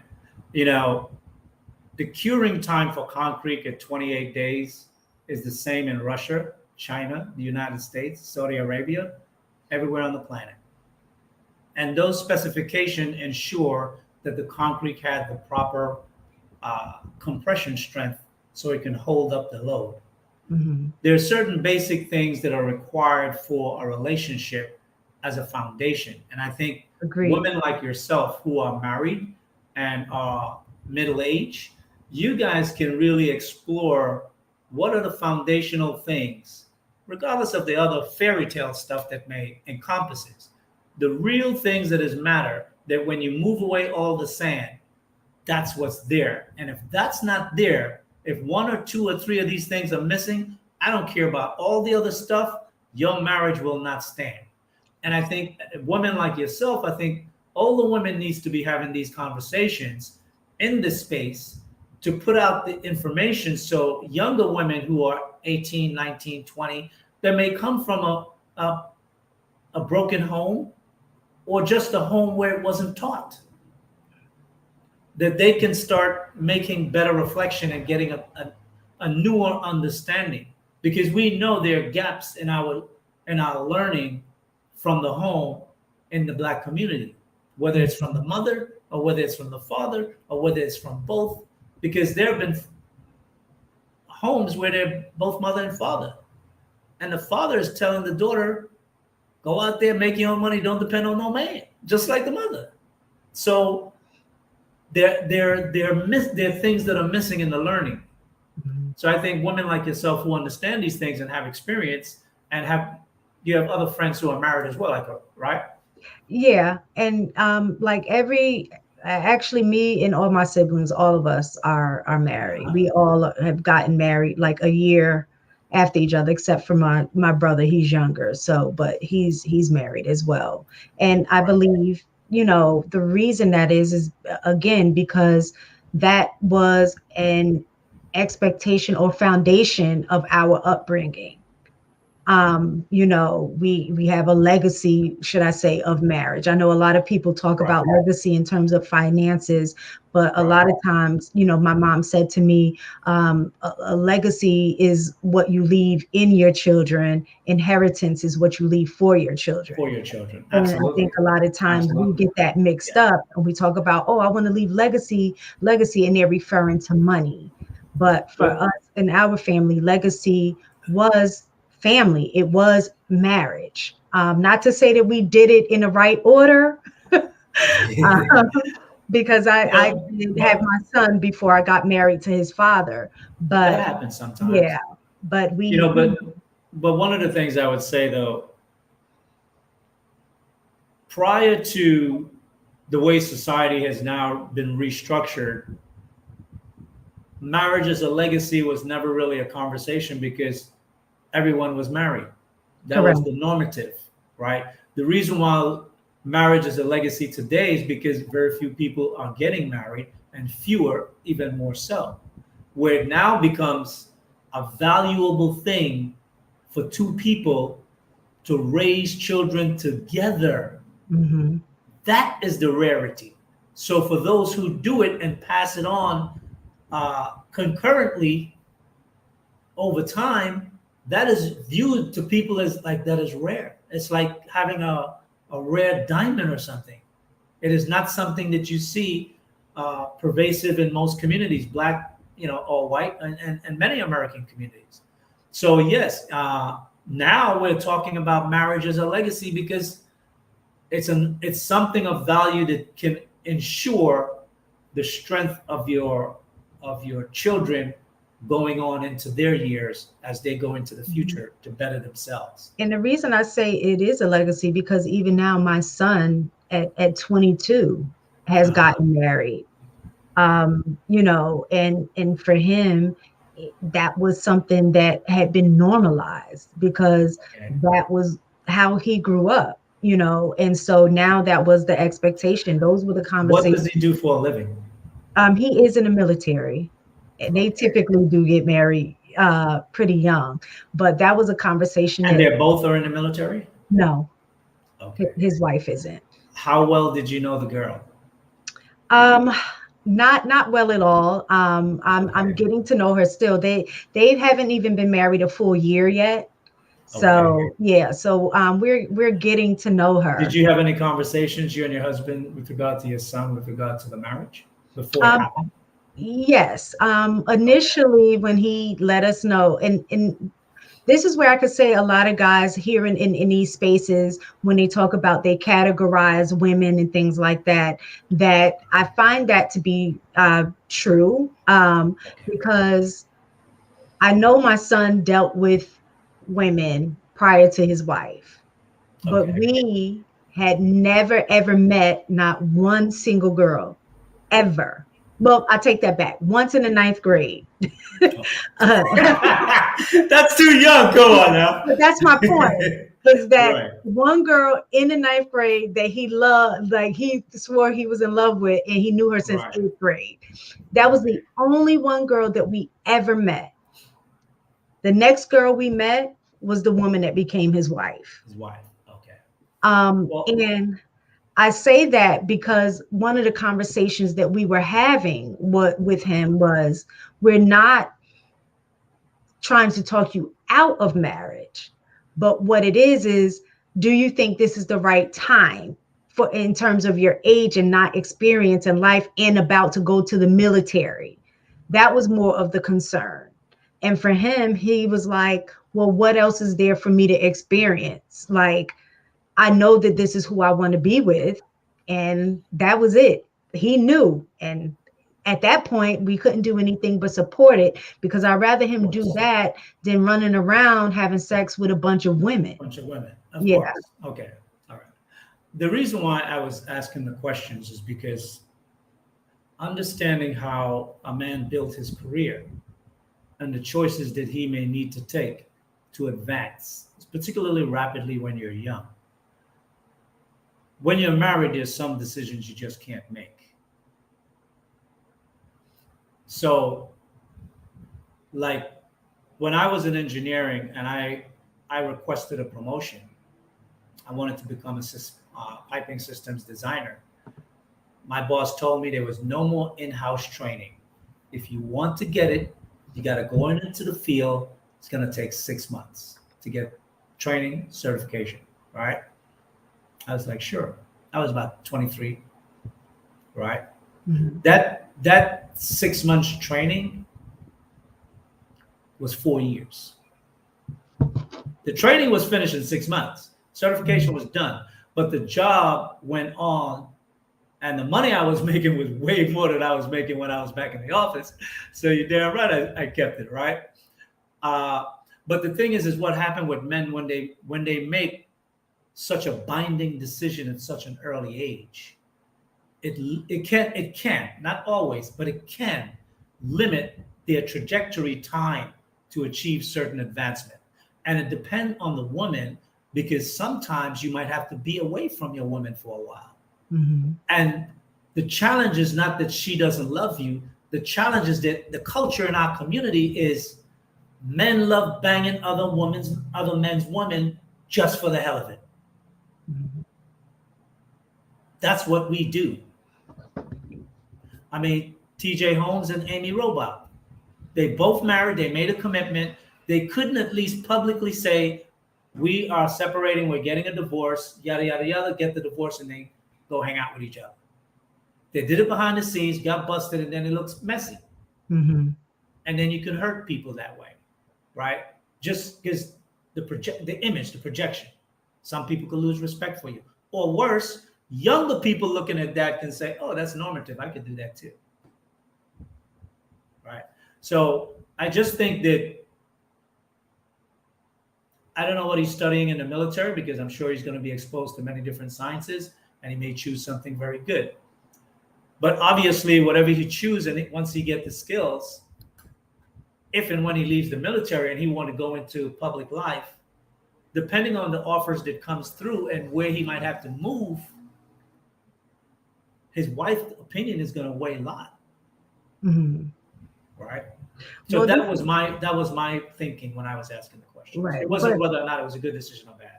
I guess part of it too is, I guess, what we instilled in both of our children in terms of was priority. So I know a lot of times, especially men, you guys focus on the money.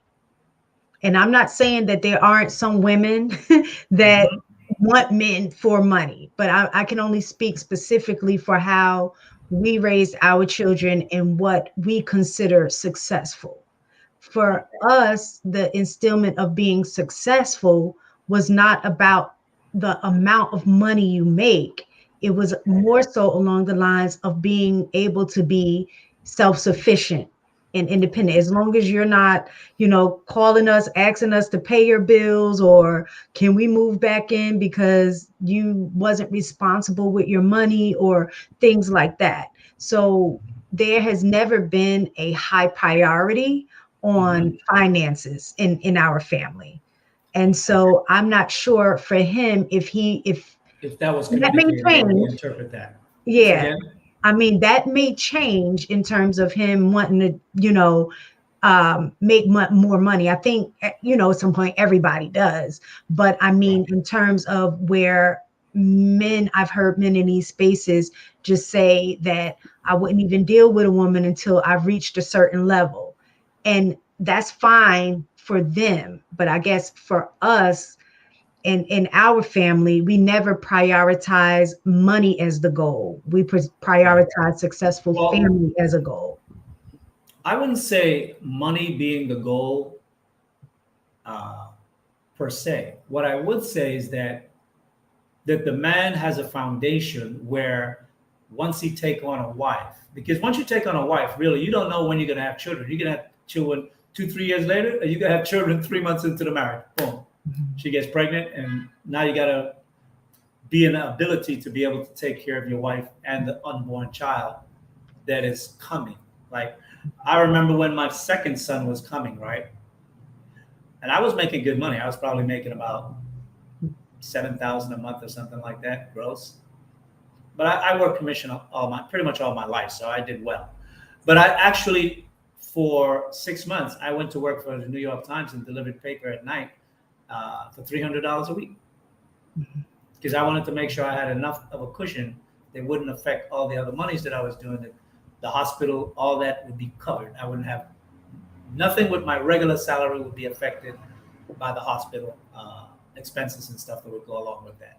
Can you Even pull though I up? had insurance or something. Can you pull up money, life, business comment? Because I would like to Oh, okay. You want to address that where he said money is the measurement. So I think, especially in the West, and I speak for America, the fact that we say money is the measurement of accomplishment, for me, that ideology is why we have so many problems. Because I don't think money is the measurement of accomplishment. I think as we're talking about family and relationship, I think that is the measurement of accomplishment. How well do your family, turn out? How successful are they in terms of, continuing on that legacy of marriage and family and things like that? Because I have never heard anybody who were on their deathbed saying, man, I wish I had made more money. What they're looking for at that time is having their family with them, or regretting not having enough time with their family. And that's where we need to put the measurement of accomplishment. Well, first of all, I would like to clarify the statement, because you are right. In the space, getting the bag as a terminology, which is getting money, I think there's a mistaken understanding about the whole aspects of money. You can never chase money. If money is the objective goal, you probably will never achieve it. Mm-hmm. Because the accomplishment that you achieve, the reward for achieving it is the money.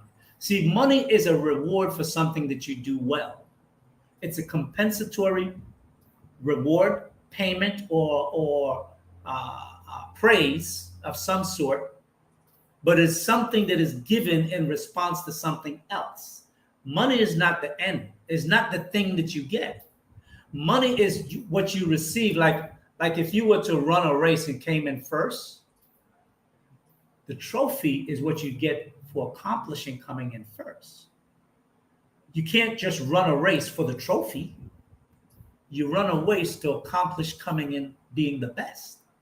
And in doing so, one of the rewards is money. Some of the rewards can be fame. Some other rewards can be many other things, recognitions, brand deals, and all this other stuff that's going around now. But so often we become single-minded on the end thing, which is the money. And that's why the scripture says the love of money is the root of all evil.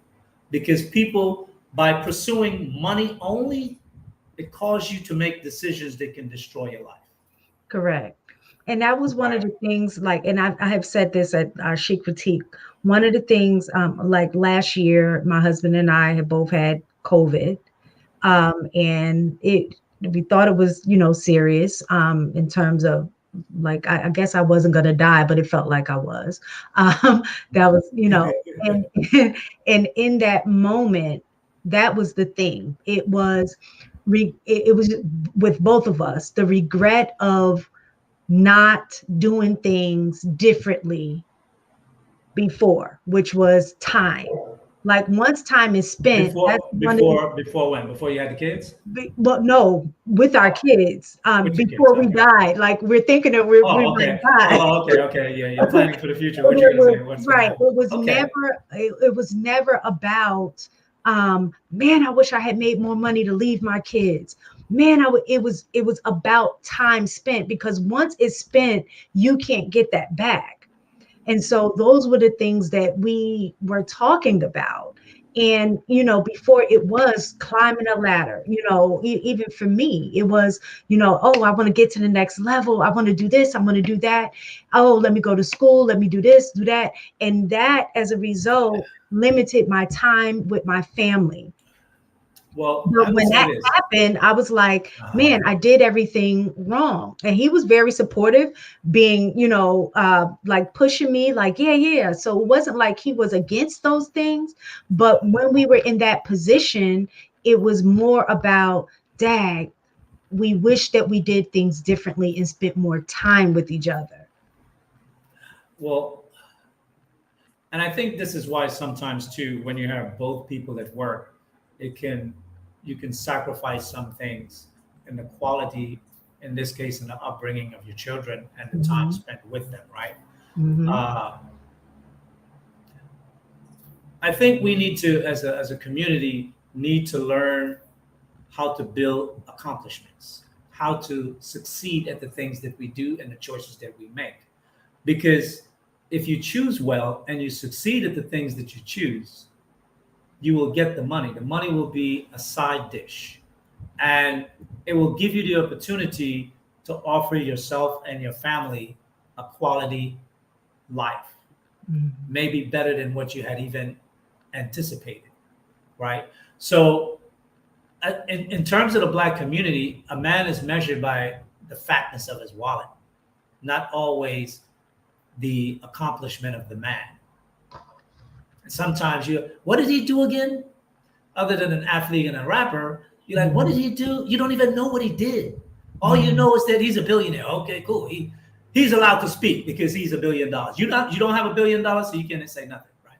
So we do that sometimes to disqualify valuable information. Mhm. It can be structurally beneficial to us as a community, right? So yes, but I would say this, that in the time in which we live in now, the scripture says money is a defense, right?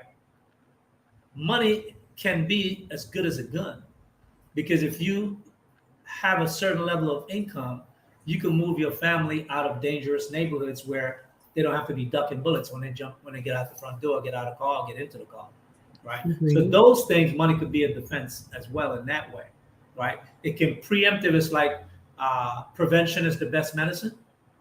It's like if you don't get cancer, you don't need cancer treatment, Mhm. right? So you don't need how can I say it? You don't need a bulletproof car if you're living in a neighborhood where guns, bullets ain't flying every day. Scam likely. What do broke dusties accomplish? Well, if a woman is with a dusty, it's because she wants to be with a dusty. A woman Mhm. will know very quickly if a man is a dusty in today's time, right? So, and there are many qualifiers to dusties, but there's a lot of dusty that accomplish a lot of shit in the hood. So, that may be a conversation for another day. Uh, One thing I would say is that in terms of how we go about building our life, Black people, marriage, and success, I think definitely we have to choose better in terms of the quality of the man or the woman you're choosing. I think we need to get outside opinion on the individual that we want to settle down with. Mhm. Uh, like you said, with the 2 or 3 different relationships your son had, with the exception of the ninth grader and the woman he married, uh, you haven't met any other girlfriends, right? No, I haven't met anybody in between those. And according to One him, of it was a lot. right. now, one of the things that I find that is very typical to dating a Latin woman is that maybe the first date, but there will never be a second date unless you meet their parents. Mhm. And most times, before they start going out with you, they will tell you, you have to meet my mom and dad. And then we can start dating. And that's because it's holding the woman to a certain standard within the family, but Everybody knows who she's seeing. Now, are those women, I guess, from their native country, or are they American Latin women? No, these are Latin women in their native country. Okay, that's what I was going to say, because that hasn't been my experience with a lot of Hispanic women that I know. Yeah, that's Latin women in the Latin countries. Okay. I've dated several Latin women in the United States, and I think I could only remember one or two that I met their parents, like right at the onset. Actually, the last one I dealt with, a Dominican girl, I think maybe by a second or third date, she took me to meet her grandmother, her brothers and sisters, and her mom, the whole family up in the Bronx, right? So, but that is part of their culture, as to that it will happen. Maybe because of the American culture overlaying their culture, it may not happen at the onset, but it happened fairly quickly. And you don't think that happens in the Black community? And maybe I'm ignorant, and I'm being honest to that, Sure. Because I know I have a limited view and a limited experience. But in my experience, that has happened, like with the people that I know, that they do bring, their significant, their partner to meet their parent, whether it's a single parent household or both parents are in a household. Just in my experience, they're typically meeting each other's families. Well, I've heard in this space that most women will say that they don't bring a boyfriend home because they don't want to send any mixed signals. It's like until they decide that they're gonna marry that man, they're not gonna bring him home. They're not gonna bring him for Thanksgiving or the reunion, and none of that stuff. Whereas what I'm saying is, usually a Latin woman at the onset of dating, forget about committed relationship, either before the first date or by the second date, you're gonna meet their parents. Because usually when they're dating with the intention that this is gonna last. Now, usually it's the men that step away, because men. The culture of women's freedom is spread throughout the Western world. So I think men mostly have adopted that, to being able to have more than one woman, or to work your way through different women until you maybe find the one that you want, right? So, but the thing is that the woman will still usually do that because she's telling on herself. She's telling her parents, she's telling her cousins, she's telling her uncles, if anything happened to me, this is the man I'm seeing.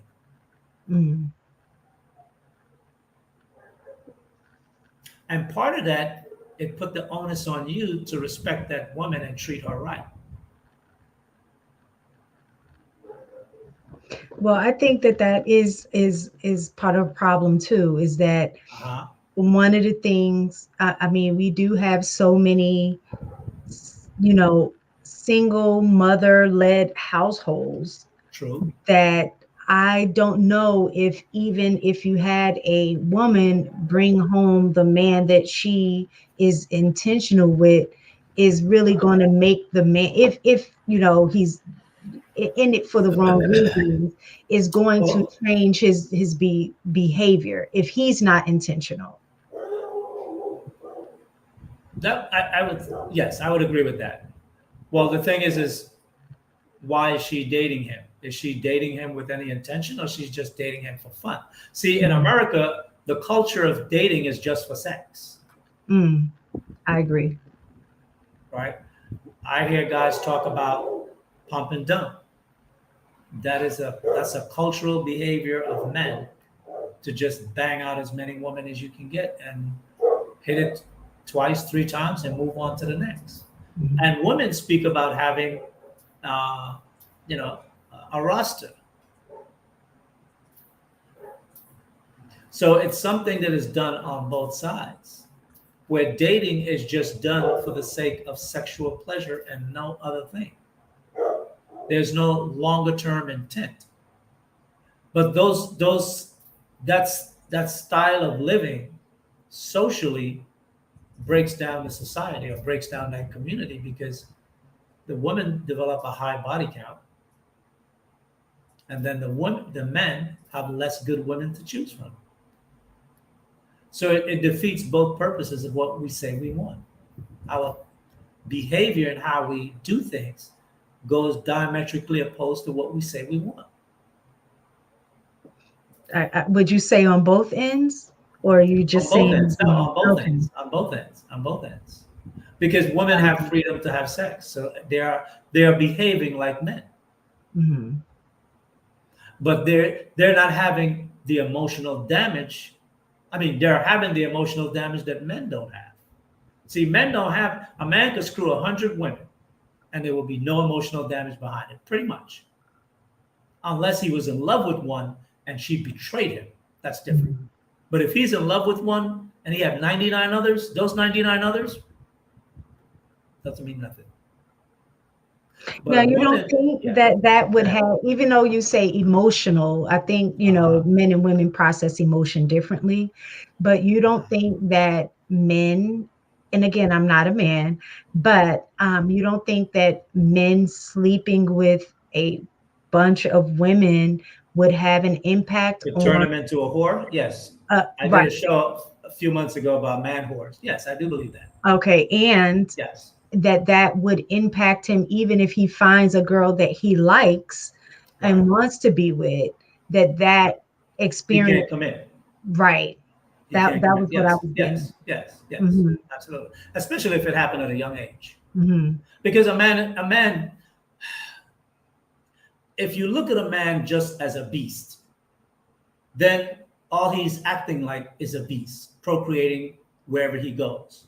But if you look at a man as something more, that is the cornerstone to the building of families, communities, and a society, then a man recklessly running around poking women is not good behavior. Correct. Because we can look in time past where men have had multiple wives of many different numbers, but those women was his wife. He took care of them. He supported them. All the children has his name, whether it was a compound or a village. And no other man was fucking his wife, or at least until he find out somebody's head roll, right? But it was structurally controlled. He wasn't just banging every girl and leave them to themselves out there somewhere getting emotionally damaged by another group of guys that banging them, and then that goes on for 10 years. And when she's done, she doesn't have however many men she has had. If she's grown some emotional attachment to those men, when they ripped away from her, she was hurting. Something happened. Mm-hmm. She's damaged somehow, right? And when it builds on top of each other and there's no way for her to rectify and reflect on what has happened, then you have a person at 30 or 35 that is like if you have plaque on your teeth and your dentist have to take down their jackhammer to knock it off, or get a drill to knock it off your teeth. They have that type of emotional baggage, and sometimes there's not enough counseling that can remove that, because the deeper you go, the more it hurts. Agree. Yeah. So I just think some of our practices are just self-inflicted wounds that we do to ourselves. Mm-hmm. And I think, I mean, for women, I wholeheartedly agree with you with that. But I also think men are getting, I don't want to say mixed messages. I would say the wrong message, because I think sometimes we say, oh, men are going to be men. They're it's in their biology to want to have sex, Okay. with a whole bunch Yes. of women, thinking that they will come out of that unscathed. I don't think that part of the message is being, like you just said it, and I agree with you, but I don't think that part of the message is being told to young men about that, as well. Like I think we talked about de-discipline, I remember hearing stuff like that.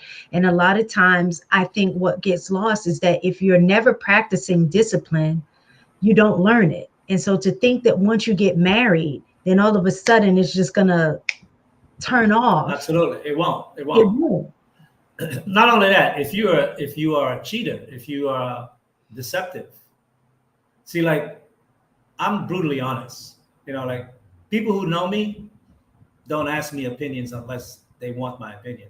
And I don't volunteer my opinion because I know sometimes I could be too straightforward. Like, when my wife would ask me, how do I look? I would look up and down and I say, you need to change that. And you could put on that blouse, put on that. And I would redress her and she would get pissed off. But if she don't ask me, unless she was wearing something that I didn't approve of, if we were going out, I wouldn't say anything. But if she asked me, I'm going to tell her. And my friends know me very in a similar way. So I think for me, and in relationships where if I wanted to deal with more than one woman, in the beginning of the relationship with the first woman, I'm going to tell her. Somewhere in this relationship, I may decide to choose another woman. Is that okay with you? And I've had arguments and, different things. And some women say, no, I can't deal with that. And I've had women say to me, after thinking about it for a couple of days and whatnot, and talking with their mother and talking with their aunties, they've come back and say, you know what? Yeah, I can deal with that. And I've had relationships like that, several. But the thing is because I am straight up honest and I know myself and I know my desires. And when I had my wife, I had one woman. Before I had my wife, I had multiple. And after she left me, I had multiple. But I think it's how you lay as a man. That's why I say, and what I talk about in this space is men have to have integrity and men have to have a certain code of conduct on how they operate as a man. Because if you want to hold a woman to a particular standard, you should have met that standard first. I agree. Right? You should have met that standards first. So that's something that in this space, when I have my conversations with men, I address those things about men behavior and deceptions and lies. But part of our society with women, and let me drop this message. I'll bring your message back up, Sammy, because I do want to look at that. But where is she? Shantae said something interesting. Shantae says, sometimes the woman is misled. In time past, I would have given that comment more credence. I don't know if a woman can truly be misled these days. And maybe you might want to expound upon what you mean by being misled in terms of the type of man or character of man you're referring to, or something else that the man may portray himself to be and is not. Clarify that a little bit more, because women are smart. Women are educated. There's enough technology to find out almost anything about a man in an instant or in a fairly short period of time. I would say yes, but not necessarily his intentions. What do you mean? And what I mean by that I've known like where men have asked for a relationship with a woman, but have another woman that he's already dealing with. Right. Okay. Right. As opposed to like saying what you said. I think most women would appreciate a man being upfront and honest about that, because at that point, it puts the ball in their court to either say, all right, I'm with it. You have some women that's okay with being side chicks. So right. that opportunity is there if that's the lifestyle that you want to lead. But being honest about it lets the woman choose whether or not she wants to be in a situation like that or decide that she doesn't want to be. But when you're not honest, then you blame her for not knowing or not vetting enough. That to me is I would ask this. I would suggest every woman, before she's entering a relationship with a man, I would say at least the age of 25, because some men could get married as young as 25 or even your son's age. Mm-hmm. But if the man is 25 years of age or older and he's talking to you, want to date you, ask him outright, are you married Or are you in a committed relationship right now? Do you have any children? Mhm. And because sometimes, like men would say, women lie by omission, but women can be deceived by their own reluctance to ask the questions that are relevant, because if they're attracted to the man, they don't want to know the answer that's going to turn them away from the man. So if they don't know, if they don't know and the man never say, when it comes out, it's not her fault. It's his fault. So I think if there are questions that you need to know as a woman with regard to how you will enter a relationship with a man, you need to ask those questions. And then if he lies to you, then yes, that statement would hold true. Okay. Mm-hmm. Absolutely. And if you're a grown woman, tell him, I want to meet your mother. I want to meet your father. Because if a man don't have real intentions with you, he ain't gonna bring you to his family. Hell no. He's not. Because your mother, more than likely, mother's a big mouth. They're gonna say something about you. And likewise, I think when a woman take a man home, like if a woman, you were saying earlier, if a girl come from a broken home, a girl may not take the man to her mother's home if she come from a single mother home and her mother is just a reckless woman, have all kind of problems, have multiple kids by multiple different men. She may be of a certain standard that she's trying to project herself to be, but she know if she takes this man home and he sees her mother, he will reject her because of her mother. So some women don't do that also. Mm-hmm. Okay. Let me see. There was a comment by what's his name, Sammy, that I wanted to look at before.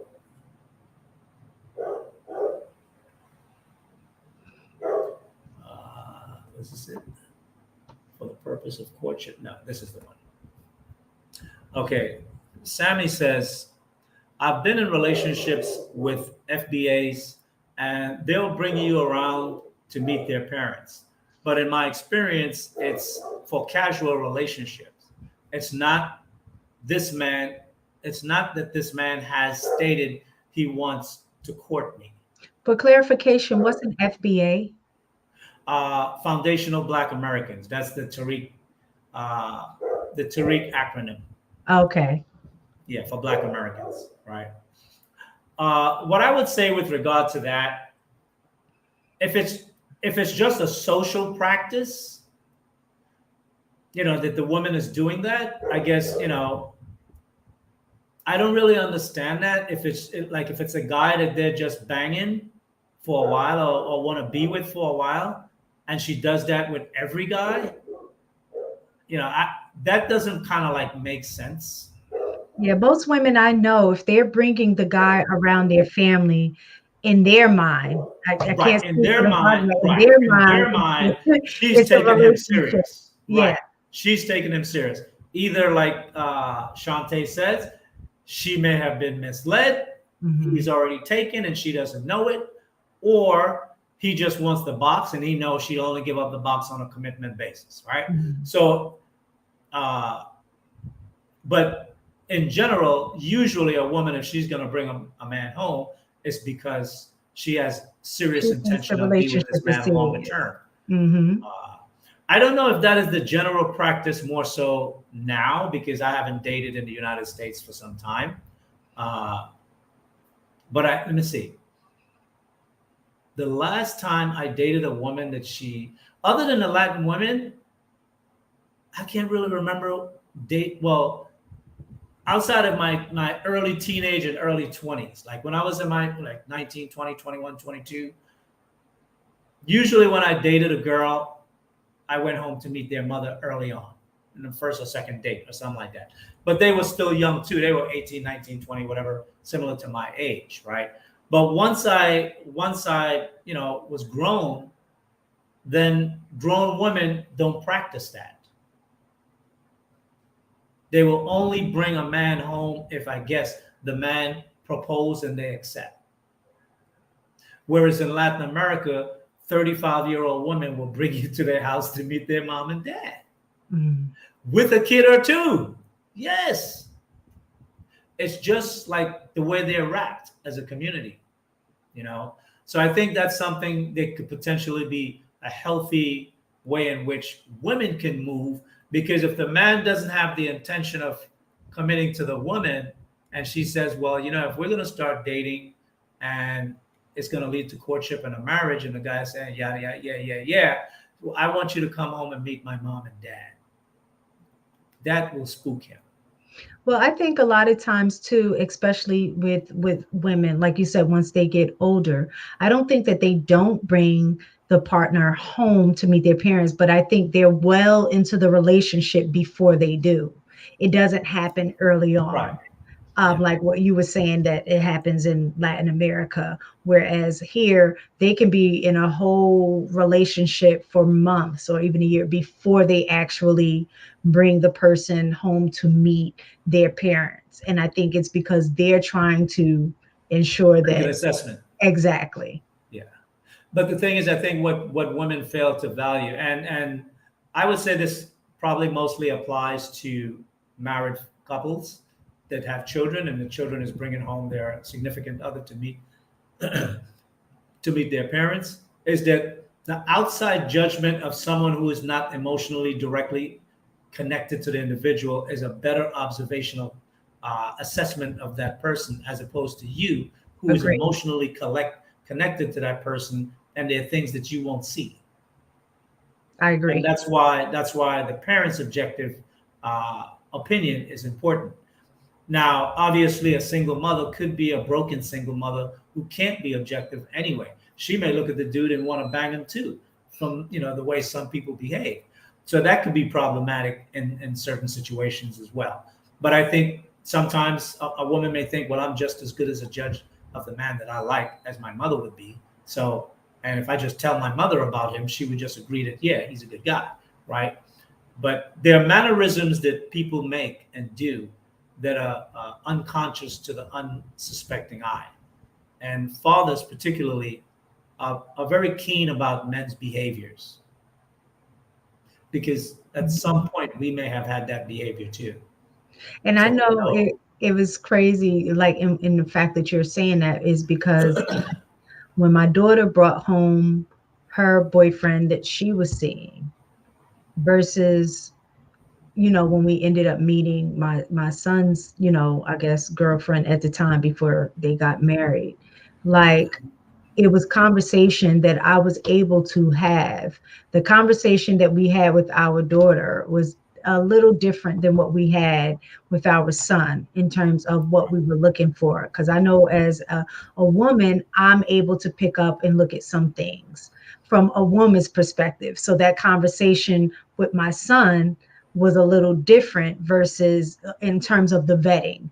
And then the conversation around my daughter, that conversation was a little different because as a man, my husband knew what to pick up on, some nuances and things that I couldn't pick up on. Right. And having that conversation with her, I'm like, nah, I noticed this, I noticed this, I noticed this.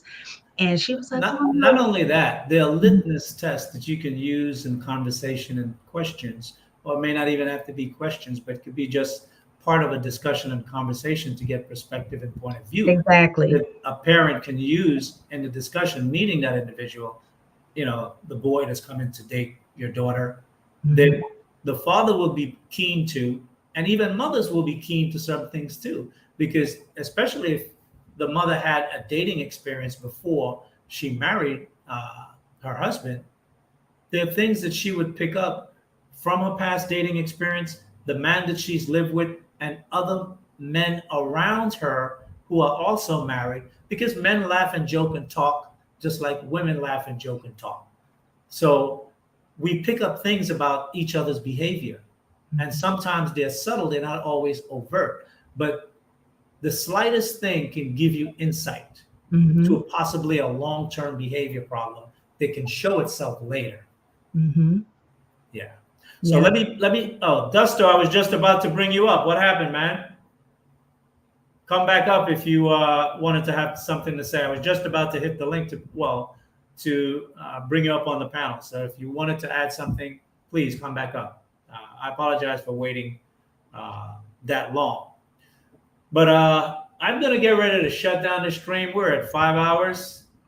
It was a pleasure speaking with you, and I'm glad that you gave me your perspective on the conversation and the topic of today. I do think, though, that I got to do another show at 9:30. I apologize. Yeah, that's like a minute away. Sorry about that. I do think that, like you and Shantae and some of the other ladies, in terms of the shows that you guys do, I think there should be like a segment there where when you guys talk about relationships and marriage, that behind the scenes, you guys should really have some clear-cut things that are necessary for women to really know going into a relationship where marriage is going to be the criteria for vetting that man if she's interested in dating, and not just dating for sex, but dating to advance to courtship and marriage or something like that.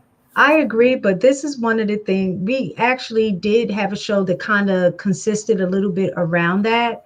But one of the big things that we got was a whole lot of pushback, which I understand from the men, because one of the things was withholding sex.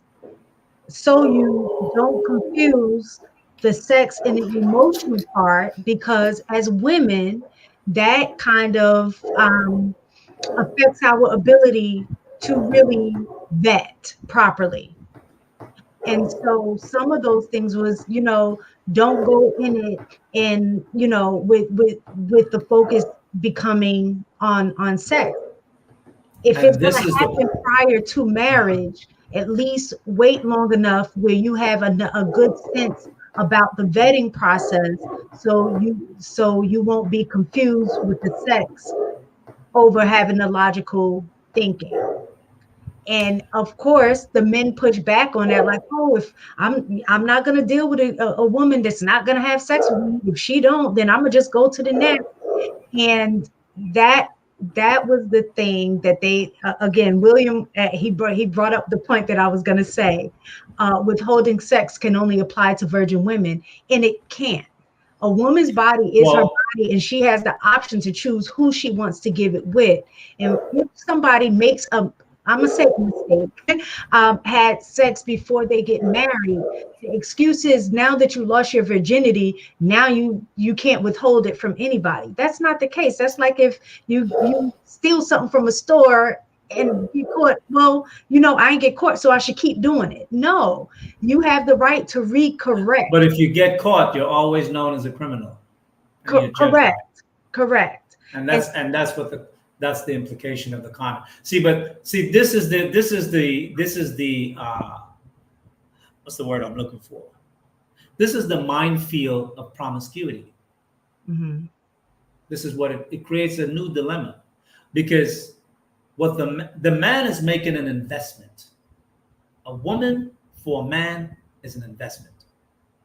She will bring his children, and a man of some substance wants to protect and care for that woman and give her nice things. And he needs to be able to trust her. And if she's having sex with different guys, his evaluation of her points level is going to come in lesser than another woman. Well, that's my point.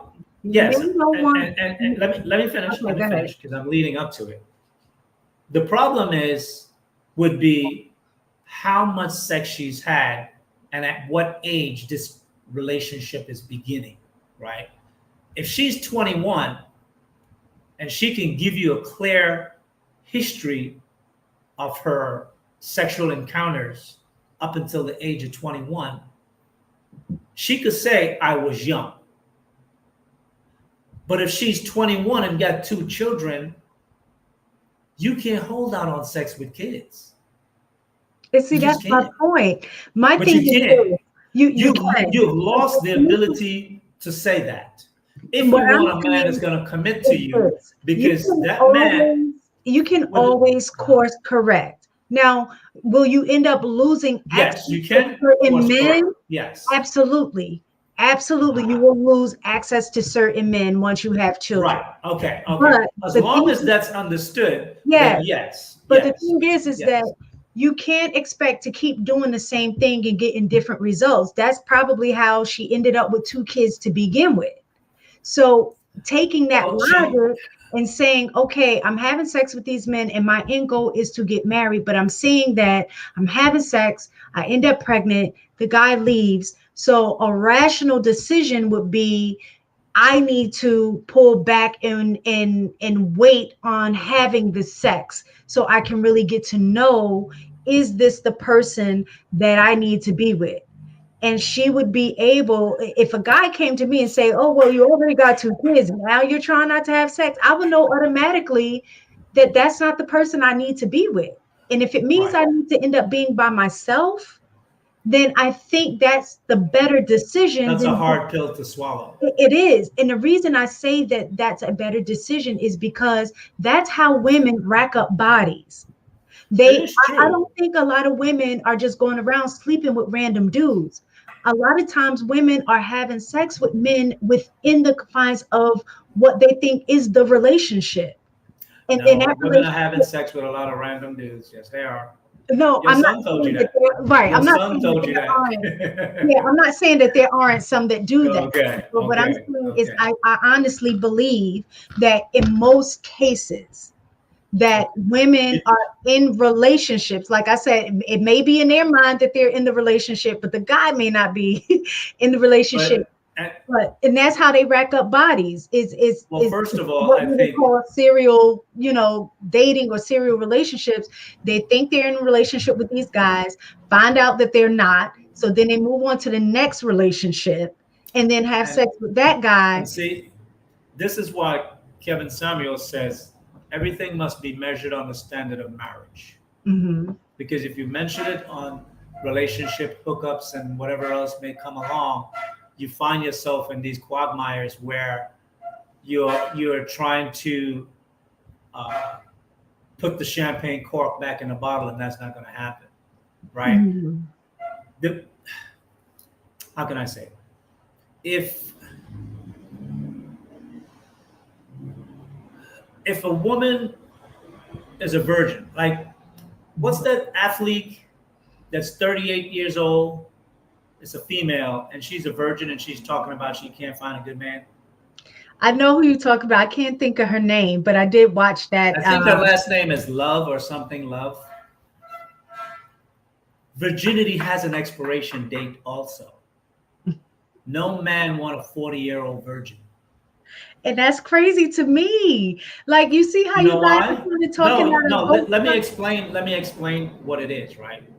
See, the whole purpose of virginity has something to do with the woman bonding with the man, and psychologists has come to explain that a woman's frontal lobe is not fully matured until she's 25.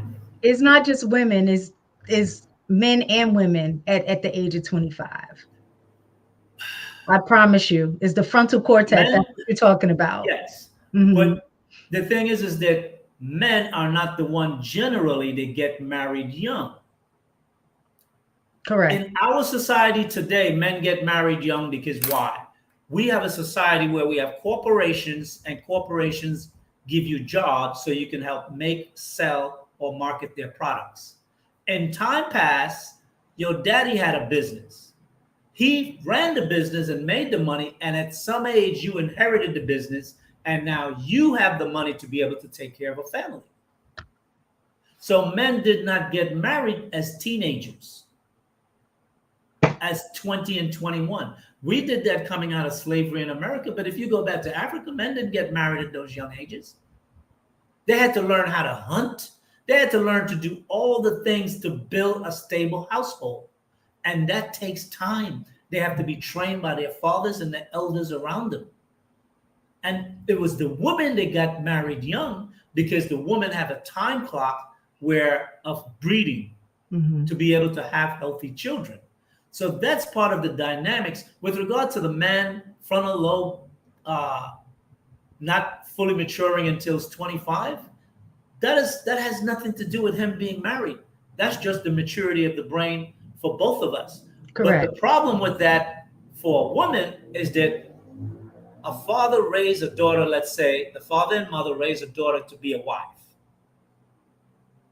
Train her in all his ways, respect and everything else that goes with it, duties and responsibilities as well. But when the man marries the woman, the man now reshape the woman to him because the father doesn't know what man she will marry. So he can't raise her for a specific man. She can raise her to have the qualities that a man wants. And then that man will shape her for him. Mm-hmm. If she marries 28, 29, 30, 35, her head is hard. All the things that she has learned in society, did on herself, learned from television, is now ingrained in her. What the man have to try to do is break that. And that's where heads bump. If the woman marries young, she's formed to the, like your son married this woman. How old is the woman? Same age? Yeah. Okay. By the time they reach 25, that's why Kevin used to say when those girls come up and they say, oh yeah, I was with him for 11 years, 12 years, from what age? From I was 18 and now I'm 31. He's like, no, go back to him. You're him. You're that man's woman. No other man could reshape you for him, because now you've been shaped for that man. Well, let me Everything ask you you a reflect. question. Yeah, If she's yeah. a virgin, right? Because typically women, you know, like you said, being shaped or whatever, when they have sex, I guess that's the same concept as well. You learn. So if a woman is an older virgin, like she's in Right. her 30s, Right. what is it that he's going to have to reshape because she's never been with another man? No, it's So not that. She has the shaping of the society's ideas. So he's battling those things. Her mind is formed about what I'm going to do in a relationship and what I'm not going to do. Because when you have sex with a virgin, what happened is all the emotions and the hormones that get triggered inside of a woman is locked in on him. She gets extremely possessive and watches over him like a hawk. You got to check in all the time. She gives everything to that man. correct. And then that man, what he does with that, he now starts to train the woman to be the woman he wants for him. He tells her how he needs things done, what he wants done, at what time, so and so and so. And then if they have children before she's 25, he's instructing her on the children. This is how I want my children to be raised, yada, yada, yada, right? So he is forming her for him. When she is 35, she already have the ideas of where her child is going to go to school, what school he's going to go to, how he's going to live, what church they go. She's made up her mind about all of that. You don't realize that women do that early on. It doesn't matter. Yes, they do it early on. They do it early on from an idea perspective, but it's not locked in yet because their frontal lobe is still forming and they're still malleable. It's like when a baby is born, they have that mole, right? That soft part of their brain that you can literally see the heart pumping, like the blood, the pulse. I used to look at it for my sons, right? And that's what's really being formed for her, not only in the emotional part, but the mental part. So later on, when problems develop and the emotions have subsided, she still loves him and she doesn't even know why she loves him. And she won't leave him. And the only pushback that I have with that is because I know this is anecdotal, but I know someone specifically. I do think it has a lot to do with how you were trained as a woman. She was. I would say use the word raised. Animals are trained. Humans are taught. Well, taught. I'll say that. Yes. Yeah, I agree. Thank you. That, you know, growing up in an environment where how to take care of a husband or how to take care of a wife. I think when you are conditioned to those things, those expectations, when you get in a relationship, even if you're older, you've been taught this is what you're supposed to do. So I know a guy who I used to work with who got married to a virgin, and she was well into her 30s. I believe she was about 35, 36. And for him, it wasn't an issue because she was already conditioned and taught by the women that she was around. He was Jehovah Witness.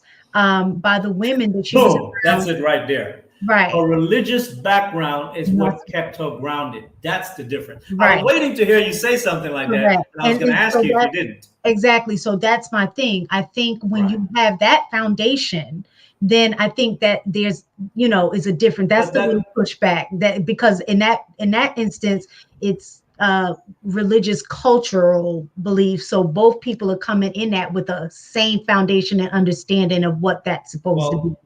Well, what's hopefully keeping her in line with him is her subjection to the word of God that they both practice. Mm-hmm. And she has a, and Seventh-day Adventists are a very strict group of Christians. They Mhm. follow the codes of the Bible far more than any other Christian group. Mhm. So that's an exceptional group. And I would say even with her, that is a rarity. Mhm. Because I hear in this space so often that women complain about how society has influenced them in their behavior and conduct. And they put a I lot of the agree. blame on society. So even for a virgin woman, she's still exposed to these things. And you're having a woman that's 35 years grown that have never been in a long-term relationship, listening to a man and taking the direction of a man and being told, no, you can't do it that way. Do it this way. Mhm. She's going to resist. Can you pull up Peach's comment? Okay, 1 second. Let me see. Is that the right one? No, the one That's at the wrong very one? Okay, end. hold on. Okay, let me see. This one here, the big one. Right. Okay. And I think that's the confusion, the mixed Men message. love moving the goalposts when it comes to waiting for sex. Either the woman needs to be a virgin.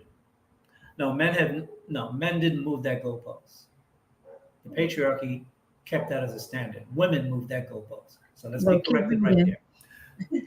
And then if she's a virgin, they want test drive the car first. And if she's 30, she's an old virgin. Well, yes, she's, because in time past, if a woman reached 30 and was a virgin, no man wanted her. That's why. She was just an old maid. She lived and died with never having sex with a man. No man wanted her. That's the reality. The second part of what you have to say, men want to test drive. Test drive come from the American culture and the women's lib movement that says that women no longer had to require marriage for sex. They can choose if they wanted sex on their terms. So once you took down the barrier that men put up the barrier of marriage to protect women, not to protect men. That was to protect you guys. Because left to a man, he will fuck anything that will fuck him. Ain't that the truth? So when you guys did that, you took down in Wall Street, we used to have a term called the Chinese Wall. The Chinese Wall is the separation between commercial bank and brokerage bank. Around 2000, the federal government removed that criteria from brokerage houses and banks. And now we've seen what happened to the banking world with that being separated. A lot of corruption can go on because people can do a lot of different things. It's helped the market in some way, but it's also led to more corruptions in other ways as well. The thing is virginity was the gold standard. All men want the gold standard. Until they don't. Well, the thing is, we're looking at it from a broken society now, in hindsight, trying to reflect. And what Peaches is doing when she makes the argument that, and then if she's a virgin, they want a test drive. Because the culture of society says now a virgin is not the standard. I can test drive. I can ask for a test drive. Like if you walk into a Rolls Royce dealership, there's no such thing as a test drive. You walk into a Honda dealership, they'll give you a test drive. What is your standard? And that I think like we've also been on a show called The Solution, and also, you know, with She Critique, and that is part of it. The standard is women need to get back to closing their legs and you know They have to go back to accepting the patriarchy as the standard. and Because men put up that wall. requiring marriage before And requiring marriage before sex. because even for me, Yeah. again, like I told you, I did it out of order, and I can admit that. And I know most people's situations don't work out But you were able to right the the way wrong. mine did. But work out. what it was for me was marriage was still a standard, even in that situation. Like when me at that time, he was my, you know, boyfriend. We weren't even engaged at the time that I got pregnant, but that was one of the conversations that we had. For him, it was, well, you know, 5% is like, well, I don't believe in that, you know, marriage. Right. You know what I'm saying? You're my earth and blah, blah, blah. Right. That's the hustle. Right. So That's the for hustle. me, at that time, I knew I wasn't ready to be married, just like I probably Mhm. wasn't ready to be a mom, but I, you know, had to be a mom. That was done. But for him, that conversation for me with him was like, I respect how you feel, but for me, that is a standard. So Now either, let me ask you this. hold Were on, your I father explained to him, either I will be married to you or I will be married to someone else. But either way, I will be married. And and I this think, was after you had your first child? yes. And so for Now me, at what stage did your parents meet him of your relationship? um, they they met him actually after I already had my son. Well, after I had already gotten pregnant, because again, I Okay. was in college, so I wasn't even at home. You know, That's an excuse. when You I'm come home saying from in terms college. of them not in terms of them not meeting him, they ended up meeting him. No, I take that back. They did meet him before I got pregnant. I got pregnant my senior year. They actually met him my junior Better year. before. So I take that back. Okay. All right. Yeah. Cool. All right. Hey, Dre, thanks. Yes, it's Lolo Jones. Thank you very much. I had forgotten that. But I want to put this comment up by Peaches as a follow-up, right? She says, I agree. It's on women for the standard to be lifted. Women remove the wall. Only you can put it back. Mm, Right? agreed. It was the woman who removed the wall. Men put that wall up to protect you guys. That way, because a man will be attracted to damn near every woman in the community, Mhm. and he would want to bang all of them if he could. But if the community structure is so that when you meet that woman in the street coming home from school or wherever, and you're talking to her, and she says, "Sure, come home and meet my mom and dad." Like back in the day, we had shotgun weddings, right? That's Mhm. because you didn't meet the mom and dad, or you did and you try to do some fly shit and bounce, and they tracked your ass down, and like you could marry her or you could go to sleep. Mhm. Make a choice. See, if that was the code, if that was the code now, all these women that have all these children about all these different men, it would not exist.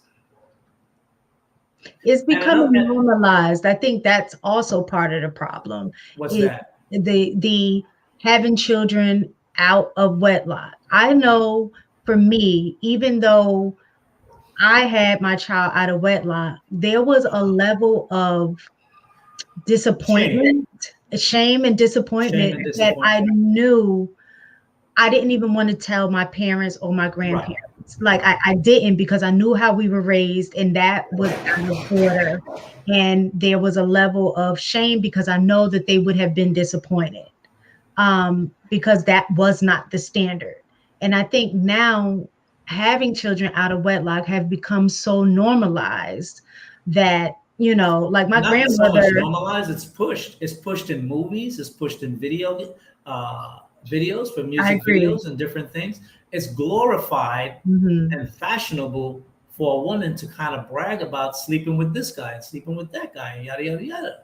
But there are consequences and there are fallouts for that because see, we as humans, we have received something that most mammals don't have. Most mammals, they get in heat, they bang, they get pregnant, and they deliver their whelps. Hmm. We have the benefit of pleasure from sex. The women just don't get in heat, and then you bang her out, and you don't see her again until she's in heat again. Hmm. We have a God made us in a special way to give us a pleasure through sex that is desirable and it's appreciative. And I think over the centuries and millenniums, men have seen how reckless women behave.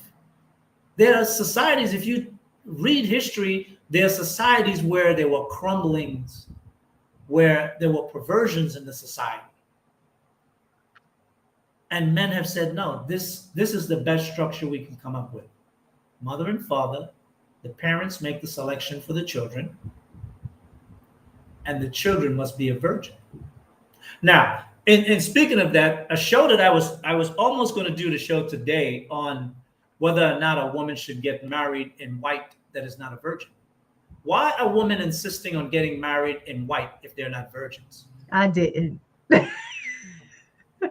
Thank you. Thank you for not doing that, right? It Because was off. It was it's a off false white. projection. Yes, it's a false. It was what? Off white? It was like off white bone, like they call Beige. it bone white, off white. Like it Okay. wasn't. It wasn't white. It was Well, as long as dingy. it's clear that it's not white, I think Mhm. that's acceptable because I think what they're trying to do and part of the makeup and the implants and all these different things that women do to enhance themselves, this is another way to kind of project that they're wholesome, clean, and are virgin. Mhm. And by doing that, they're sending a message to the men and to everyone in the family and people who attend that I'm a clean, good girl. When you've been getting slammed for the past, from you were 18 until you're 32 when you got married, 14 years. So I think that's something that I think you should do on your show, you and Shantae, and have that conversation because I think a lot of women will find pushback on that. Oh, I definitely think that they will. Yeah. Definitely. So then if they want to get married in white, be a real uh, unblemished woman because that's what white represent, right? Mhm. Unblemished. You want to be perceived as unblemished? Don't be a whore. Don't be Mhm. a 304. Don't give it to every cute guy that's got a suave, sophisticated line or looks good or got a nice motorcycle or got a nice car or just, you know, have a lot of female friends. Because if you want to be one of his fan group, cool.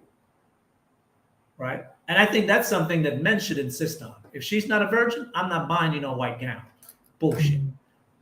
And I think that would hurt women's feelings and their false perception that they have of them, their good self. And if they really care about that, they will tell their daughters different. Mhm. And more I hear in this space that our men are saying that they want their daughters, they want to choose for their daughters who their daughters will marry.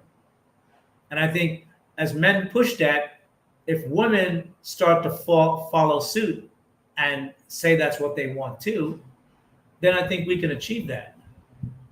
Do men pay for wedding? You guys want a $30,000 engagement ring? If he could pay $30,000 for the engagement ring, he's gonna drop a knot on the wedding. Mhm.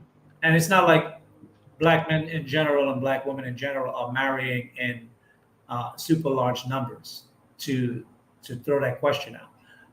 The men that probably who do want to get married are men who have risen to some substance and want a family and want to build something uh, that goes along with his career and the respect. The man that's going around pump and dump and knocking women down, Marriage is not on his mind. It may not get on his mind until much, much later. Well, but like you said, and I do agree that, and I had posed the question several months ago, men who sleep around a lot can become men who can be non-committal, can be whores. They can have a good wife at home who treat them right and do all the right things, but every so often he creeps because he has those imaginations. Mhm. So yes, I do think that some men can find themselves in a situation where they can't be committed, right?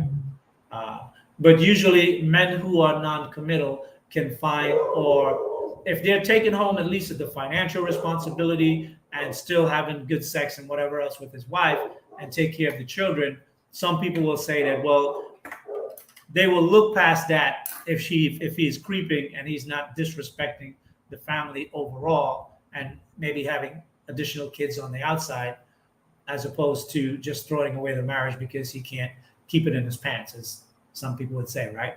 But I think if we want to change the standard, we gotta make a standard and then try to live up to a standard. Because I heard a So lot what of do people you think said the to teach baseline about standard for women should be, in your opinion, as a man, since you're the ones that are as a woman of the age of 18, or as a woman that is a grown woman today? I'll say as a grown woman, because I think at 18 there's still a lot of growing and changing that is going to occur, but I think at 25 you should have more of a solid, I guess standard. So I'm gonna say women that are at least 25 and older. What should be at What least a standard should baseline she have standard? for herself if she wants to be married? Both for herself and for the man that she's looking for. Okay. A woman that wants to get married by the age of 25, number one, she should not have any children, and she should not have any abortions. Neither. Uh, she should not have had more than 3 sexual partners at the max. That's boyfriends, flings, girls trip, whatever the hell she did. 3 should be the max number. I know that there's really no verifiable way for some men to find those things out, but in behavior, it will show itself over time. Sexual behavior is an appetite, a taste. And when you have a taste for something, it's almost like an addiction. You get an urge to have it. And when you have an urge for something, the urge will show itself. A person that is an addict that gets over their addiction, what do they say? It's a daily battle. I fight it every day. And women will have to fight that every day, because one day when they get into an argument or something is not going right in her life and everything seems like it's falling apart, they're going to go back to something where they're comfortable and they're going to break. So it's important that they don't have a large body count. And I say 3. That sounds like maybe an unrealistic number, but as a teenager in high school, you should not be having sex. I don't think I think we should go back to all girls schools and all boys schools. I agree. I went to an all boys school. The college I went to was almost an all boys college. It was a technical engineering college. I wanted to get into Polytech, but I didn't have the scores when I graduated to get into Polytech, right? Because when you put young men, I know when I was 16, 17, 18, my Johnson was in my pocket every day. People must have think I had a lot of money because I always kept my hand in my pocket so girls didn't see the bulge. Teenage boys got a hard on constantly. And if you put him in the same place with a girl, he gonna figure out a way how to touch that. And if she's hot too, it's gonna happen. So I think that's something societal-wise we may have to look at as a Black community, especially if we're thinking on making charter schools and those things. But so low body count is one. What's low body count and no children. Okay, low body and count. No abortions. Okay, and then what's no the abortions. third? What's the third?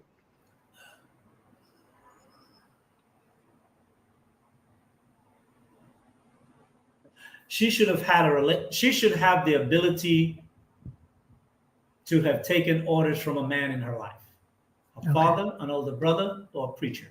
I wouldn't say a preacher really, because preachers are as corrupt as anybody else these days. They don't stand on the integrity that they project or represent. So that one is kind of asterisk and hard to find. But if there is someone like that in her life, she needs to have a man that she's have a proven record within herself that can give her instructions and she can listen to.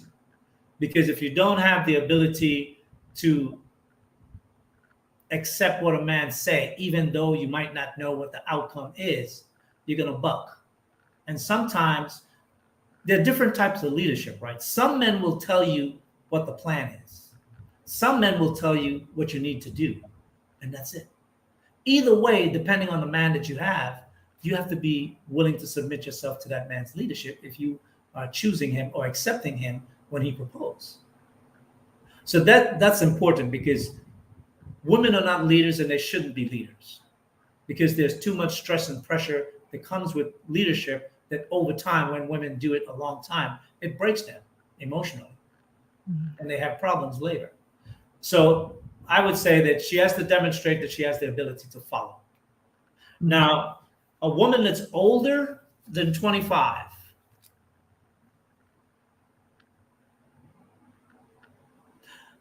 the sexual body count thing, I think that's going to be, I don't know what number to set on that, because anything possibly over 5 is going to have an effect on her, because one of those 5 men was a man that she was probably extremely attracted to, and that she has some kind of bondship with that man.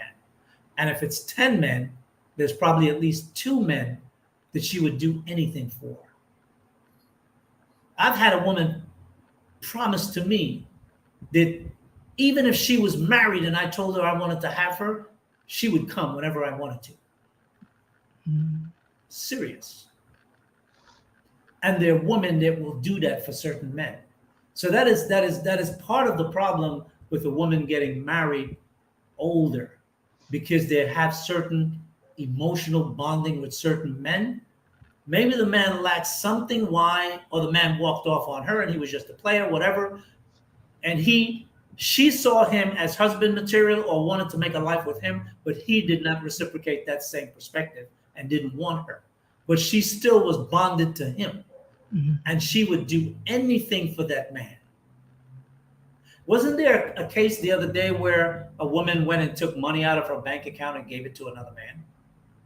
I think I heard about that about a month or so ago.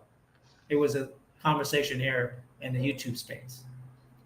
But those are the kind of influences men have over women when a woman is attached to a man. So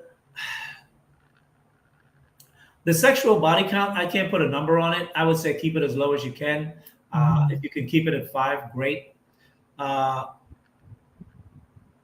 Don't do kinky sex, because kinky sex develops you an appetite that maybe your husband might not have. And then you'll have a problem wanting him to do it, and he might not like doing that. Like I had a girlfriend that liked getting banged in the ass, and I don't like banging in the ass. I did it to please her, but it was not something that I found pleasurable, right? So if you want to be moldable to the man that you're going to get with, try not to do many kinky things, because if you develop a kinky sex habit, the man that you settle with may not have that kinky sex habit, and then you're going to be disappointed over time in your sexual life, and that's going to make you creep, right? So that's one thing for sure I would suggest. Okay, I think you gave a good good amount. I was going to say, and now, what do you think that the baseline standard for men should be? With regard to the picking woman, a wife or being a husband? Being husband, like what the woman should look for, I guess, in terms of what the woman should look for in the man. Yeah, in terms of what should that man's baseline be? Like you said, women, low body count, no children. One, I would say the first thing I would say is, how does he treat women? Period. Anywhere, anyone, whether it's a woman in a family or a strange woman. What is his emotional reaction in the encountering of women? Is he aggressive? Is he violent in speech? Is he distasteful? Like you shouldn't be here unless I request you, in a way, right? Mm-hmm. That means he has some distaste for women in general. You don't want to be with a man that have a distaste for women, because certain types of behavior gets worse as you get older, because as men get older, they get rooted in their ways, right?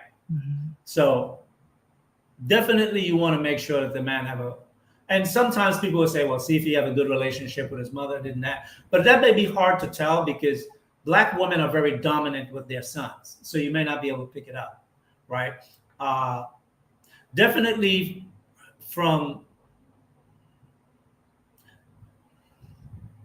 if the man has significant amount of game, it's going to be almost impossible for you to determine if that man has the values that you may want.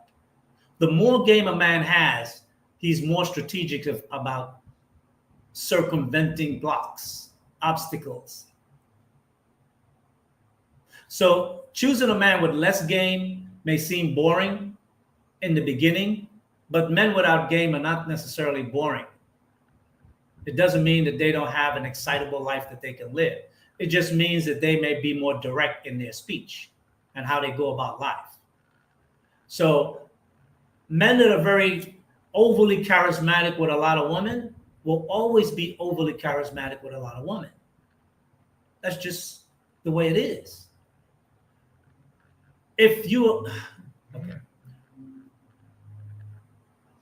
Definitely a good characteristic to look for in a man that already have a plan for his life and is already on the path to that plan. If he's under the age of 30. If he's over the age of 30, well, if he's 32 or older, he should already be well into his plan. Especially if he's college educated and he's got some type of technical skills that he has studied for and have learned. If he started out not doing what he was trained to do, and he paid $50,000, $60,000, $100,000 for a specific skill, he has to be on it by the time he's 32. He's wasting time. If he hasn't started it by the age of 24, he would have lost 8 to 10 years of expertise. It takes usually a man 10 years to truly become an expert in almost anything that he learns. And when I say an expert, meaning that he knows all the potential pitfalls about that particular skill. So if he has to do an analysis report about it, whether it's accounting, auditing, some type of QA, QC inspection, whether it's obviously the medical field. If you take 10 years just learning in the medical field, your specific training, and then another 10 years to master it, right? So by the time you are 35 to 38, you already have, from the age of 21, you have 19 years of training as a doctor, right? So the man definitely should be well on his way into whatever he says that is his world. Like me, I didn't get married until I was 31. And I knew I did not want to get married until I had certain things in place for me, before I even was going to choose a woman. Because I wanted to have certain things in place that I have a very specific kind of taste in which I like to eat, places I like to go, things I like to do. I am spontaneous. I'm spur of the moment. If I see something that I like, I want to be able to either buy it. If I see something that I think my girlfriend would like, I just buy it. If I want to take a trip, we just take a trip. I am like that. So I wanted to make sure that I have enough money that I can live the life, or at least continue to be the man that I've been since I first got out of my mother's house. Should a woman be concerned about a man's body count or the fact that he has children? If he has children, what type of woman does he have the children with? Because it may show that he's a bad choice of choosing women. If he got crazy baby mamas, kick him to the curb. Absolutely. Because men could have poor judgment in women. Men could choose a woman solely for her body, solely for how good she looked, and nothing else about the woman. And then later on, when he have children with her, then the character of the woman comes out, and then they start to differ, and then he finds out that this is a crazy woman. So the woman he chose that he had the children with is important, right? If the marriage just failed because of various reasons, marriages in our society do fail. But I think, or maybe and most men may not do this, but find out the type of girlfriends he's had as girlfriends if he's never been married, because the type of girls that he choose will give you some insights. And then ask him, why did you find those? Why did you choose those girls? I'm nothing like them. Why did you choose them? Right? He may say, well, back then I wasn't really ready for marriage and I was just having my way with women. Right? But I always knew the kind of woman I want because my mother and father told me what type of woman to choose when you're ready to settle down. Right? So what about ask a man his body count? Ask a man his body count. You know why? Because a man will lie about his body count, but he will lie with an upper number. I don't know what the percentage is to what the actual number would be. Someone in this space probably knows that better than I.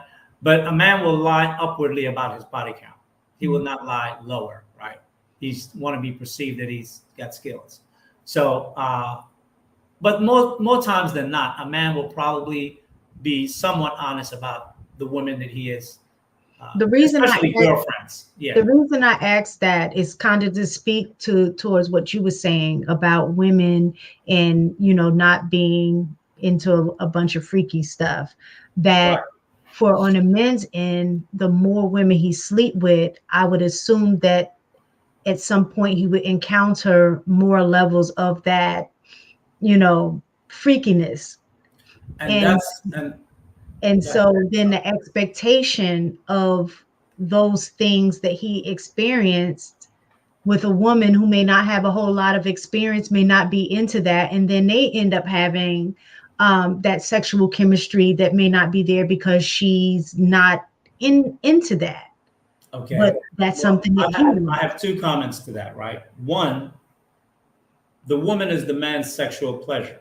So the woman does not have, that's why I said it's best if the woman doesn't have all the appetites, the different sexual appetites, because the man will train the woman to his appetite. The problem that I hear sometimes in this space is that men want women come out of the box ready, knowing all the moves. You're not going to have a woman with a low body count if she knows all the moves. Because most men don't know how to train a virgin. They don't know how to take a woman with a low body count and train her over time to develop the sexual skills that he wants. Usually, the woman that have those skills is the woman that's been around with all different type of men, because different type of men have different type of sex. And those men have trained him, those men have trained her to be good at sex, to know how to put it down. So when she get into bed with him, she's got all the skills already. So either you want a woman that's got a low body count with less skills, or a woman with high body count that come ready out the box who can put it down. A man's got to make that decision what type of woman he wants. Because I would assume a woman with a low body count, like you said, I don't know if she had a low body count, but he's had all of these freaky experiences to put that on her and then say you're not good or what have you in bed. I mean, it's just certain sexual proclivities that he may have. Like I'm thinking about how you said you had one woman that enjoyed having anal sex. Just me personally, I don't know many women who, I'm not saying that I don't know any woman who didn't try it, but who are not into that. And there are men who are. But if I have a low body count, that's not something that I would want to do, and he does, then that could potentially be an issue in our relationship. Even though I'm a good woman, I do other things, but if it's that one thing that he wants that I wouldn't give him, then that would Well, my question is, why wouldn't you give him? Why wouldn't I? I would just mean in general. I mean, from what I hear from women. Or are you saying that you don't know how? No, I'm Or just the saying. woman with low body count wouldn't know how. Right, Or wouldn't maybe know intimidated. how and may not be open to it. Okay.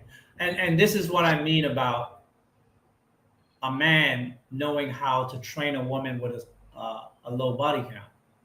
Because women who have various proclivities, as they're having different sex, whatever man they're with, whether it's a one night stand, a short term boyfriend, or whatever, he's going to put her in that position to do it at some point. If you have a woman that is going to be your wife, and if she is your wife, you don't bang her in the anal the first night if that's the type of sex she's never had. You have to teach her the different type of sex that you like over time, and that may take 3 to 5 years, because the woman that have those skills learned it in 10. She's been screwing since she was 16 or 18. You're marrying her at 28. She's got 10 years. She didn't learn that when she was 16.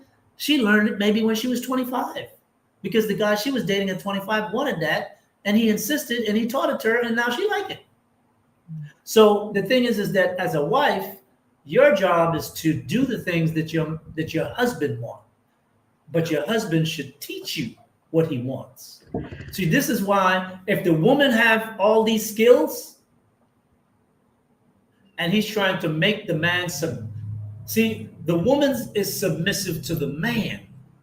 The man is not submissive to the woman. But I think too, that's a lot of reason that women lie about enjoying sex. For that mindset, if you have the mindset that sex is supposed to be enjoyable to the man, right? No. I said, listen, what I'm saying is that the sex, see, the sex is the bonding, is the glue in the early stages of two people coming together. Because it heightens emotions and a whole lot of other stuff that goes on, scientific stuff that I'm not verbally skilled to express, right? But it's part of what bonds male and female together. As you grow in a relationship, you experiment to create diversity in your sexual appetite. It's like your wife only know how to make fried chicken, white rice, and beans. And every day you have fried chicken, white rice, and beans. One of these days you're gonna say, honey, can you steam the chicken? Can you bake the chicken? Can you put some coloring in the rice so it's yellow and not white? Can you change the beans from red beans to another type of beans? I mean, you're going to ask her to do something different to create a more diverse flavor in the food that you eat.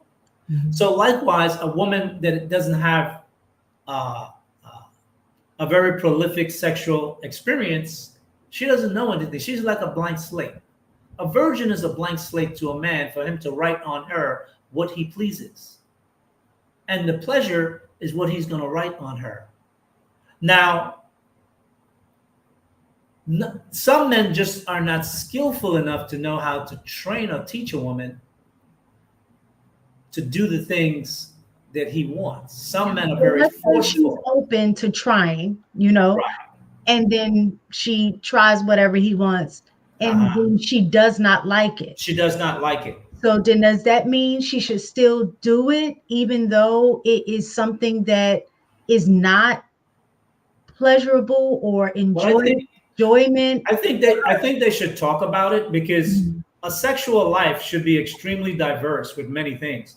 And if you have 9 things that you do well and you enjoy and pleasure, and 1 thing that you don't have a taste for and you don't like, but out of the 10 things that your husband wants, 9 of them you can satisfy him and enjoy equally with him. A reasonable man should not. But that man is going to want the one thing she don't want to do. I would just say by nature in general, a lot of times we focus on the one thing that we're not getting versus all of the other things that we're getting. And that That's could what I become a call point of contention in a relationship. that's and that's why in the last show I did, I think 2 weeks ago, I talked about 3 things that a man should learn to control in his life: his ego, his emotions, and the perceptions of things. Controlling your ego as a man will bring you to the level of understanding where you don't have to force your way to have everything that you want. Mm. And I think that a reasonable man can evaluate the quality of the life that his wife gives him sexually in the bedroom. And if it's something that she is just repulsed by, I mean, I would say that in a case like that, where if a man have a specific type of sex that he wants, before he married that woman, he should speak to her about that, because it's something that he would have to deny himself. Mm. And especially a man that is successful, and if he is of the mindset of the general society, even though he wants a family, he wants his wife, he wants to bring them up in a certain way and have the respect of his family and children and wife, there may be that one woman one day that will offer it to him. And if he doesn't think he's going to get caught, he will do it. And women, and that's one of the things about women that work with men. Women that work with men, when you have like water cooler conversations and those type of things, women are always probing to find out things about a man and what's going on in his house and stuff like that. And men are not always mentally equipped to always perceive women's subtleties and how they look to extract information. Mm-hmm. So most men, especially if you're young, if you're under 40, you're not going to perceive when a woman is trying to get at you to find out what's not going right in your marriage. And you're doing well, you're growing in your success, and she wants to get next to you. She'll figure out a way how to do it, because one of these days you're going to be frustrated, or you might make a comment about something, and she'll pick up on the subtleties of that comment. She'll go, oh, okay, I could do that. Right. So I think in cases like that, if it's an absolute, I would say after 15 years in a marriage, tell them, okay, you can get somebody else that will give that to you. If you want a second wife, bring it to me. If I accept her, you can have her and she can give it to you. But you got to be open with knowing who the woman is. See, with a man having a second woman to do those things that you would not want to do in the bedroom, that is just that you're totally opposed to. For the woman to be a secret woman is a detriment to you as the wife, because she has to know who you are and she has to respect you. If the woman tells the man that he don't want to know her, I don't accept that. Any woman that I've had as a second wife, they got to know my first wife.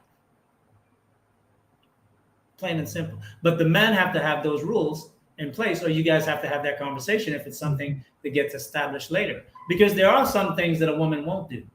And there are some women that will allow a man to have a second woman, especially if the man is very successful and he lives a good life and he gives her a good life.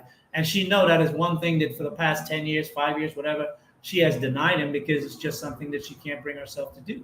Mm-hmm. You know, to prevent the man from betraying the marriage and cheating, and then potentially having a woman come, because today side chicks want to become main chicks.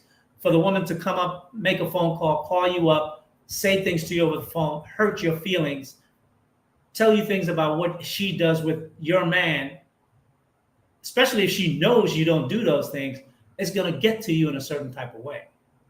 Mm-hmm. So, this is the kind of understanding that most Black women don't want to really deal with. They deal with it. I appreciate the honesty. I mean, I definitely appreciate the honesty, but then I guess I fall back on like that sometimes marriage is sacrifice.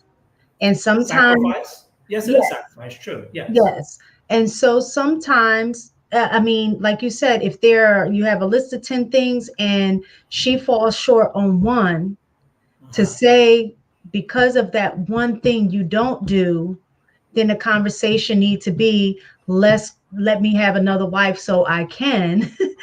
No, what I said was, what I said was is after, and I measured it based on the time of the marriage. If you're 3 years into the marriage, you wouldn't want to do that because a cunning woman will seduce your man away from you. But what I said was 15, 20 years into the marriage, if you've denied him that 10 years, then, you might fess and just say, okay, do it. But in reality, most men, I would think that just generally good character men would probably not hold that over his woman's head for the quality of the marriage and the relationship. But likewise, I also think that most women who know the quality in the man that they have, that they would concede at least once in a while, even if they felt that she didn't like it. Like, I gave that to my girl because I know it was what she wanted. But I didn't really have much pleasure in it. Let's say you knew, and this is just what I'm thinking in terms of men. Right. If you knew that she did not like it, would you be okay with doing something you know she didn't like? Like, I don't see how you would be sexually, like, if you know that. But it's the same thing. She knew I didn't like that, and she asked me anyway. Mm-hmm. Right? I don't think she should have. Well, sometimes when you're in the bedroom and you're in the heat of things, okay, yeah, things get hot, and you want that one extra thing that's going to take you over the top, whether it's the man's desire or the woman's desire. And I think that's sometimes where compromise for the person that you love, you don't have to do it every day in the bedroom, but if you do it once in a while, you show that, you know what, I'm willing to bend slightly on this one thing. And then he may also not do something that you like, may not be sexual, but if it is, and he may then do it for you, right? So there are different things that I think in terms of marriages and relationships like that we can compromise between one another. But obviously, if it's if a man is overly sexualized and he just really can't bond with a woman, a marriage is going to have a hard time, because men don't have bonding issues like women have bonding issues. Men have extra desires. It's like, there is no woman that can give me all that I need. That thinking. There's always something that, as great as that woman is, there's one or two things that she don't do for me. And somebody else, but some men could live without that. They don't need it. They could think about it, but they don't need it. Some men, if they have a long, promiscuous sexual life, especially if they started early teens, 12, 13, 14 years old, or whatever, and they've been extremely promiscuous, and they've been like the kind of guy that's tall, good looking, can pull a woman very easily and knock down a couple of hundred women by the time he's in his early 30s. It might just be habitual. It might not even be a thing. It might just be a habit that he have groomed himself to do, that he just do. Sometimes a man will tell you, don't even know why they do it. You'll see it like Arnold Schwarzenegger. He was married to one of the Kennedy's daughter, but the maid that he got that child with, she's ugly as hell. She's a 4 on a good day. But because he was a bodybuilder and he got the fame and the recognition and the exposure, he's been having sex with so many women for such a long time that he just had to knock it down because it was there. And I think when a woman is looking at a man, it's good to know his habits. Our parents used to say, show me your friends and I'll tell you the type of person you are. I say, I could tell a man or a woman by their habits. Habits take years to form. And very few people take deliberate time to break a habit. That's why when a woman gets overweight, they will say the diet don't work the same for Black women because of slavery and oppression. That's garbage. I They've agree. gotten to a certain lifestyle of eating certain food and laziness, that the willingness that it would take mentally to To get up change in your the habit. morning, to do what you have to do, to stop eating those foods, to look at the back of packages and see what's in it, to stop eating processed food out all the time. They just don't have the discipline to be able to do that. So they can't. So rather than saying that they can't, they say it's the diet that's problematic. Mhm. Right? So for men, I would say definitely the first thing you would want to look at on a man is that obviously if he has a child or two, what type of woman had the children? And was he married to any of those women? If he's a man that have children that don't marry the women, he'll probably give you children that don't marry you too, right? That's one thing. If he doesn't really, if he's telling you about his plan, if he's 35 and he's telling you about his plan on what he's going to do, and what other plans have you had in the past that you have completed? And he tells you about, I was doing this and I was doing this, but this came up. A man with excuses is a man with excuses, and he will always have an excuses for failure. Mhm. That type of man, hit the road. Don't ever call him again, lose his number, delete him, whatever you got to do. Don't ever talk to him again, right? Because that's a man that never completes projects. He doesn't complete anything he does. So that type of guy, don't. If a man is in his 30s, he should already be on the path. He should have a sound plan, and he should already be on the path. And more than likely, he should be doing one thing that may be his money that pays the bills, but then working the plan that he really wants to do. If that plan costs something else that he has to get, like he has to maybe do additional study to get some type of knowledge or certification or degrees or whatever it might be. But if you already have the degree, if he has a degree in a certain field and he's working in a completely other field and he's 28, 29 years old and he had that degree since he was 22 years old, he wasn't serious when he chose that degree in the first place. And he will settle for anything. Because if you take a degree, like, and that's kind of funny coming from me, right? Because I started out in the engineering field, structural engineering. But ironically, when I was taking my certification training and I was working at the plant, they gave me an option to take a course at University of Illinois, take a course, any course I wanted to take. And I saw a financial course for options trading. And I took the course and I fell in love with it. The whole numbers play in my head. I passed the course with an A. I was like, I like this shit. So when the nuclear industry fell in late 86, and I came back to New York, I then went to St. John's University to get my real estate license. There was a year course because the course that they teach you at the university is far more in depth than something you would take at just a regular school. They take you through REITs, real estate investment trusts. You learn about condominiums, co-op. You learn all the laws. You're really trained like a real estate investment advisor. And then I worked in real estate for 7 years, and I was in sales, and I did car sales for 1 or 2 years.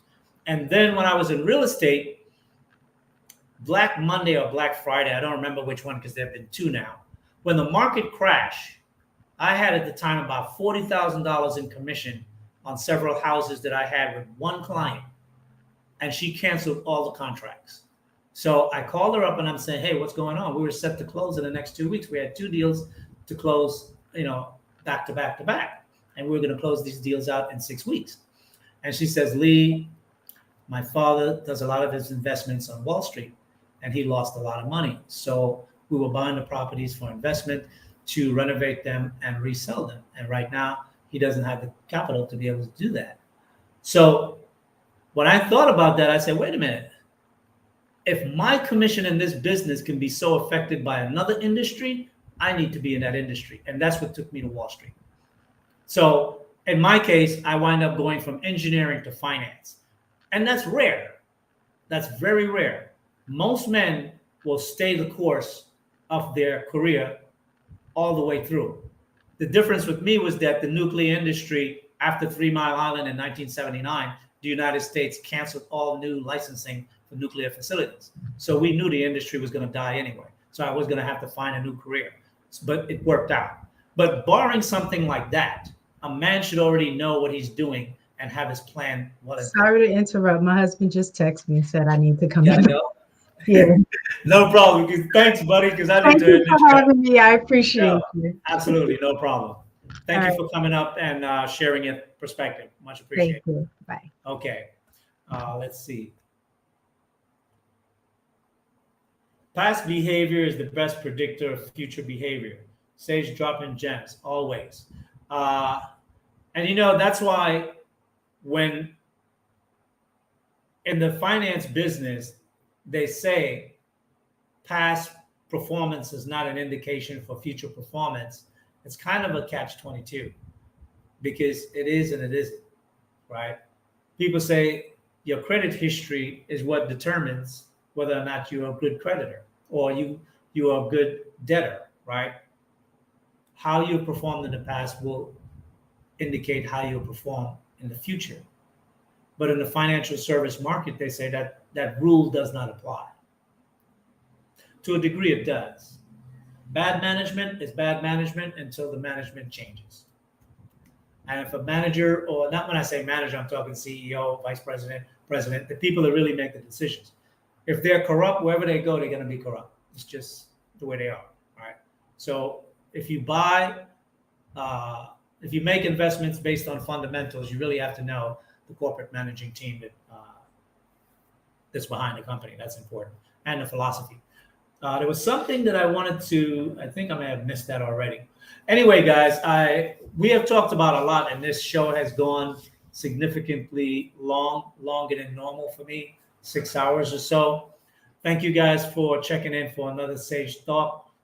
If there are comments that you want to add that is not in the chat right now, you can drop it in the message chat at the bottom after the stream is over. Much appreciated. Thank you again. Have a good night, everyone. Get some rest. Tomorrow is a new day. Start laying out your plans for what your new year is going to look like. And what I would suggest, right, instead of starting whatever you plan to do in the new year, start it now. That way you have momentum, right? And that's something that they teach you in sales. Always have momentum going into the period where the market is either going to be slow, so you're ahead of everybody else. Stay an hour or two later and work to get that one extra lead that might be the lead that changed your life. So always push yourself. Don't wait until some future time to begin to do something. Do it once you've already made up your mind. That's what you want to do. Pull the trigger. All right. It's important. All right, guys. Thank you so much. I look forward to next week's Sage Talk. I have no idea what that subject is going to be, but I'll let the Spirit guide me and what I see in the space that may need to be for us to have a conversation about, right? And thank you for all the great comments you guys have given. Ruby, how are you? Thanks, Mr. Lee. Fantastic show as usual. Loved it. Okay. Have a good night, all. This is Lee, Sage Talk, signing out.